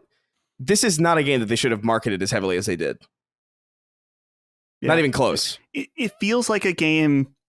You brought up The Order, and I made that tweet about The Order comparing it to it. But I think there is it's the same type of game that is a short experience focused on tech. It feels like a game that should have come out with the Series X.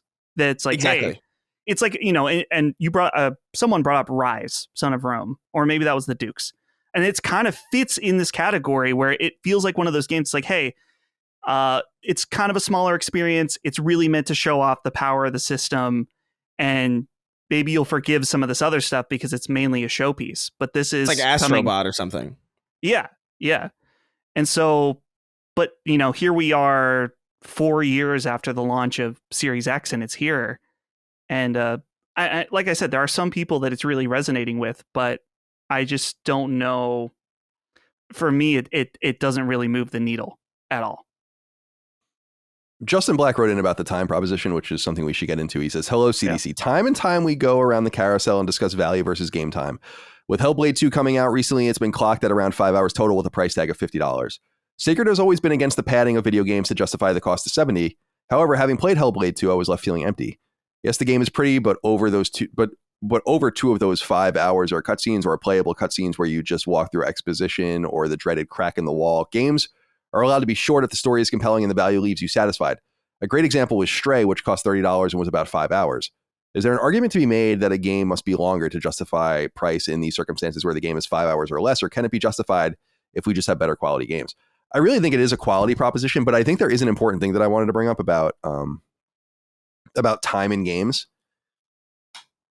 And we've noted this before. I think we used Dead Space and Resident Evil 4 remake as examples where there's a major difference between a 5-hour game, an 8-hour game, a 12-hour game, a 15-hour game, and a 20-hour game. Like huge amounts of difference that are far outweighed by the difference in actual literal hours between them. A 5-hour game that feels too short that gets to 8 hours, by the time it gets to 10 hours, can feel too long, right? Not all hours in time, in other words, are created equal. And I trend towards both long and short experiences depending on what I'm looking for. But I'm not, as you say, I'm not crazy about judging a game just for time spent. Yeah. Games can be short, too long, or too short, totally subjectively and individually. So The Order 1886 was too short, in my opinion, like way too short, because it's a shooter and it's story driven, but you want to play it. Imagine an Uncharted game that took 4 hours, And that's kind of like the Lost Legacy. But you don't go to a full-length game and you want to get maybe 8 or 10 or 12 hours out of it. You spend 20 hours with an Uncharted game, you might feel a little impatient to get it over with. So I just think that we have to look at things through that lens. That we're just saying, like, Gone Home 90 minutes to 2 hours long, perfect. Right? Perfect. Well, dude, I even think about games like Portal, which is like 3 hours? It's iconic. It's an absolutely iconic game. Like one of the best... Probably one of the best games ever made, in my opinion. Like, and that's just a 3-hour shooter. I mean, shooter, in quotes. But it's a 3-hour first-person puzzle game, and that's perfectly fine because that is all killer, no filler, man. Like Portal there's no fat to be seen in Portal whatsoever, and Hellblade is a similar length, but there's so much fat. It's so weird. It's so weird. Like I think there probably is about. 40 minutes of traditional gameplay in it? And I don't even think that's an exaggeration. Right. Well, and I would say, though, the thing is, it's like, I'm even okay with a game that's 5 hours long that only has 40 minutes of traditional gameplay. If the rest of it is a experiential type, we'll say movie-like thing. I think of a game like What Remains of Edith Finch, which I love that game. And it really doesn't have, there's technically some gameplay in it, but it was really about that experience. And that's what really mattered and made the game for me. Whereas this one, I'm just saying that those 5 hours the experience from it doesn't warrant it. It's, we talk about quality over quantity. Well, this game doesn't have the quantity, or I'll say the quality in the right ways. Right. Yeah. At least not for me, certainly. Like I'm happy that it is one of these divisive games, because it's better. That to me is a lot better than having like, oh, it's just universally like not good. Because I don't think that's necessarily true. I think there's probably an objective measure of like, there is something there for the people who are looking for this. But it is, again, it is a very Gone Home kind. If it reminded me immediately of Gone Home, where it's like, I'm not getting this at all, but I know there is something there. I know there's something here, and I'm seeing the visual flares of it, and I'm like, damn, that's fucking, man, that looks good. Man, that's crazy that they're able to get this amount of fidelity out of this, even with the on rails aspect of it. Like it was still impressive to me, even as somebody who understands how that works and how like a truly open world game, it's going to compromise on that a great deal, as opposed to like a more focused experience. But yeah, just a swing and a miss for me. I don't know. I'm just confused by the whole thing, but I don't want to judge the game. So in other words, I'm just judging the situation around the game, not the products, because I'm not going to play it. So, all right. Well, Chris, let's stay with you here. It says you're playing Elden Ring and Animal Well as well. So do you want to talk about either of those? Yeah, I'll start with Elden Ring first, and then we'll transition into Animal Well, because I know you're playing it. But I just got started back into Elden Ring again, preparing for the DLC, because I know I'm gonna need I'm gonna need a lot of practice to start off from where I was. I streamed it a little bit. It was fun. I just beat this fire giant. I'm really kind of I have pretty much all of the map. I'm getting into the swing of things again, relearning like, where to go to upgrade stuff, relearning how the map works, relearning all the attunements and all that stuff, and Ashes of War and all that. And it's been a good experience. I forgot how satisfying it of a game it is to like go through and fight your way through. And there's a boss that I was completely out of practice. I started from my save that I left off at like 90 hours in or something, or like 99 hours in. And I jumped into this boss fight, and I'm like, oh man, I feel like I'm really under. And he's a one shot kind of guy. Like he'll hit you once and you're gone. And I managed to beat it in like 2 tries. And I was like, ooh, that feels good. And it's a good feeling. Like I kind of forgot about that specific emotion that I had through so much of Elden Ring. But I've only spent a couple of hours with it so far. I don't know. I really have no concept of how close I am to the end of this game. I've got all of the map, I think, basically, as far as I know. And I'm so deep into it. I'm like I said, like 90 hours in. I feel like I'm relatively close. Are you in the capital? Oh, dude, I'm like on the. So where I'm at right now is I beat this like fire giant in the snow area, and then I climbed some chain into a giant chalice. Yeah, you're getting, you're in the end game. Yeah, so I'm approaching the end. Not much more to say about it than I've said before. I think it's an immaculate game. I'm really looking forward to whatever this DLC is going to be, because the asking price for that DLC is unusually high. And that usually that would give me pause. But I think From has earned enough of my trust for me to be excited about that, as opposed to put off. So I'm looking forward to that at the end of June. I'm still going to have to practice a little. I might have to respec also, because I definitely think I feel like my play style has shifted a little bit since I put it down. And even figuring out how to do that, like how do I even whatever, I'll look it up. There's some roundabout way you have to respec that I'm sure I'll figure out as I play. But still playing Animal Well. I've spent an inordinate amount of time with this game. I'm really enamored by just the ambience of it, the feel of it, the design of it. How many times I'm feeling this aha moment. Although I will say I'm at a part right now that's a little bit frustrating, because I really don't know where to go or what to do. And I've always had this issue with Metroidvanias, so this isn't unique to Animal Well, but I get lost really easily in these games. as opposed to 3D games, because I feel like 3D games, you have the added benefit of having, first of all, just existing in a 3D space as an individual human being. So your experience kind of translates to like, oh, there's a tower over there. I know that's where the tower is. But like in a 2D space, the map, the sprawling map, kind of like once I'm onto the next screen, I genuinely feel like I forget what the previous screen is. Sometimes this has always been an issue with me with 2D games. I don't know why. I have like some object permanence issue with like 2D screens, because I can't just look back and see, the environment that I just came from. So it's a little tricky finding out where I've been and where I'm supposed to go, and like places that I haven't quite been. And there's so many secrets and so many different tunnels and passageways that I'm like really enamored with it. I'm on the final flame, I think. I need one more flame.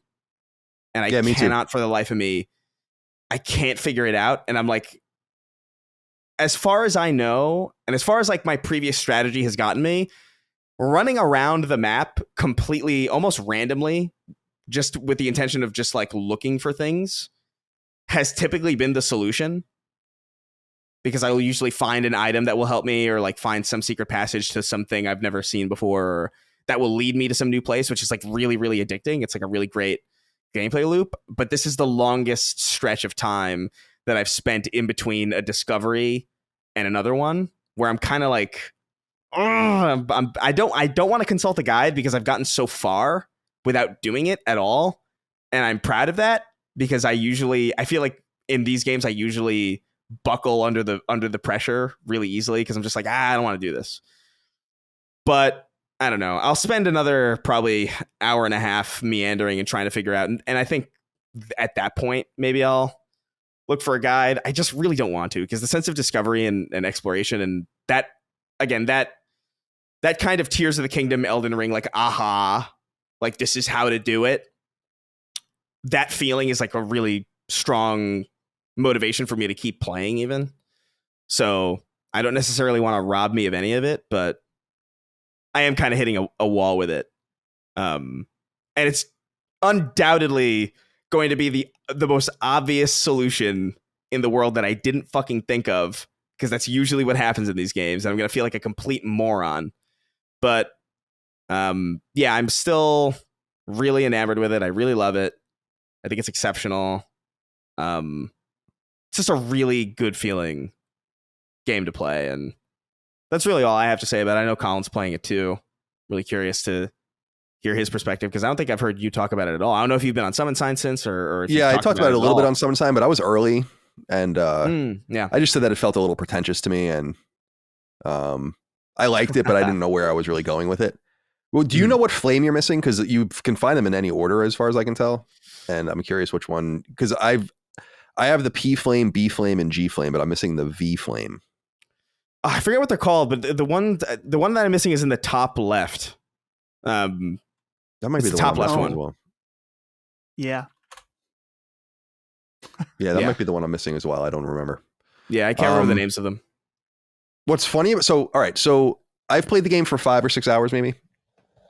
It's worth noting, by the way, just as a quick aside, I spent much of my time last week playing Uncharted: The Lost Legacy quietly, because I did it for knockback. Glad I got through it. It was probably the most conspicuous PlayStation exclusive that I had never played. And so now I really enjoyed it. I thought, I don't really need to know anything about, I don't really like Nadine as a character. I don't care about her. Chloe, I care about a little more, I guess. I like the restraint of who was and wasn't in the game, I really thought. I won't spoil the ending, but the end sequence was phenomenal. Phenomenal. Oh, really? Like as a gameplay thing, I was like, I can't believe you guys made this so quickly. How'd you do this? This is so fucking good. I was like joyous as I was playing. I was like, this is so good. Uniquely Naughty Dog, in my opinion, like the way it feels and how it works, but cool little adventure. So go listen to Knockback if you want to hear much deeper thoughts about Uncharted: The Lost Legacy, finally, after all these years. But Animal Well, I picked up on Dustin's recommendation, and I started playing it, and I wasn't really feeling it. And I have a kind of up and down relationship with this game, to the point that you're making, Chris, which is I feel like the game's unbalanced. If you want to be like this quick and dirty and easy kind of Metroidvania, then be that. But I feel like it's a lot of starting and stopping. Of course, it's a skill issue, and like, but I think more or less it's a perception issue, and that's a thing that I think good Metroidvanias get, and bad Metroidvanias or subpar Metroidvanias, which I don't think this is bad or subpar, by the way, but they don't get it. Which is you have to keep the action moving. You can't make it too ridiculous getting through to the next place. And I actually think this game takes backtracking to an almost comical degree. Like, I don't think I've ever backtracked more in a Metroidvania in my entire life than I have in this game. But I dig it. Like, there's something about it that I think is really unique and fun and atmospheric, like you said.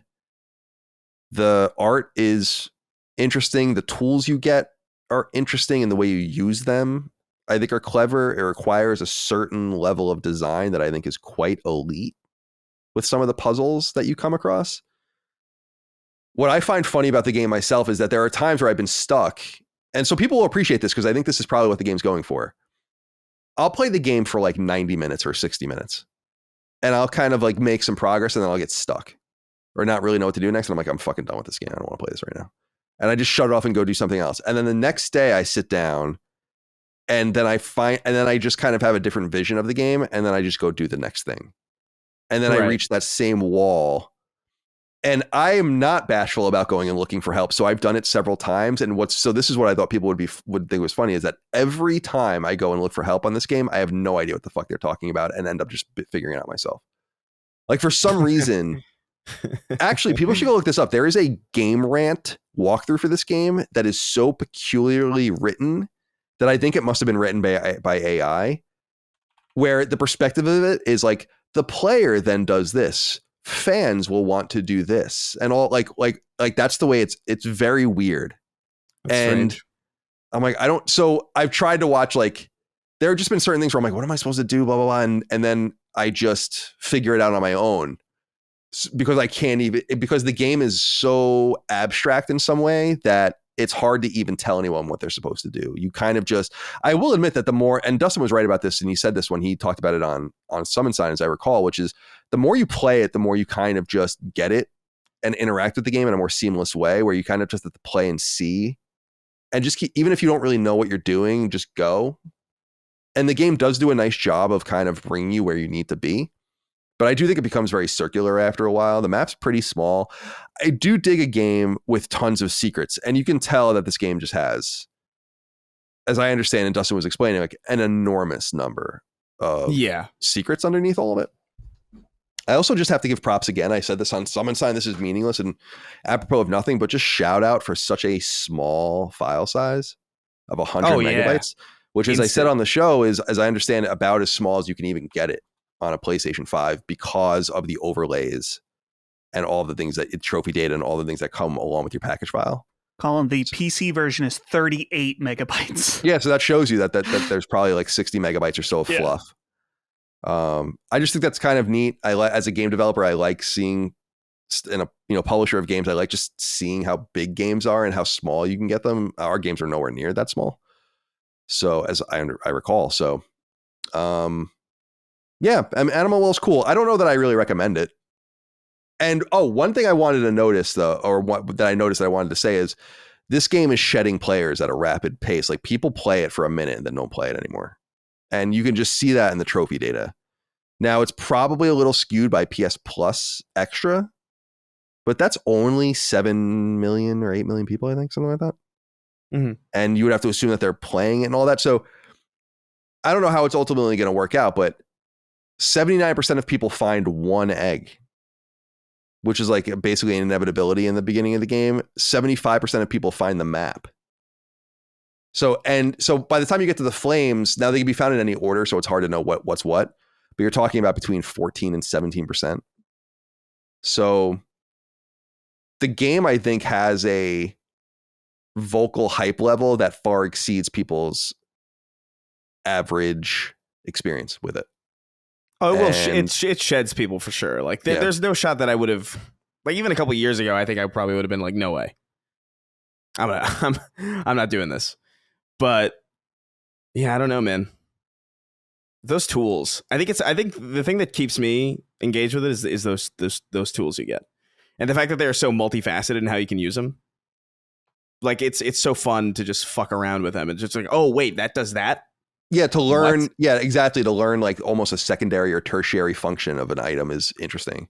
And I really do like that. It reminds me, I said there's like a weird boy and his blob vibe to this game or whatever. Totally. Almost like Earthbound vibe to it in some sense. I don't know. There's definitely a cool spirit to it. I appreciate that one person made it. I said on someone's side that I'm a little annoyed by the one person making the. Everyone's like, wow, it's amazing one person made this. And I'm like, yeah, we already have the one person made the Metroidvania with Axiom Verge, though. Why are we acting like we're going to do this again? Like that wasn't also a. We already have that. We already have a George. There be two, Colin? No, I'm not saying that there's probably more than two. What I'm saying is that we can't act like it's that big of a deal over and over again. We already did that, in my opinion. Let's not pretend. It's like what's old is new again. Find a different way to celebrate the game. That's just a minor quibble. Right.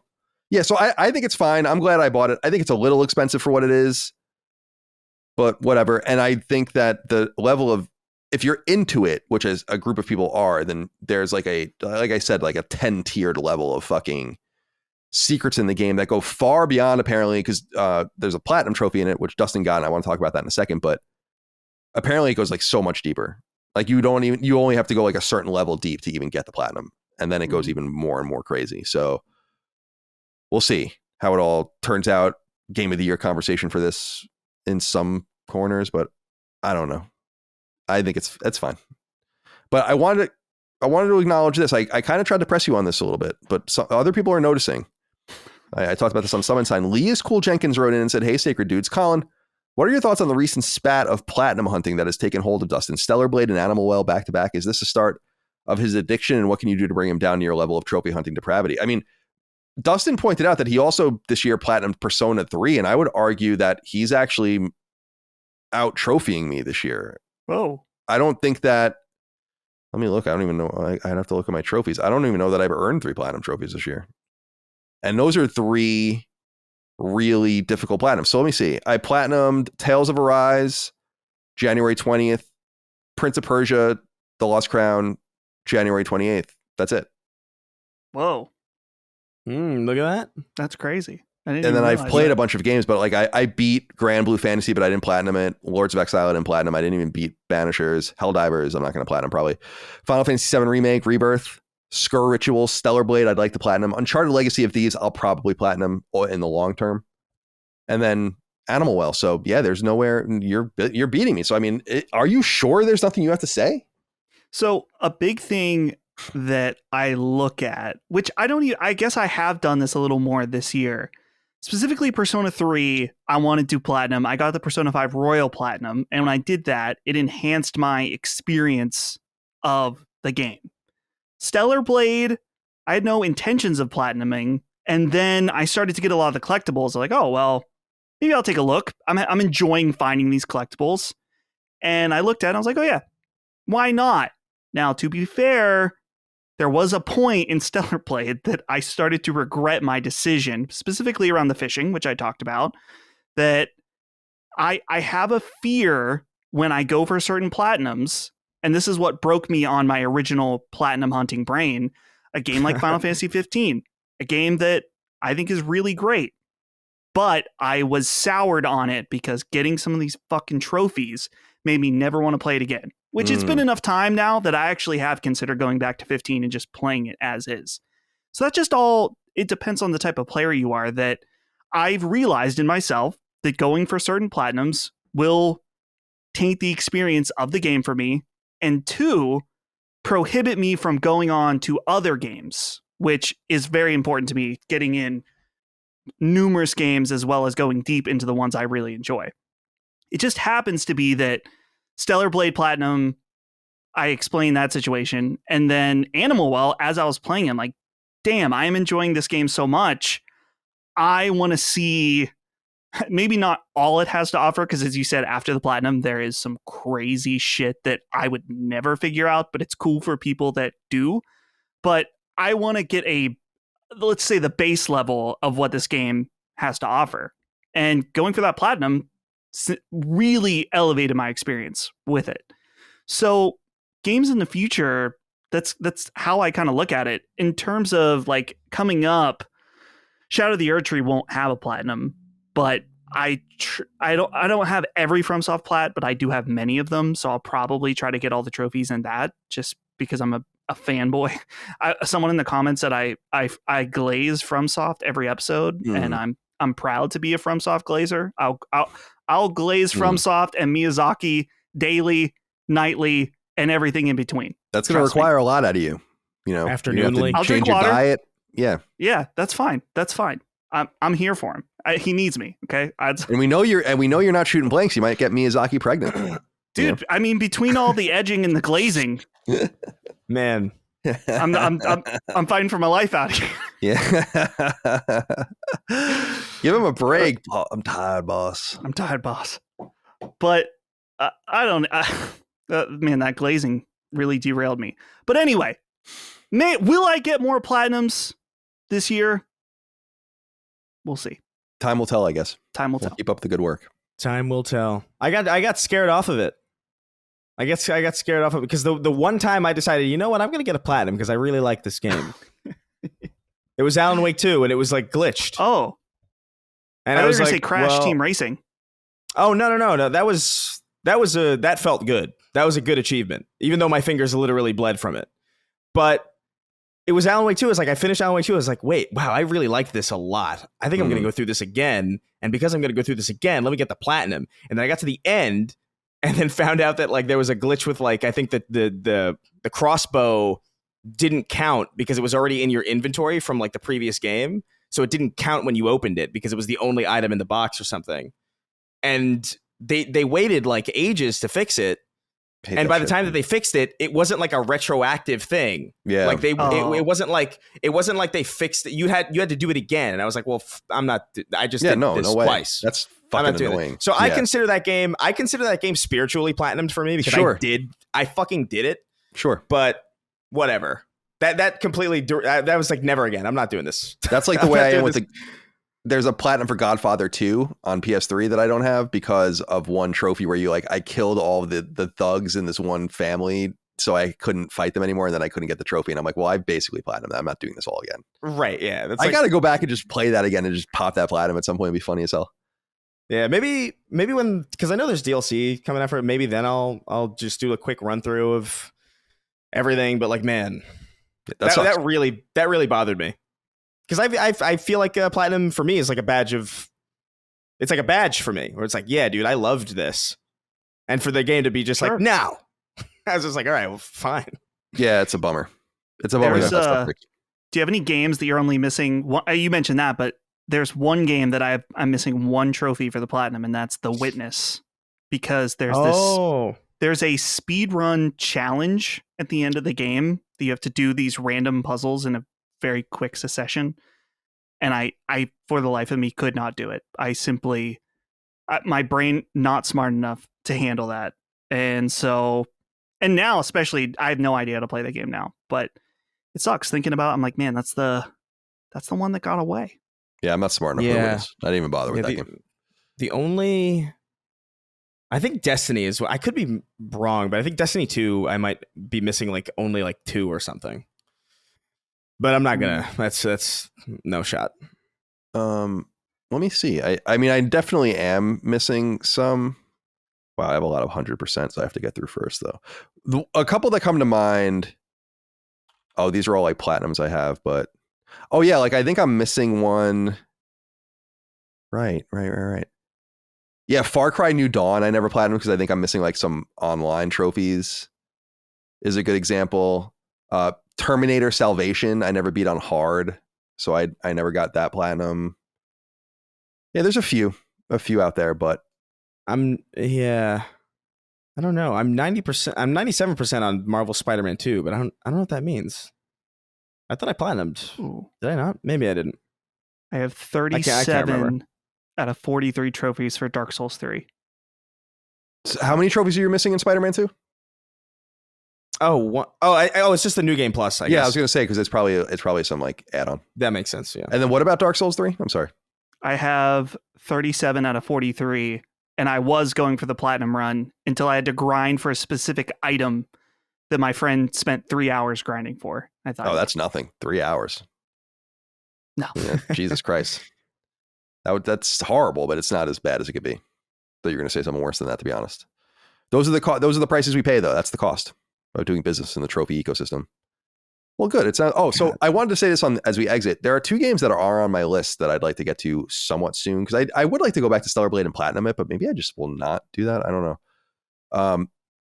My G.I. Joe consigliere, Mike Patelli, texted me this week and said that game Crow Country is really good. Oh, yeah. I heard good things about that, too. And I'd like to check that game out. And then the other one, as I said earlier in the show, is System Shock, which I'm fairly comfortable that I'm going to play with a guide, at least like a spoiler-free guide, but like a puzzle-solving guide, because it's apparently really fucking annoying. I was reading Push Square's walkthrough, and they were saying that they're like, this game is just very annoying. It's like, it's really good. It's very special and unique, but it's annoying. It's very old. There's a lot of old sensibilities in it that are undoubtedly going to be annoying compared to like modern conventions, without a doubt. But I think I'll just platinum Animal Well this weekend. And I'm by the way, it's funny, when we did Summon Sign, he likes to do Sort It Out and Keep It Up. And I was gonna give it Keep It Up. I ended up giving it up to Shift Up for the stuff they were releasing. They're joining the South Korean. We're gonna talk about that all in a little while. I don't want to spoil it. But I was gonna give a Keep It Up to Gold Trophies, because we always talk about the Platinum, right? And the Platinum deserves a lot of respect. But it's really fun to earn gold trophies, and you don't really get very many of them. And Animal Well gives out an inordinate number of them, because every game has a certain number of points that they can allot. Most games choose to allot lots of points by giving you lots of bronzes and a few silvers, maybe 1 or 2 golds. But this game only has like 13 or 15 trophies or something, and many of them are gold trophies. And when you earn them, I'm like, damn, dude, it's so nice to earn a gold trophy, because I was looking back, it's like I didn't earn a single gold trophy playing Final Fantasy VII or Remake or Rebirth, as an example. And Animal Well is just raining golds. I've earned 3 from them. So shout out to the gold trophy as we exit. I only have 906 of them. You don't get them that often. All right. My friends, let's get into the news. There are only a few news items. 2 of them are kind of related to each other, which is interesting just in terms of what we're going to be discussing. But let's talk about some second parties and what they're doing and how they're feeling and how they may or may not interact with Sony moving forward. The short story is that 2 of them are doing very, very well indeed, and they seem to be very happy to stay on their own. Number 1, having launched back in February now, the excitement around Helldivers 2 has diminished somewhat, but not before we learned through Sony's recent financial reports that the second-party team-based shooter has sold an astounding 12 million copies across PlayStation 5 and PC, making it the fastest-selling PlayStation published game ever, faster than any Sony first-party title you can think of. And hundreds of thousands of people are still playing it every single day. It's also worth noting that the original Helldivers was in and of itself a hit, hence the sequel being greenlit at all. It sold some 4 million copies, according to a recent interview on GamesIndustry.biz with studio leadership. I thought I would just stop there real quick. We never had numbers, I don't think, of Helldivers. 4 million copies. I mean, it's like, why did you greenlight this game? I'm sure they're happy they did, but what is it about? Was it about Helldivers that was like, not only we're going to greenlight it, but take your time. Let's redo it. Let's make it really something more robust and interesting. I guess that's your answer. But there are some notable happenings underway at the game's home studio, Arrowhead, as well as its future plans with both Helldivers 2 and beyond. So first things first, Arrowhead has a new CEO. His name is Shams Georgiani, and he comes from fellow Swedish studio Paradox, the famous so-called grand strategy team that also works as a fairly robust publisher of external games. Georgiani is taking over for Johan Pilestedt, the vocal co-founder and now former CEO of Arrowhead, who hired his own replacement in order to step away from his top man job to get back into the trenches. As reported by website GamesIndustry.biz, Pilestedt will remain Arrowhead's chief creative officer as well as its chairman of the board. In a conversation with the website, Pilestedt admits that now Arrowhead is well over 100 people in size, and it's grown far beyond his ability to both shepherd the team and worry about its creative output. This new arrangement will allow him to instead worry about future games, plural, which is very interesting in and of itself. The other note of interest is in the potential of Arrowhead joining Sony outright, which seems almost obvious in its own way. How could Sony and the major success story studio it funded for about a decade over 2 games not join forces after Helldivers 2? It seems inevitable. And indeed, in the same interview with GamesIndustry.biz, Arrowhead's new CEO said the following about Sony, quote, "It's been a great partnership, and we're learning together, and they're recognizing that Arrowhead can be the spearhead in learning how to do live service better in the future. It's just great to have somebody there with you as you figure this out, end quote. But then ex-CEO Pilestead said this later in part, quote, "We pride ourselves on being an independent studio. We have to see what the future holds, but there's nothing in our plans where we want to be acquired by somebody. I want to see how high we can fly, and bringing our new CEO on board, we have a good potential to realize that future of turning into the next From Software or Blizzard," end quote. Arrowhead, founded in 2008, released its first two games, both PC exclusives, 2011's Magicka and 2013's The Shadow Down Effect, alongside the aforementioned Paradox as its publisher. It went on to do a revival of Gauntlet for WB Games in 2014, its first foray onto PlayStation in the form of a PS4 port. Helldivers followed in 2015, and then Helldivers 2 from there just earlier this year, a huge gap between games that happen to have a massive payoff. The final thing to note is that Helldivers 2's insane cadence of updates is going to noticeably slow down. As relayed by multiple sources, the game's community manager said the following in Helldivers 2 Discord server, quote, "We want to take some more time for this update and potentially between future patches, since we feel the cadence has probably been a bit too high to be able to maintain the quality standard we want and you deserve. Patching a lot can easily disrupt workflow and take more resources than you might think. It needs planning, implementing, monitoring, possible tweaking and hotfixes, etc.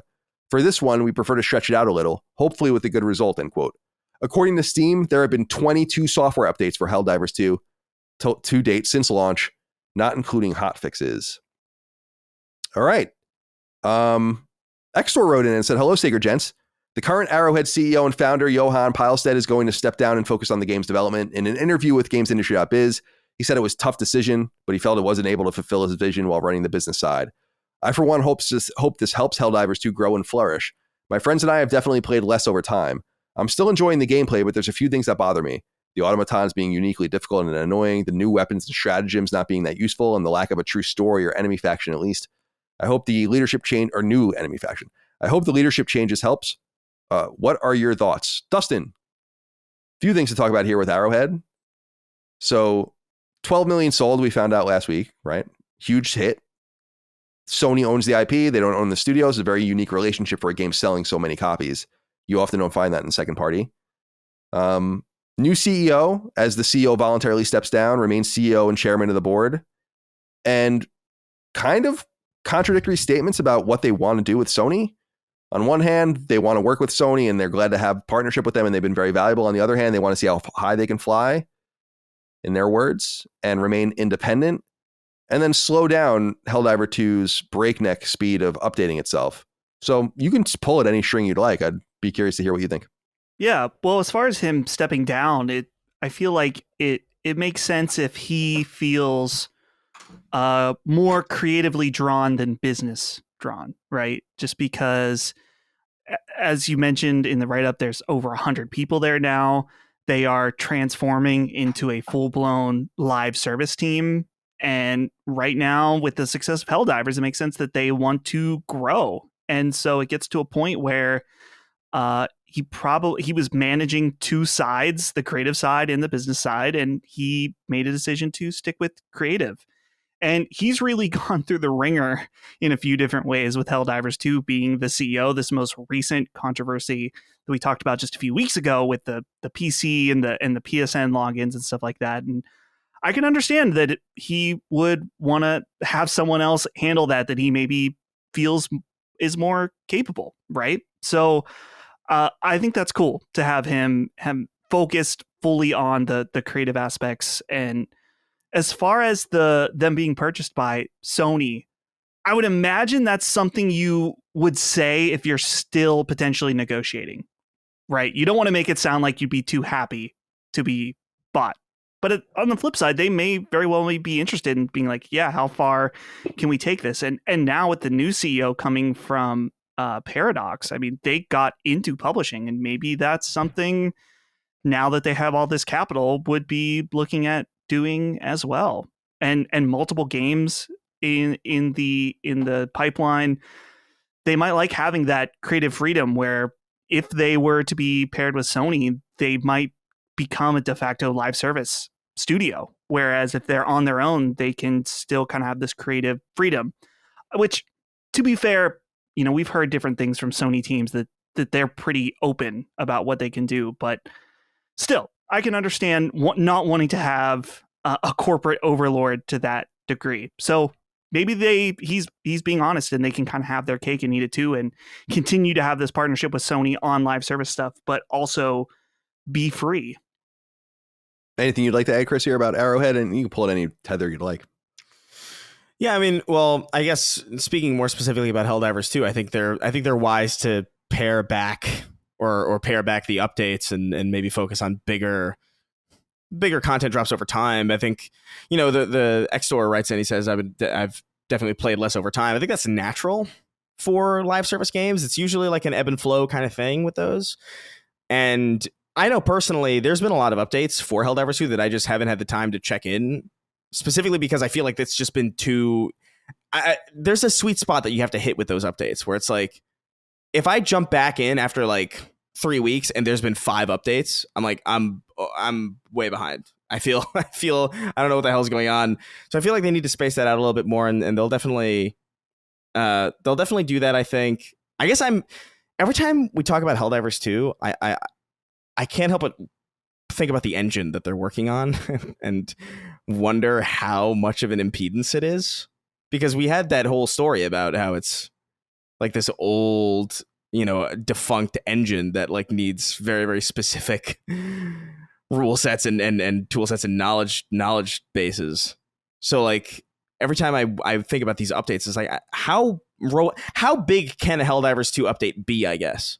Like, how transformative can it get, given the fact that the engine that they're working on is defunct and it doesn't really exist in the way that traditional engines or more popular engines exist now? That's where my curiosity is, and I'm sure they've already got like a roadmap, and I'm sure they understand this a little bit more than maybe they used to. But I guess I'm excited to see like what transformative changes are going to come to Helldivers 2 to the degree that it would indeed become that kind of live service. Because I know that Colin sometimes talks about how it's like, this isn't the live service that they're talking about when Sony talks about wanting a live service, like a big live service. And I guess my wonder is like, can they makeshift it into that? Can they transform it enough over time that it becomes something like that? Like maybe, and maybe with the new leadership, they can realize that, because, certain people are just tailored to certain things. If you're a creative person, you don't necessarily belong in business, and maybe you need somebody up top to make those decisions a little bit more naturalistically. I know I'm not a business person at all. Completely alien to me. Yeah, I guess all I have to say about this, well, to your point first about, I think sometimes it's important to re-examine the things you've said, and for my case, the things I've said. And Helldivers 2 seems not only bigger, but stickier than maybe it really seemed. I look at it and I don't really see the pliability that you would need in a game to really extract maximum value out of it. And I think that that's maybe a long-term problem, but they have a great lead here. I mean, like they basically their first attempt in the modern era, and it worked, which I think maybe portends great for Concord and Fair Games. I mean, we'll see. Probably not necessarily. I think people will be more skeptical about both of those games, but maybe not. And so there's that to say. But just on the Arrowhead stuff, first of all, I think it's great that the CEO is stepping down, and finding a person who wants to manage the business side. It is probably incredibly overwhelming to be in the position they're in, and it's a lot. And I'm sure it's very exciting, but very nerve-wracking. And so you need to have people in place that really know what they're doing. And so I appreciate that's like a lack. A lot of people don't have that, aren't able to acknowledge not their shortcomings, but their inability to focus on multiple things. I have a really hard time being a manager and running things. So I'm a creative. I don't even want to be doing that at all. And sometimes you just find yourself in those positions. So I can really appreciate that. The other thing, though, is that I don't blame Arrowhead for wanting to remain independent at all. I wouldn't be surprised if they do remain independent. I think you see every once in a while a big team. Larian's the most recent one, right? Where Larian could have very easily probably been gobbled up by Hasbro, sold out, made Dungeons and Dragons games for the rest of its fucking days, and been quite happy and good at doing it post Baldur's Gate 3. And they were like, no, we'll just go make our own game. And I don't really blame studios for doing that. If you have this massive influx of not only capital, which Baldur's Gate 3 was obviously this huge success, hundreds of millions of dollars, And then you're like, well, we can kind of just do our own thing now. We don't really need your help anymore. And it's kind of shitty in some sense because you're like, oh, you're not dancing with the one that brought you, but that's business, baby. And I look at Arrowhead and I'm like, why? Maybe you do want to publish with Sony again. Maybe you do want to be purchased, but you don't really have to. You're actually in a pretty enviable position where you can probably even self-fund your next game if you're willing to do so and bet on yourself. But in my opinion, so from that perspective, I get it. I think Sony's probably all over Arrowhead trying to get them. I would imagine like that marriage seems inevitable if Arrowhead is willing to consummate it. Otherwise, obviously, you have to have a person that is or a side that's willing to participate in it. But the other side of it is if I were in that position, Johan Pilestead and other people's position, I'd be like, dude, we can cash out. Or not cash out, but at least begin the process of making enormous amounts of generational wealth. Fuck the future. I think that I would also be able to see it that way, where it's like, who gives a fuck? Do you have any idea how much money we're about to make? Sony's gonna probably buy us for hundreds of millions of dollars. Yeah. And we're probably contractually locked in to support the game for X amount of time. They obviously own the IP. We have to start from scratch again on something. We have to bet on ourselves. What if we lose? We can win right now. And that would be, to me, very alluring. And that's where the sellout mentality comes from. That's what I always say. There's no way for me to sell out with Last Stand because it's both very valuable. It makes a lot of money, obviously, and I appreciate that, but it doesn't have value to a fucking hedge fund or a venture capital firm or something like that. But if you have this entity, so it's not something I ever have to worry about. It's never going to happen, right? But if I have this entity like Larian Studios, and it's like, we'll give you $200 million. It's like, okay. What are you crate? And you have to stay for 7 years to get your 60 million of it or whatever at your $1.2 million salary. And you're the creative director of the next game or whatever it is. It's like, yeah. And I'll be out fucking year 6, day 1. I'm going to be gone, by the way, or year 8, day 1. I'm going to be like, bye. Yeah. So I appreciate that people want to stay in the trenches, but to me, I'd be like eager as fuck to cash out because that's the fulfillment of, and at one time was the goal. I think people are more skeptical about it now because of what's happening to studios that are getting bought. But I think it's about your partnership. Sony doesn't really shut its studios down very often. It happens. I don't know. I think that there's a coin flip chance Arrowhead becomes a first party team. But I wouldn't be surprised. I can see the tantalizing aspects of both options. The thing is that they have the options. And that's a great place to be in. So congratulations to them. Dustin, let's go around the horn real quick. We usually don't do this. I'm stealing this from my friends at The Editors, the political podcast I like, National Review. They do exit questions for every one of their topics where they ask and they try to make people bet or predict things. Will Arrowhead, by the end of this calendar year, be a PlayStation studio or will it remain second party? Because I think if it doesn't happen by the end of this year, then it's not going to happen anytime soon or at all, because I don't see why you'd wait. And the price is just going to go up too. So, yeah, well, like you said, I think it's a coin flip. If you're forcing me to choose, I'm going to say no. Chris. I mean, I don't feel like it's going to happen. By the end of the calendar year, you said? Yeah, because I don't think if it even happens, if it's going to happen, it's going to happen sooner rather than later, I would assume. Or they're going to get another game going, but that's going to be years from now, I feel like no, just because I actually feel like they would wait until after Fair Games or Concord are released to see how they do, just to see if they even need to do that. I mean, that's a really simplistic way of looking at it. It's a more complex thing in my mind, but I feel like their first attempt was really solid. It was really huge. Who's to say these next ones aren't going to be also? And so I think you kind of want to see what you're capable of before you necessarily decide to jump in bed necessarily, especially because like I said before, there's probably all sorts of internal problems as far as the engine goes with them that might not exist with Concord and Fair Games. So I think we'll see, but I don't think it's going to happen by the end of the calendar year. And I think because this is live service and because so much of this depends on not just a big splash, but maintenance, I feel like it leads Sony to maybe a different cadence of making an offer like that. I feel like they might want to see how they handle things and how they go about maintaining this behemoth that they've created over a long stretch of time, while they also wait to see like what their other games are going to do. And so for that reason, I'm out. I love it. That's how, I don't know if you guys remember, that's how I quit Kind of Funny. Is I put a picture on Twitter of one of those guys, and it just said I'm out. Oh, really? Yeah. Yeah. Okay, so I agree with what you're saying. I'll take a different tact and say that I do think it's a coin flip, but I err actually towards it happening, because how can you, if you're, first of all right, so let's break it down. Sony's interest is inevitable. I would be shocked if they're not interested in making this happen. And you don't really want to fuck around with this game and the support of this game. Now, I am positive that Arrowhead wants to continue to support it, and I'm sure they're under contract to support it for a certain amount of time and all the rest. And they had this plan, obviously, right, to support it for free. So I don't know how that fits all in, but I just think you kind of want to you're motivated if you're Sony to lock this in place because it worked. So what the investment would be and what that would require and what it's even like doing business in Sweden, and if they even want to own a studio there at all.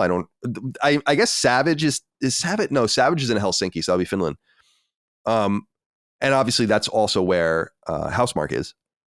So having another Scandinavian studio, do you want that? Do you need that? I don't know. I would say yes, like 51-49, just because I think that the interest is blatant on one side. I would and inevitable. So it's really going to just require them to believe in themselves and get a better deal somewhere else, or bet on themselves and publish their own game. But at a time where M&A is really slowing down, where people are getting laid off, if I were them,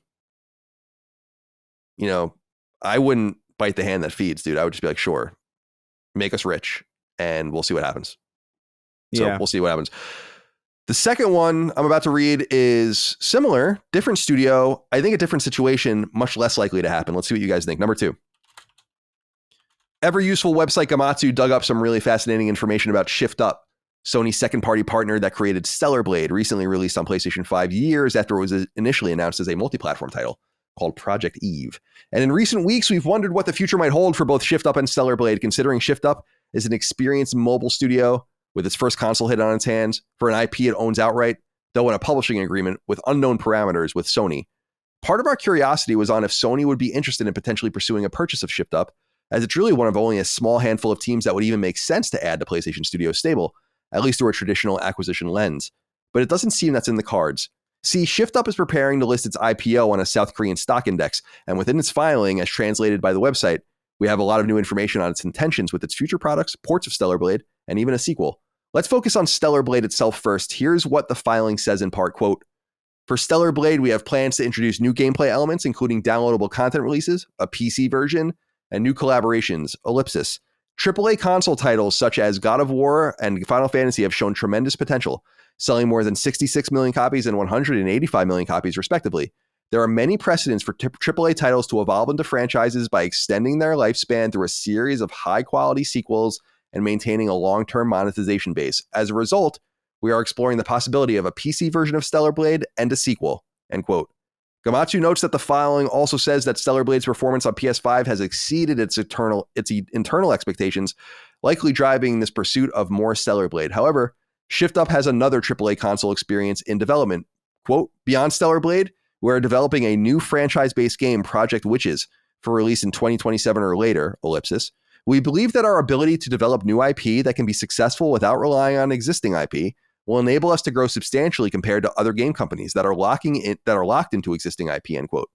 While this doesn't preclude Sony or anyone else from making an offer or even conducting a takeover via stock, it doesn't seem like it's in the cards.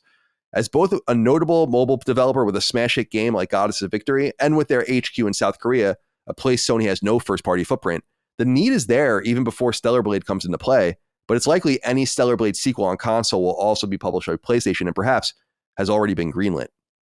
So within, and we talked about this a little bit last week, Dustin, is Shift Up, very un-Square Enix-like, says that they're happy with the performance of Stellar Blade. And as I understand it, Stellar Blade is actually maintaining a pretty high sales trajectory in certain places, like in Japan the game is doing extraordinarily well because PlayStation's kind of not that big there anymore compared to the way it used to be. It's much more dominated by mobile and of course Switch. So to see a notable hit like that, where I think they sold 10,000 more copies last week or something like that, it's like, wow, it's pretty crazy. It's been out for a while now. So there's something with Stellar Blade. As we went into it last week, Stellar Blade is an unusual situation, not unlike Koei Tecmo's relationship with Sony, but on a developer basis as opposed to a publisher basis, where they made this game with Sony money, Sony published it, but Sony doesn't own the IP. The PC version seems inevitable. I'll be curious who publishes that. It'll probably be self-published. It seems probably that it's not going to come to other consoles. It seems like Project Witch is they're usually a pretty pervy studio, as we know. And so it seems like that's what that's going to be. And that will probably be on multiple platforms. But going public, very interesting. I wonder, this is where I'm more questioning, is there interest from Sony here? And would there be interest on the other side? And my answer is maybe Sony would be interested, but for reasons that have nothing, maybe less to do with Stellar Blade and more to do with South Korea and mobile gaming. Although Stellar Blade is obviously something new that's going to happen. And I imagine Sony has the first right of refusal on a sequel to Stellar Blade, having funded the first one, and thus they can just get the milk anyway. So this seems more like you would have to win 2 coin flips in a row for it to happen. What do you think? Yeah, well, it definitely, with the success of the game, it definitely seems like something that Sony would be interested in. And I'm happy to see already them talking about a sequel. Just because, I mean, I guess it's obvious. Successful game warrants a sequel. But I think it's interesting, this note here that they're like, we don't want to be a one IP studio. So they're doing a different game in between. You mentioned Project Witches, which 2027, I guess it says 2027 or later. So it's not necessarily locked in for that. But already moving on to the next thing, a PC version of Stellar Blade, I think, is going to skyrocket this game in a lot of ways. They're going to do horrible things to Eve on PC. Oh, man, yeah. Oh, hey, Angel. And then you're going to see her walk up and she's going to have like huge fucking cans. Mm-hmm. Yep. Horrible. Well, that will help sell the game. Yeah. Like legitimately, I think, actually. But they just announced, it was either yesterday or today, they're adding a boss rush mode. So already, adding new things to the game, doing DLC. So it's just a nice success story. As far as their stock situation, could this be a situation where Sony goes in, like, do they need to buy all of the stock? Like, what would they need in order to do a 50% +1? And then they would have 50%. Control of the company. That wouldn't be owning all of it, but they would have control of it, Right. Yeah. You don't want to do that, though. Right. You want to do it voluntarily. I would imagine that, I mean, I don't know. I'm not an expert on the South Korean stock exchange, but we've been talking a lot about how South Korea seems to be really blossoming as this console developer place where, we just had Liza P, now we have this. So I'm curious to see what the interest is going to be. Let's just hope and pray that it's not Tencent or the Savvy Games Group that goes in. And I'm sure that one of those two is going to buy some of it, like without a doubt.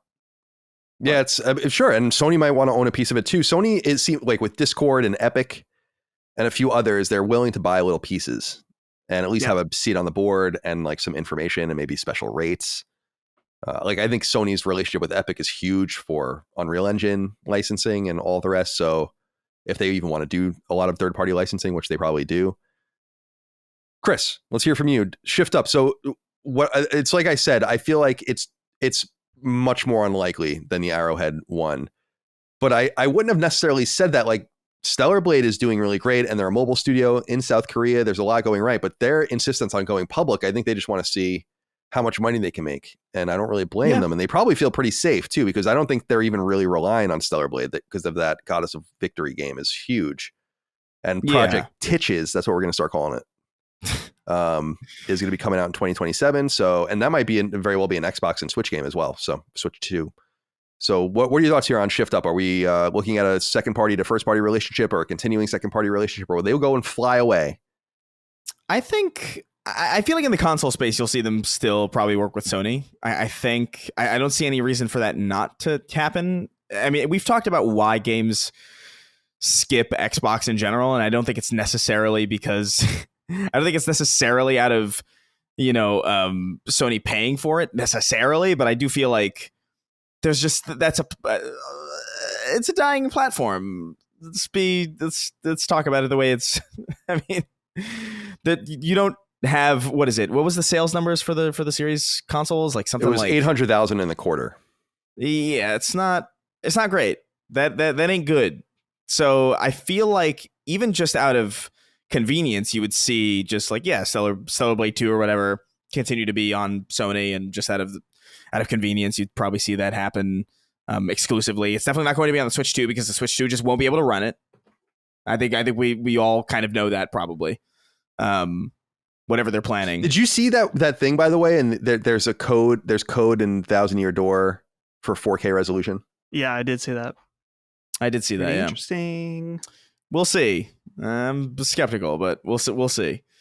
But yeah, I think you'll see a continued second party relationship for sure. I don't know if I think that's really the extent of it, though.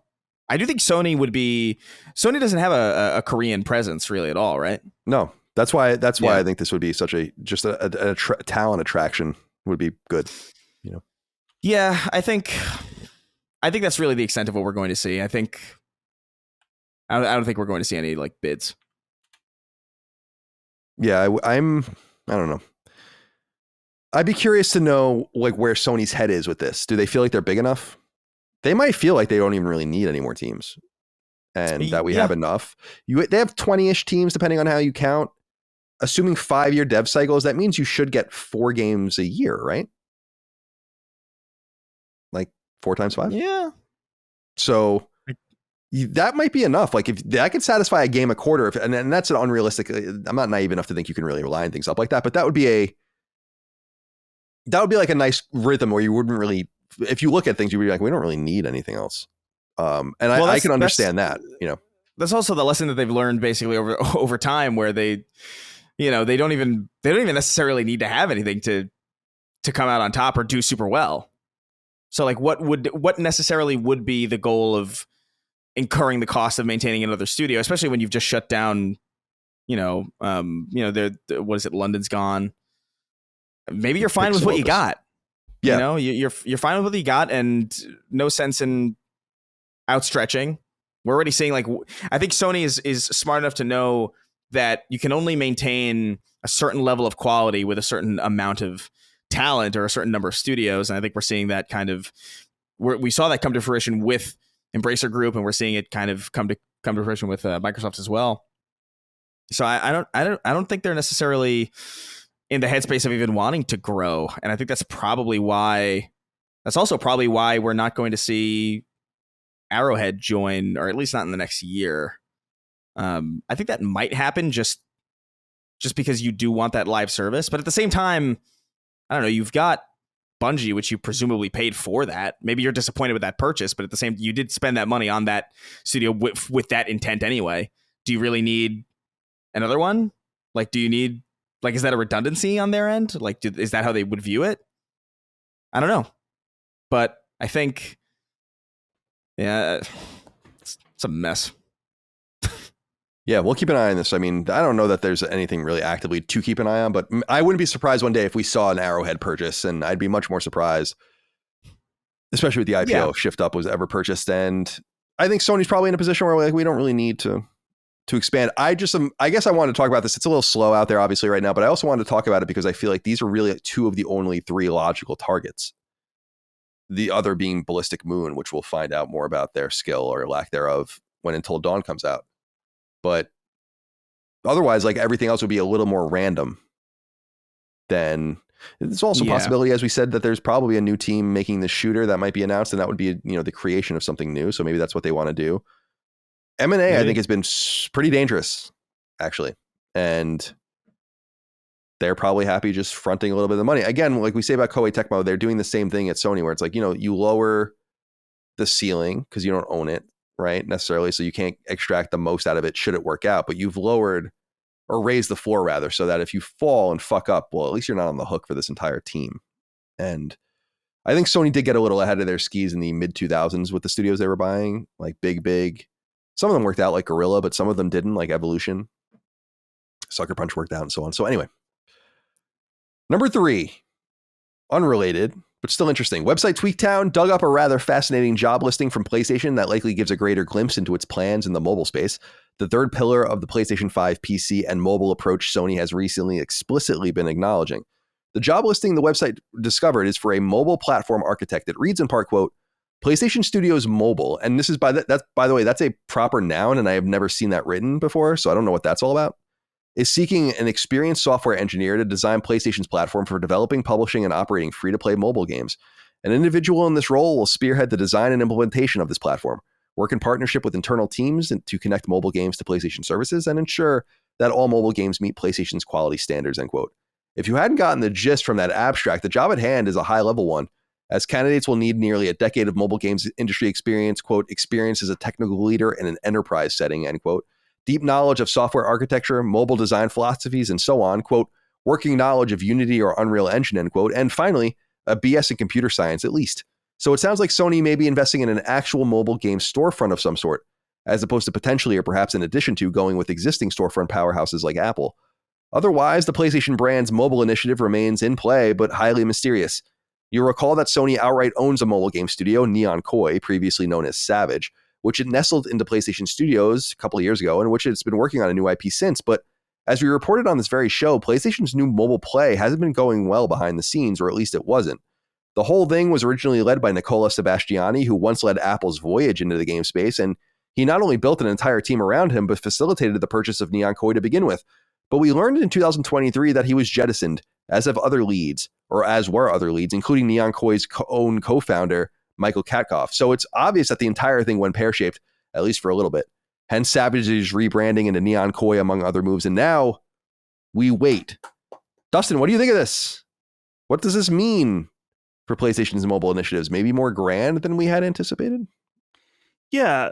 Well, I think that the way we see Sony right now, it's kind of emulating what Nintendo has been doing in some ways, and we talked about this on Punching Up, they did like when they do their investor meetings and stuff, there's this graphic that shows all of these extra things around their core business, the theme parks, the merchandise, the mobile games, the movies, stuff like that.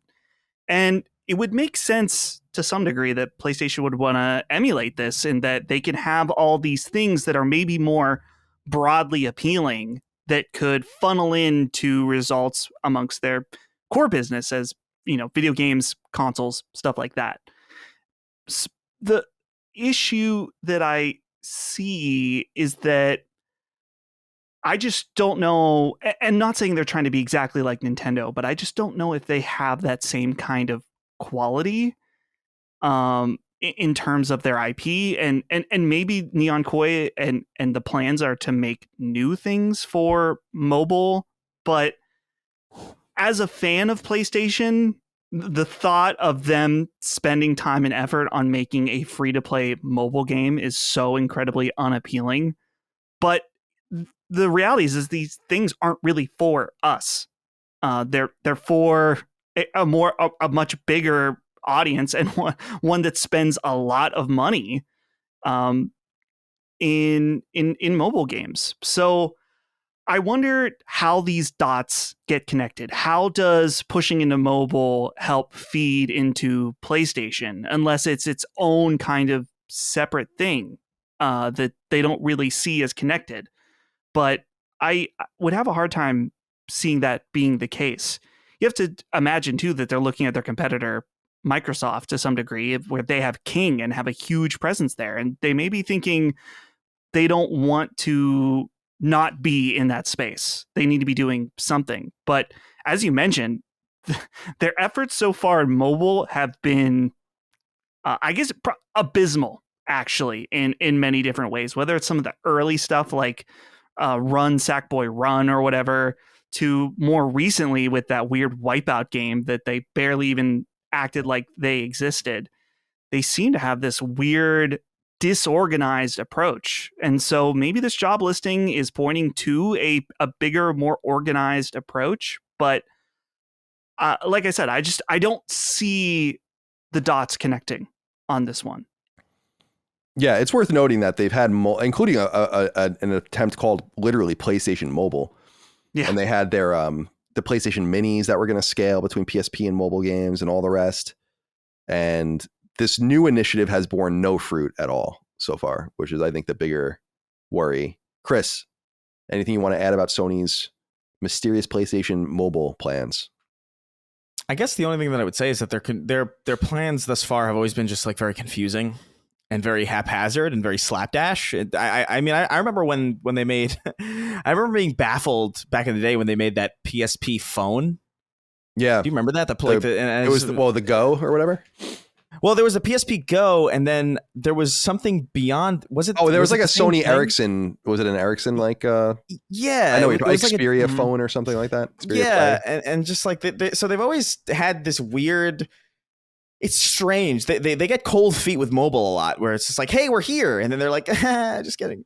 And they just run away real quick. It's very strange. So I don't know if this is them taking it super seriously for the first time, or if this is just yet another example of them kind of like being like, hey, I've loved you all along, and then they're just gonna run away again. Like I don't really know what their strategy here is, because it seems like they've done this kind of over and over and over again. And like you said, these initiatives have borne very, very little fruit, and the fruit that has been born from them have been very, very slapdash and not very good. The Wipeout game is probably the biggest example of it in recent memory, where it's just a complete, I don't even think they acknowledged it. So yeah, it feels like yet another go around the cycle, I guess. But this is kind of going to be, either prove it this time or don't, But I do think ultimately it does come down to them just wanting to be in the space. I think Dustin hit on a pretty important point of Microsoft being there in a big way with Activision Blizzard King. And them being there at all is probably more important than them even doing a good job at it. Just to seed ground in the short term, and maybe just figure things out as they go. But they've had so long to figure this out, and they haven't done it. It's strange. Yeah, and they seem to want to. That's what's confusing, is that they seem to want to. They seem to really want to, but then they don't. It's strange. It's worth pointing out too about the Wipeout game. Nobody was interested in covering that game except for us. Yeah, we were the only ones who were like, yeah, let's talk about it. And then they said no. Yeah. Well, that's fine. I mean, whatever. It's like, it's just so funny. Like, it is weird. I was just so interested in it because I was like, oh, this is really going to happen. So we're going to do this. And yeah, you're right. You're totally right. I think that I get the vibe that they know that they need to come out strong with something great, and that nothing else is going to do at this point. And I think that that's part of what is kept this stuff at the drawing board level or quietly being developed behind the scenes. It sounds like Savage is making, or Neon Koi is making like some sort of action game. I don't know that it's, first of all, I think it's smart for them to have some sort of presence on mobile, but I think the real success story for them will be if they can have some sort of synergistic mobile PC PlayStation game that is playable on all the platforms in a very nimble way, a la like the biggest competitors in that space, Yeah, like a Genshin Impact or something like that. Right. Or isn't Fortnite on mobile, and Call of Duty like having like these Fortnite. Bespoke, like Warzone and all of these things, right? It's like, just meet people where they are and funnel them into the same experience, I think is probably their route to salvation. But it seems like from what this sounds like, it seems like it's going to be a little bit broader. Like, will there be some sort of publishing?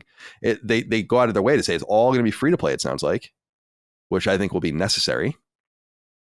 No one wants to spend money on that platform. They probably have learned that themselves with some of their own games. So we'll keep an eye on this. Just it's a slow news week, no doubt. But I was piqued by this because I want to know. I'm so curious what the game is, how they're going to announce it, how people are going to take it, if it's going to be any good, how it interacts with the PSN. Do you earn PlayStation trophies? Can you buy it on the PlayStation Store? Do you get stars points? Like, is it all going to be fully integrated? I also think that will be essential to get early adopters on board. If you intersect with the PSN in a very intimate way with the mobile game, people will play it, including me. I'll definitely try it, just out of sheer curiosity. So I hope they get that they're going to have to capture those people first. Then you spread from there, because otherwise you're not going to have any buyers. I don't think like no one's going to be interested. Better have trophies. I'm going to fucking kill someone. All right. Let's get into 6 questions, comments, concerns, thoughts, and ideas as we end our show. We always do this via patreon.com/lastdaymedia. Submit your inquiries each and every week on the newsfeed via a thread that is posted for each episode of all of our shows that solicit questions, comments, concerns, thoughts, and ideas. And we'll start with Jonas. It says, hey, Colin and crew. Colin, I was wondering if you could elaborate why you want PS3 emulation on PS5 so badly. I think we can all speak to this. Haven't all the best games from that generation that people really care about already gotten ported over, remastered, or remade?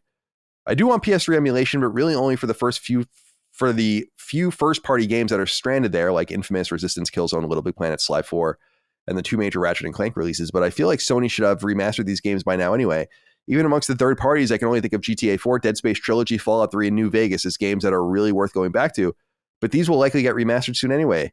If I really want to play older third-party games, I would play them on Steam or my Series X. So, Colin, what does the PS3 library have that we are missing? Why does PS3 emulation excite you more than PS1 and PS2 emulation? Thanks, and keep up the amazing work. I loved this letter. Why? Because he's like, other than Infamous, Resistance, Killzone, Little Big Planet, Sly 4, Ratchet and Clank, Grand Theft Auto 4, Dead Space Trilogy, Fallout 3, and Fallout New Vegas, what else do you want? Yeah, exactly. What? Right. You just named like a series of games that would take a normal person years to play, and none of them are available. But think about how much deeper you can go than that. Like, I think about a bunch of games, like Tokyo Jungle is a great example.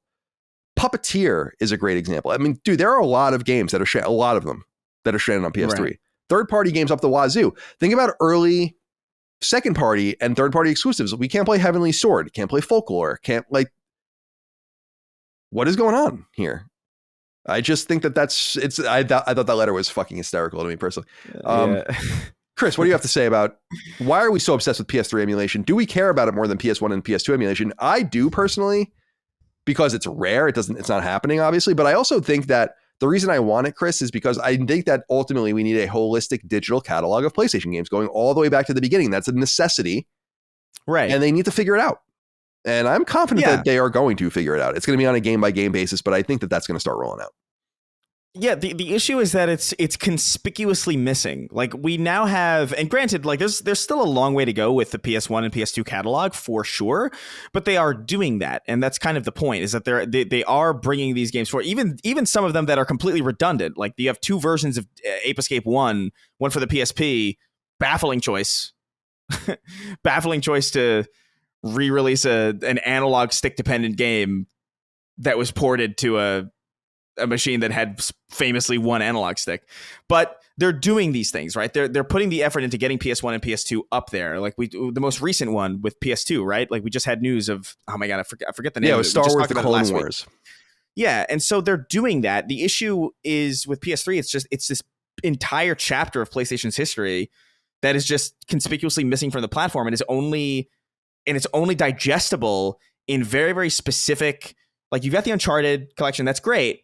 But then Resistance is completely absent. And the third Resistance game you can play, but you have to stream it.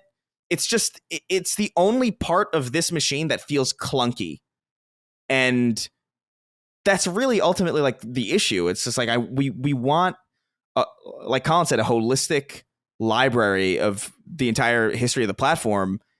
And it's weird that that's the one that is conspicuously missing, and obviously we know why it's missing. There's a bunch of, like, cell architectural reasons why, like, how the games were developed for the cell architecture of the PS3 that go into play on, like, making those games difficult to port. We're never going to get a blanket wide, PS3 generation emulation of everything, like, at once. But pour some of your resources into getting your first party titles out of there, like, for sure, like Resistance, Killzone, Little Big Planet, Sly, Ratchet and Clank. What do you that is all we need, really, because you are right. Fallout 3 and Fallout New Vegas, those are undoubtedly going to be remastered at some point. I think those probably, I think 4 or 3 specifically leaked, I'm pretty sure. Yeah, there's either a strong rumor about it. So I'm sure those will happen, right? But it's really about the first party. Like, I really don't care that much about. It would be cool to have games like the Saboteur again. Like, that would be awesome for me personally. I love those games. I love Pandemic, but I'm really more focused on PlayStation as as I guess an experience, and that you're able to reach back all the way to PS1 and PS2 and PS4, and we got PS5 now, but then 3 is stuck in this weird limbo. It's just an annoying incongruence that really bothers me, because there's a lot of great experiences on that platform, and it's the PlayStation that I, quite frankly, grew up with in my teens and young adulthood, that I kind of I don't know, I mostly missed out on. I missed out on a lot of these games, and it would be cool to play them on modern hardware without worrying about updating my 40-year-old PlayStation 3 that's going to take 9 days to just start up again. Like, I don't want to have to do that just to play some games that ostensibly should be available on the platform. And it's all the more annoying when you consider that over on the Xbox, that entire library is basically, is basically playable as far as like things that are of note and things that are important. That's really the frustrating thing is the disparity between the two main competitors and how they treat this specific generation. It's night and day. And again, I understand why, the realities of like how they built those games, but still, like they've got to figure it out. Agreed. Dustin, other than Infamous 2, Resistance 2, Resistance 3, Killzone 2, Killzone 3, Little Big Planet 2, Sly 4, Ratchet and Clank: A Crack in Time, Ratchet and Clank Into the Nexus, Grand Theft Auto 4, Dead Space 2, Dead Space 3, Fallout 3, and Fallout New Vegas, what else could you possibly want from PlayStation 3? Was God of War Ascension in that list? No, God of War Ascension's not in that list. That would be an interesting one too. Yeah. So yeah, there's a lot of dude, PS3 was awesome. There are a lot of games on it. Go on. Yeah. So yeah, all those games you mentioned, I mean, duh. Obviously that giant list is there. I also want to bring the perspective of, I like the idea of them bringing some games that have remakes so you can experience them in their original form. They actually recently just did this with Medieval by adding the original as the PS1 version. And I think that that's cool to be able to go back and see what the game was like. I guess theoretically what it would be like on original hardware, even though it's emulation. So it's there's a lot out there, and I think that it would also just add a lot of value overall to the premium tier that we've kind of been mixed on. I think it is pretty decent at this point with what the collection they've added, but this would tip over a lot of people, I think. I'm actually in this case right now where I wish you could emulate PS3 games, because I think it was on Summon Sign we were talking about how I wanted to play Eco. And the most recent version of Eco was the HD version on PS3. And maybe that would be an option, though that would be, I guess it's a port, an emulated version of the port. But that would still be better for me than breaking out a PS3 or a PS2. That would be really nice. But yeah, they got to just break away from the streaming option, which I was considering checking out the streaming option for Eco, but I've heard so many terrible things that it's really not gotten that much better in terms of PS3 emulation that I may just have to break out the PS3 for that one. Yeah, God help you when you do that. I'm just thinking about turning it on and all the updates it's going to need, seemingly that's going to take 6 hours. So, dude, I'm going through my trophies, just looking. The Fear games. Those would be nice. X-Men Origins Wolverine. The prototype games, if you care about those. Eat Lead, The Return of Mad Hazard, that's on here. Oh, yeah. What else? Yeah, like there's like Brutal Legend. There's a lot of history on that platform. Yeah. It was what is it? I'm pretty sure at the time it was the longest generation. Yeah, it was. And there's financial crisis. Yeah, so there's a lot. Not even counting like some of the downloadable games that just never got like a remaster, or like I don't know. There's so much there, man. And it is a shame that because of the way that machine is built, it's unlikely that we're ever going to get like a blanket swath of that entire library. But at the very least, focus on the main things. Like focus on the stuff that you own and get that stuff out. Like it makes no sense that Ratchet and Clank, which is a series that is still being made today, that you can't go back through the history of that on your main console in an all digital kind of ecosystem, in an all digital world. It makes no sense. It's baffling. Yeah, here's the Saboteur on my list. Dragon Age Origins, Just Cause 2, Final Fantasy 13, 3D game 3D dot Game Heroes, Alpha Protocol, Naughty Bear. Oh. Mini Ninjas, Death Spank. I mean, there's just a lot of. Oh, I loved Mushroom Wars. That was a great game. There's a sequel to that. Yeah, I'm only in 2010 right now on my list. There's a lot, man. PS3, shout out to PS3. Humble little machine that it was. What's crazy about the PS5 is that by this time next year, it will have already outsold the PS3 if the sales trajectory remains the same. Direct T wrote in and said, Privyet, Bob Nicky. I think he wrote in Russian and then actually wrote it in English next to it. Hopefully I didn't say anything too bad. I think Privyet is hello. Yeah. Am I nearing the end of the good fight? Like Colin, but way worse. I'm trophy obsessed, currently at 322 platinums achieved since the launch of the PS4. So to put that in the context, I have 155 since the launch of trophies. So this guy's killing me. And won't start games unless I know to the extent to which I will have to go to achieve that shimmering all digital commendation. But recently, my queue of games trophy requirements are not only high skill, but also demand a significant amount of time, like 40 hours each. As a result, I'm reluctant to start games I'd expect to enjoy, like Hi-Fi Rush, Armored Core 6, and Sea of Stars, but it's become more difficult than ever to dismiss these games from consideration. Is it time I break a bad habit and disrespect all my prior efforts by polluting my trophy cabinet with partial and half-completed trophy lists? Please talk me off this ledge before I do the unthinkable, i.e. disregard trophies and play for fun. Visibly shudders. God forbid you play for fun. Yeah, this is I've never been broken by trophies like this, but I think that I get it. Like, people are into it. I totally get it. I'm into it.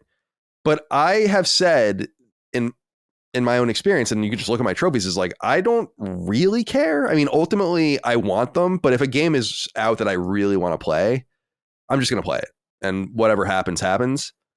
So I see both sides of it, but I think that, so trophies I look at as a nice supplement, a metagame towards the greater goal of playing great games.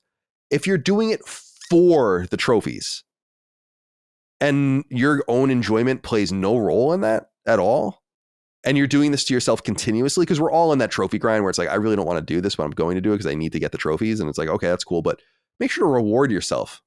You don't want to stay stuck in that lane forever. So I mean, that's a serious, dude, 300, again, PS4 came out in the fall of 2013. Trophies launched in the summer of 2008. I go back to that very origin with trophies. This guy is 5 years plus beyond me and has twice as many platinums as me. This is a serious dude. So can we help him, Dustin? I see that you're looking something up here right now. I'm trying to see if his name is his PSN profiles. Okay, this can't be him because there's too many. He has a lot of platinums. Okay, well, here, let me send you his. I'm pretty sure this is his profile. Yeah. Okay, some of them are ranked A because the games have DLC. Yeah, this is him. 322 platinums. It's right there at the top. Yeah. So, wow, he has, all right, so Braid, these are the most recent ones he did, was Braid, Animal Well, Grim Grimoire, Once More, Resistance Retribution. He played Final Fantasy VII Rebirth, but didn't platinum it. Didn't platinum Goodbye Volcano High. I mean, that to me is like, if you're going to do that to yourself, you might as well just do it. You know? Brothers, Persona 3 Reload, Alan Wake 2, Metal Gear Solid 1. That's a serious platinum. As I understand, the Metal Gear Solid 1 platinum is very hard. Let me see. Maybe not. Well, it's actually not hard. Well, he seems to play games, and like there are some games that he doesn't have the platinum in. So yeah, I think his list is already tainted. But what he's saying is you have to look at, so if you look at the top, I mean, this is a really important number in trophy. It's completion percentage, 89%. That's very high. My completion percentage is 43. So we're talking about a guy with twice as high a percentage and that's what he wants to maintain. But here's, all right, so I'm going to give you, because my completion percentage is lower, I can manage this better, is that my basic goal is to just keep that number static or increase it a little bit. If you want to just play a game for fun, you're going to earn 30, 40, 50, 60% of the trophies just playing it. Unless it's a weird game where you earn more than that, like a fucking Telltale game, or you earn less for some reason. So you're not really getting zeros. If you can just absorb those, I think you'll be okay. Chris, you have anything you want to add here to Direct? Are we helping him? Does he need help? This is such an alien concept to me, man. Like I'm looking. I understand that you want to maintain your list or maintain like your completion percentage, but I just feel you've proven yourself, dude. Like you've got that's such an insane amount of platinums for the time that you've been playing. Like that is outrageous. Wear that badge, you know, like that's nothing to scoff at. Relax a little bit. It's okay to not platinum your games. It's okay to play something for a little bit. And maybe if it's something that's very, very skill demanding, it's okay to not like get 100%. I don't, it's just so alien to me. I don't even know how to begin to even give advice, because to me, it would just be like, play a game. It's just how I would play anything, which is just to see like what the developers are doing. I could give a fuck less about, like, I view platinum so differently than anybody who chases them, that it's difficult for me to even get into the realm or the headspace where this is even a problem to seek advice for. I have a question. Oh yeah, go ahead. I'm sorry. Real quick, Colin. Yeah, please. So if you get a platinum and then more trophies are added to the game, the percentage does that hurt your percentage? Yeah, it does. Oh man, then he's fucked. Like there's so many games that he has the platinum in Rocket League, but he only has 50%. Yeah, it's out of your control at some point with that too. Yeah, that is a problem. Some people hate that. It's a bigger deal on the achievement side for that than it is on the trophy side.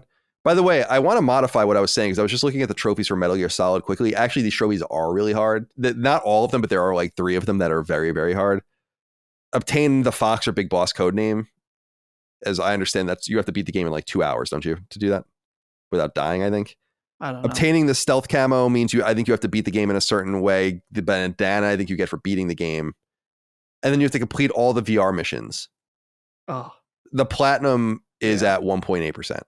So it is hard. My bad. But Colin, back to this percentage thing, because I think this lends to what your argument is about certain games getting 60%. That'll help keep your percentage. Yeah, right. Exactly. That's what I do. You know? Yeah. I mean, there's games. Well, okay, never mind. I was looking at his Black Ops 3. He does not have the platinum for that. He has 39%. There's one of the few on here that I bet you he looks at and scorn. Like there's a Kingdom Hearts Chain of Memories that he has like 2 trophies for. He probably thinks about when he lays awake at night. That's like, man, why did I start that? Yeah, the ability to delete trophies is always something that people have wanted, but it's obvious why they don't do that. And I don't know, because I mean, for people that don't know, it's like, what if you're like you got hacked, or like your roommate went on and just deleted all your trophies? I love that he has. It's so funny to see Kingdom Hearts 2 S rank platinum or whatever, and then Kingdom Hearts Birth by Sleep 1%. What is it about Birth by Sleep that was so bad? Somebody asked for this as a new Patreon tier, which people jokingly ask for that all the time, where we review your game list on PSN profiles and your trophy completion. So this is like the pilot, it's like a beta episode. test. Yeah. All right. Sorry, I'm writing a note. Okay.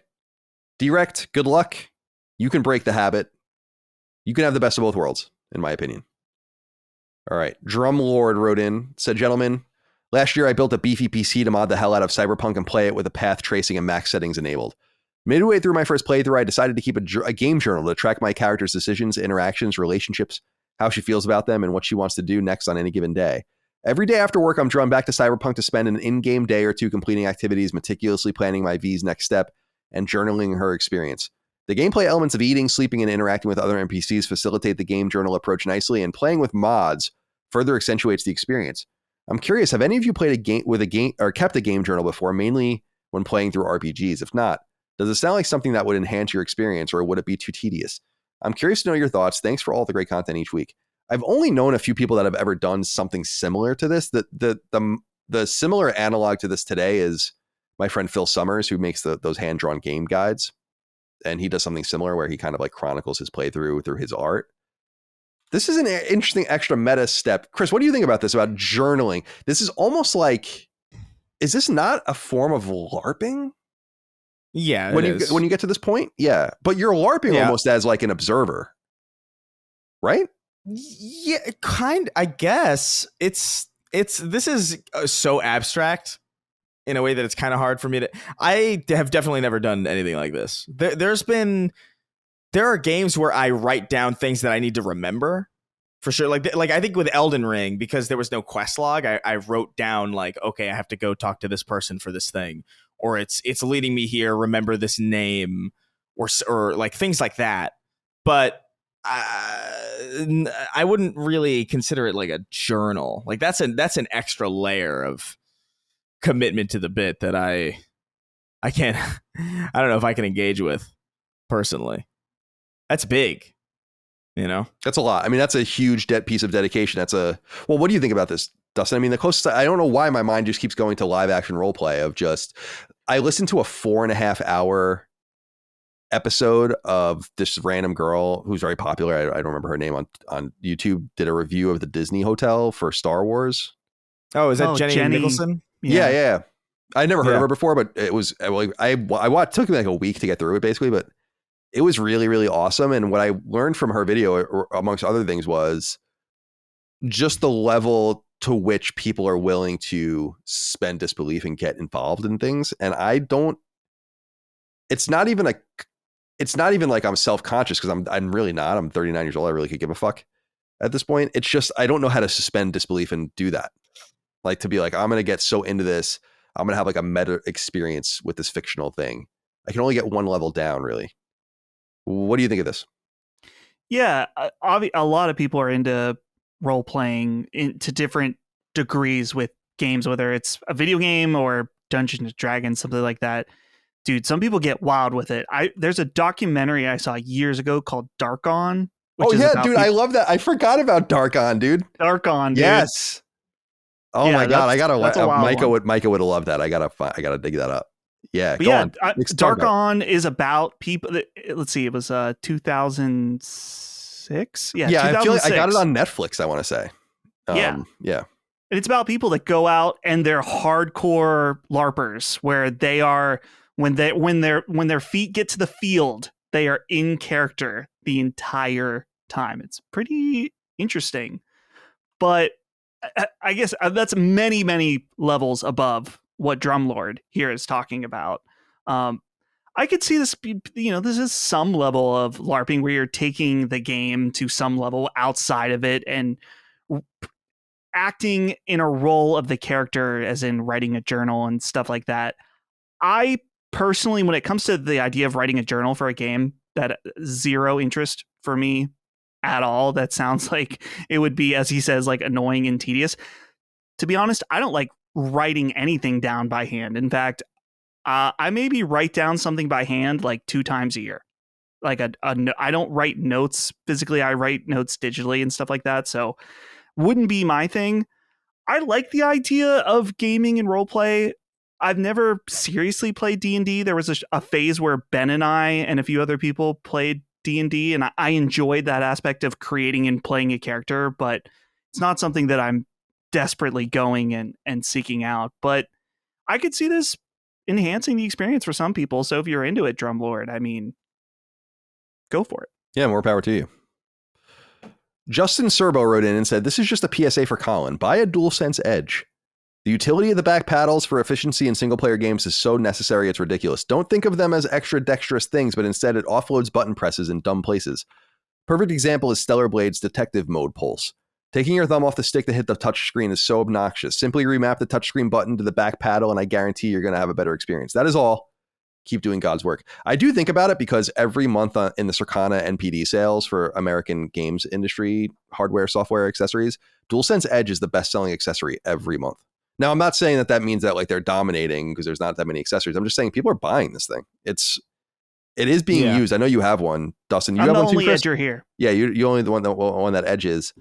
Can't stop edging. And so I have thought about it, but it does break my mind to think about a different way to really hit buttons for the first time ever for me, really. I mean, I had some weird, stupid third-party PC controllers that did all sorts of weird shit when in the 90s with weird button combinations and stuff. But on like a console, I find it so hard to believe that I'll get used to it, and yet I probably would if I just gave it a chance. Well, should I invest in a DualSense Edge?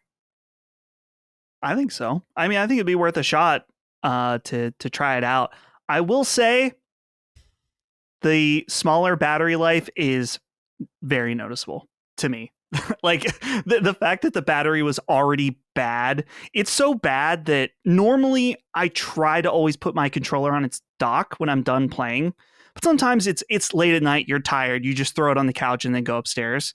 And then the next day it's like, damn it, I didn't charge it. And it means I can't use it. I got to edge in a different way with a different controller. So it's very annoying. But I think, Colin, as Justin says here, it's different than is if PlayStation introduced an entirely new button. It's a shortcut button. And dude, for Souls games in particular, which I know you're not super into, Colin, but the ability to map your attack or your jump button or both on one on each side, that way you don't have to take your hands off of the sticks, is amazing.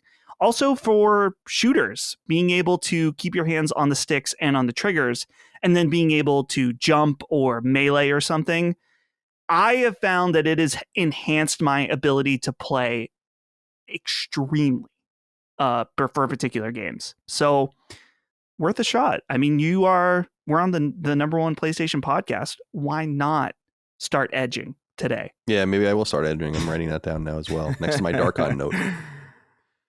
Oh man, because I think Micah would love Darkon. I can't even believe it. It's been so long since I've seen that. I can't even believe I haven't even thought of it. That is a classic. That's an early Netflix streaming classic. It's older than Netflix streaming, but I remember when Netflix streaming started, that was a choice, like, immediately. When you can rent it on Apple TV for $4. Okay. I think. I was trying to figure out if it's anywhere else. It's probably on YouTube. Yes, it's completely on YouTube for free. Yeah, I would assume so. Nice. Oh well. Difficult choice. I remember loving that movie, and then I totally have forgotten about it. It's so funny. I'm just scrubbing through it. Yes. Oh my God, this is so nerdy. It's awesome. Good shit. Okay. Chris, anything to add about edging before we move on? Yeah, I mean, I think there's...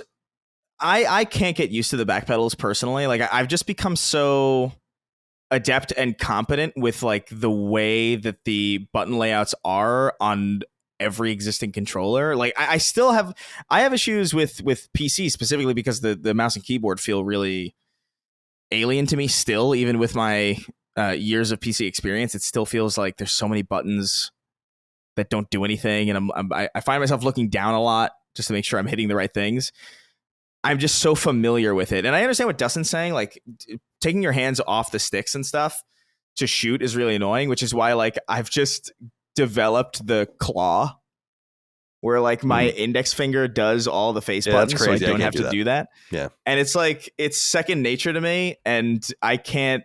To undo that would be my absolute downfall, I think. Like, there's no shot that I would be able to reacclimate myself to, like, buttons on the back of the control. And I've tried, to be fair, like, because I had the... Oh my God, what's it called? What's the Xbox one called? The Elite controller, and I messed around with them a little bit. And to be fair, maybe I should have... I think the best way to do it is probably to play a game that you're not used to playing with them. Or like, maybe like a new game. Like, maybe start, like, a game that you haven't played and then remap buttons to the back just so you can get used to using them.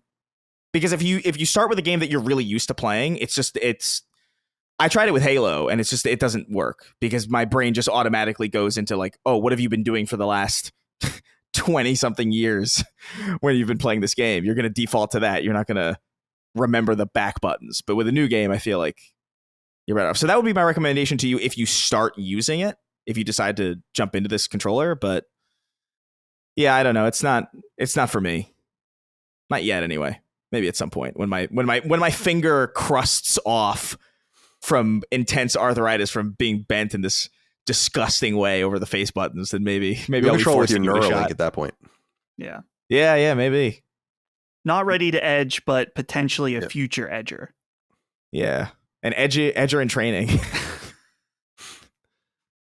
Michael wrote in and said, "Hey, Double C's and Big D. Following the rumor of a Lego Horizon game, what other PlayStation franchises would you like to see in the Lego game format? I'd personally like a Lego Last of Us game, specifically so I can relive that scene in part 2 with Lego characters." Well, you would feel that way, wouldn't you, Michael? Dustin, Any Lego games come to mind for you for PlayStation games? The only one that really came to mind, I was thinking like Little Big Planet could be cute or something like that in there. Horizon does make a little bit of sense, but really, I guess you can imagine almost any of these products as Legos. Why not? That's kind of the beauty of the versatility of the Lego. It's kind of like the Funko Pop. It just kind of works with everything. Anything come to mind for you? Yeah, well, I like his idea of Lego Last of Us. That sounds very good and would be pretty entertaining. I was thinking about seeing Yarnum built in Legos. Would be pretty cool. More so, I mean, the beasts I think would be awesome as well, and seeing the different figures. Last one, I don't know how they've never made I don't want to say never, but I don't think they've made a Lego game that's in first person to any major degree. But Lego Killzone, I'm just thinking about a little Helghast figure. Yeah, that'd be cute. That might be kind of cute. That'd be cute. I actually have, I don't know that I put them away. They're in the attic. A random Killzone 2 like piece of swag were Killzone 2 Army Men, and they were fucking dope. And they were messing around with like doing some cool stuff with the Helgen and the what is the ISA, but they never did. Chris, Lego, what? Yeah, dude. The first thing that immediately came to mind was Bloodborne, because it's already there. Like it's Blockborne. It's perfect. It's you couldn't get more perfect than that. But I think I thought more classic, I guess, and I thought like something completely abstract and difficult to imagine, like fucking Lego Vib Ribbon or something. But Lego, I think the obvious ones are. I think Uncharted would be fun. I think Uncharted actually would work really, really like unironic. Like, as taking the bit aside, I think Lego Uncharted would work perfectly fine, because you already have like Lego Indiana Jones and stuff, and it would ostensibly be a very, very similar experience. I'm interested in the idea of a first person Lego game, just because, again, that hasn't been done. And I've been seeing some interesting things happening with first person over the years, just people using like sprites for first person, and people using there's that game Mouse, I think, where it's just 1930s kind of Cuphead style animation. That looks really cool. Shooter. I know exactly what you're talking about. That looks really cool. So I think experimentation in first person would be really cool. So I think my mind goes to Resistance. Just because Mouse is a shooter, right? Yeah, it's a first person really cool. shooter with like hand animated sprites and hand animated weapons, and it's all like rubber hosey in 1930s. It looks awesome, and you don't normally see experimentation like that in first person, because it's kind of it's a little bit difficult to conceptualize how that would even function, I guess, from a design perspective. But people are getting a lot more competent and adept at doing that kind of thing now, and that would be really, really cool, I think. All right. Let me see here. Oh, you were saying Blockborne. It was like Lego Big Planet, but it sounds like a British person saying Little Big Planet. So it's like, are you saying Little Big Planet? Oh, Lego Big Planet. Are you saying Little Big Planet? No, Lego Big Planet. Little Big Planet. What are you doing? Tornby. You're a Lego Tornby. No. Steve Carley wrote in finally. 2 parts to this part. Let me get through the end before you scold him. I'll do it for you. He says, hey, gentlemen, 2 quick rants. What's up with people saying exclusive games shouldn't exist? I guess I understand why they say that, but exclusives are literally the reason the entire industry exists. It's business 101 to have exclusives. How can we possibly live in a world under capitalism that doesn't have exclusives? I'm not sure what people are thinking here. Also, all right, so this is where I wanted to. What do you think of visiting game offices? I hope to be in Amsterdam in the fall, and part of me wants to visit Gorilla's offices, but I don't know if they just throw me out the second I walk in. Do common folk even do this anyway? I love you all. Please be my dads. Steve, you need a father figure right now. Do not go to Gorilla. People used to do this at IGN, like show up and it's like, you can't, like, we don't just like, we eventually did have tours, but it's like, you can't just be here. I think people think it's like more comical and like laid back, but actually like the last thing that Gorilla would be is laid back. They would throw you out in 2 seconds. You'd be able to see what they were working on easily. And like, you're putting yourself, don't. Yeah. Don't visit game studios and publishers unannounced. Don't do it. I'm not saying for any other reason. I don't think you're being like dangerous or anything like that. It's just like, you're wasting your time putting yourself in an awkward position, and you're just going to alienate yourself from a company you like because they're not going to be nice to you. It's not a public space. It's not a museum. It's a place of business. People are working. People are living their lives. And, this isn't public knowledge. Like, not a lot of people know this, but they actually do have a silverback gorilla on their security team, on their security detail. And if you get too close, they open up a cage, and then it will tear you asunder, man. So you don't want to see that up close. Yeah, be careful. Now, if you want to see the building, right? That's what I was going to say. Go take a picture outside. I think there is a gorilla logo outside their building, so you can go take a picture with it. I almost went to the Nintendo Kyoto building, like that iconic, just straight up box building. It was kind of out of the way, so I decided not to. But they won't even let you on the property. Like, there is a gate, and they're like, "Yeah, you ain't getting close to Miyamoto in any world." But there's turrets on struts. Piranha plants. Yeah, I just wanted to throw that part first. It's like, don't, Steve, don't. Everyone out there, don't. But yeah, go take pictures outside. There used to be a really, it closed down a while ago, but at the Metreon in San Francisco, there was a cool Sony store that had like a shit ton of merch. I got a Parappa the Rapper hat there once, so that and his hat that has once since gone away. But let's get into Steve's primary question. Exclusives. I do agree with what you're saying here, Steve, and I am curious what you guys think about this, where there's a difference between not giving a shit about something and understanding why they exist. And this is where I think actually Phil Spencer's words some months ago, I guess it was now, where he was like, I'm not even really sure what Helldivers being exclusive does for anyone. And it's like, you don't understand what it does for anyone? I, as a fan of games, I could give a fuck what's on exclusive on PlayStation, as far as if PlayStation loses exclusives in quotes. I really don't care. From their perspective, they absolutely do care, and they should care, and it is part of the wall that they've built around themselves that they need to protect their brand and their brand identity.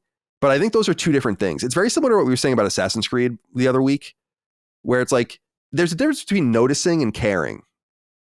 Right? Yeah. You can notice something obvious, in that case, the Assassin's Creed casting stuff, and not care about it, not have anything else more to say about it.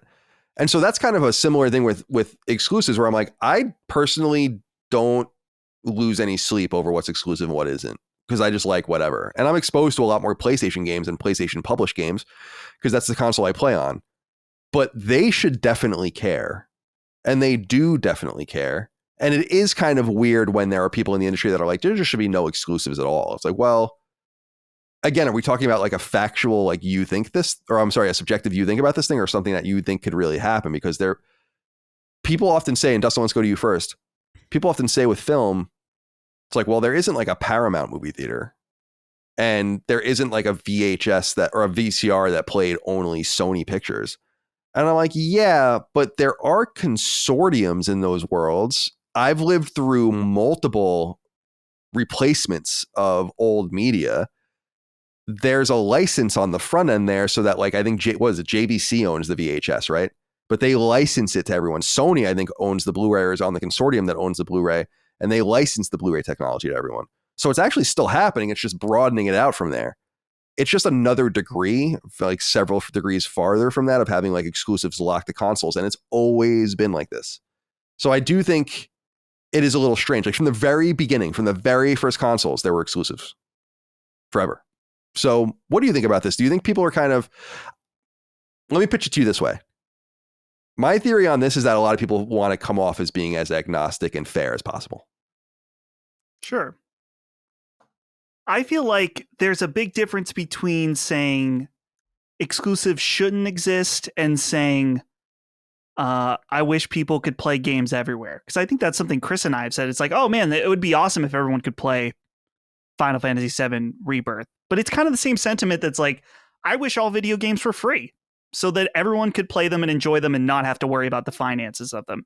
But it's just not the reality. As Steve mentioned, this is like the business 101 aspect. So there's a big difference between saying, I don't like exclusives, I wish there weren't exclusives, and acknowledging like, oh, but this is how it works. And that's fine. It makes sense. You know what I mean? So I think there's a key difference. You bringing up Phil saying like, "Oh, I don't get how this serves anybody." It's like, dude, are you serious? If you really feel that way, I can understand how you are in the position you're in right now. Chris, Yeah. what do you have to say about exclusives and the way people talk about it? Do you agree with me that there's a 4D chess to it, where people like, they do get it, they do even like it, they just want to seem fair-minded? Yeah, I think so. I think, I mean, they are the reason so much of this exists in the first place. They are what drives people to certain hardware, and what drives people to certain hardware determines the audience, determines the culture. Like, it's a big ingredient as to what like makes our modern game industry even what it is. Not even just our modern, just the medium in general. So they are necessary, and I understand that. I don't like that they are necessary, like personally, but they are. You know, like it would be ideally, like, I'm stoked about Halo coming to PlayStation, which it inevitably will.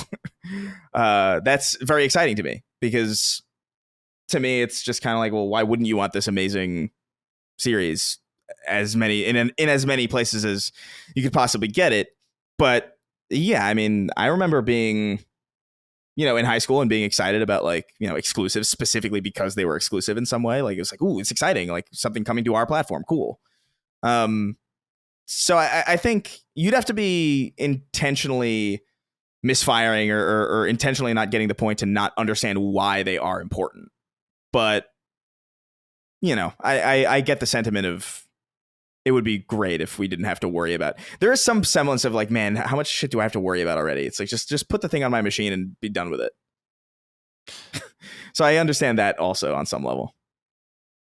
It's funny because the most territorial, I've said this before, the most territorial I've ever been as a fanboy was my Nintendo fandom.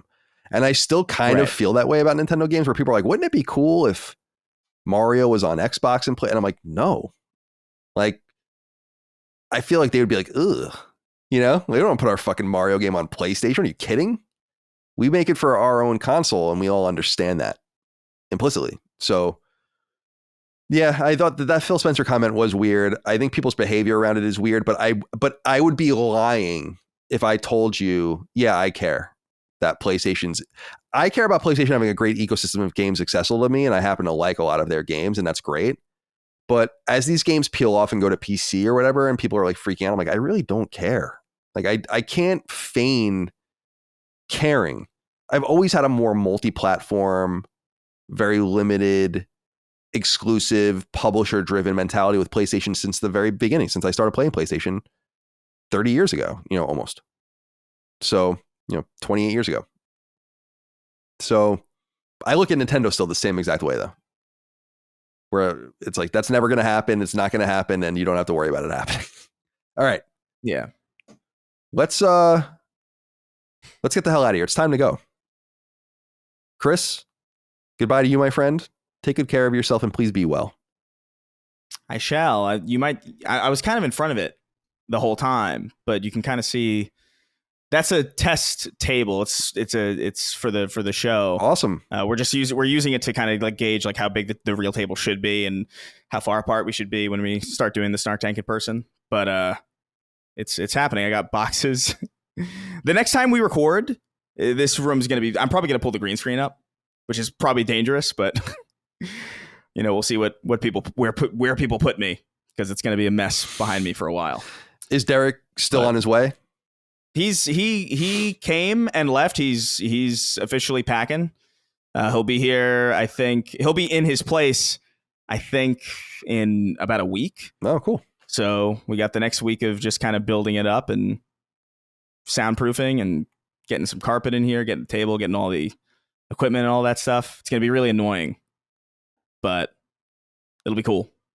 Cool, man. Excited for you guys. Good luck. Talk to you soon. Dustin, be well, and please be safe. Goodbye.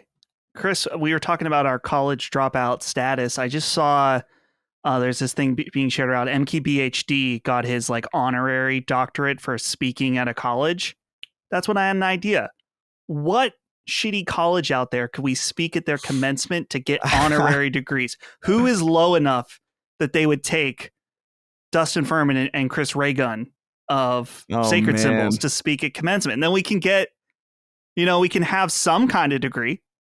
Yeah, let's think about it. Yeah, maybe full pitch it. sale. Full sale. I think we could swing Not full even. sale, I think. Yeah. All right. Well, be well, guys. Good to be with you guys. Good to be with all of you out there as well. Thank you so much for your support of, well, Sacred Symbols, Defining Duke, Punching Up, Constellation. I wish I could name them all a little quicker, but I can't. All things Last Stand Media. I was thinking too, as I'm looking at my notes here, getting distracted. Two things. See you in San Diego in September. And the second thing is, by the time we record next week, the next episode might be a showcase episode. In fact, if the rumors are true, the next episode of this show will, in fact, be a showcase recap, which is pretty interesting. So hopefully that comes to pass and we have much more to talk about. In the meantime, thank you again. LastStandMedia.store for merch, patreon.com/LastStandMedia for early ad-free access and to support us. Couldn't do it without you. We'll see you next time. Until then, goodbye. See ya. Take care, guys.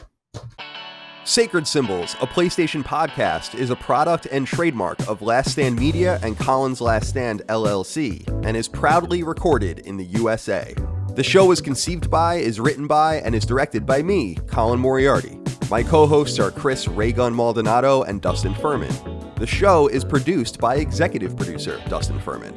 It's edited by associate producer Ben Smith. All of Last Stand's theme music is by my best friend, Ramon Narvaez. As you know, all of Last Stand's shows, including Sacred Symbols, are fan-funded on Patreon at patreon.com/laststandmedia. The following names are at the producer level on Patreon, our highest tier, and we're grateful for your thoughtful and kind contributions to our independent endeavor.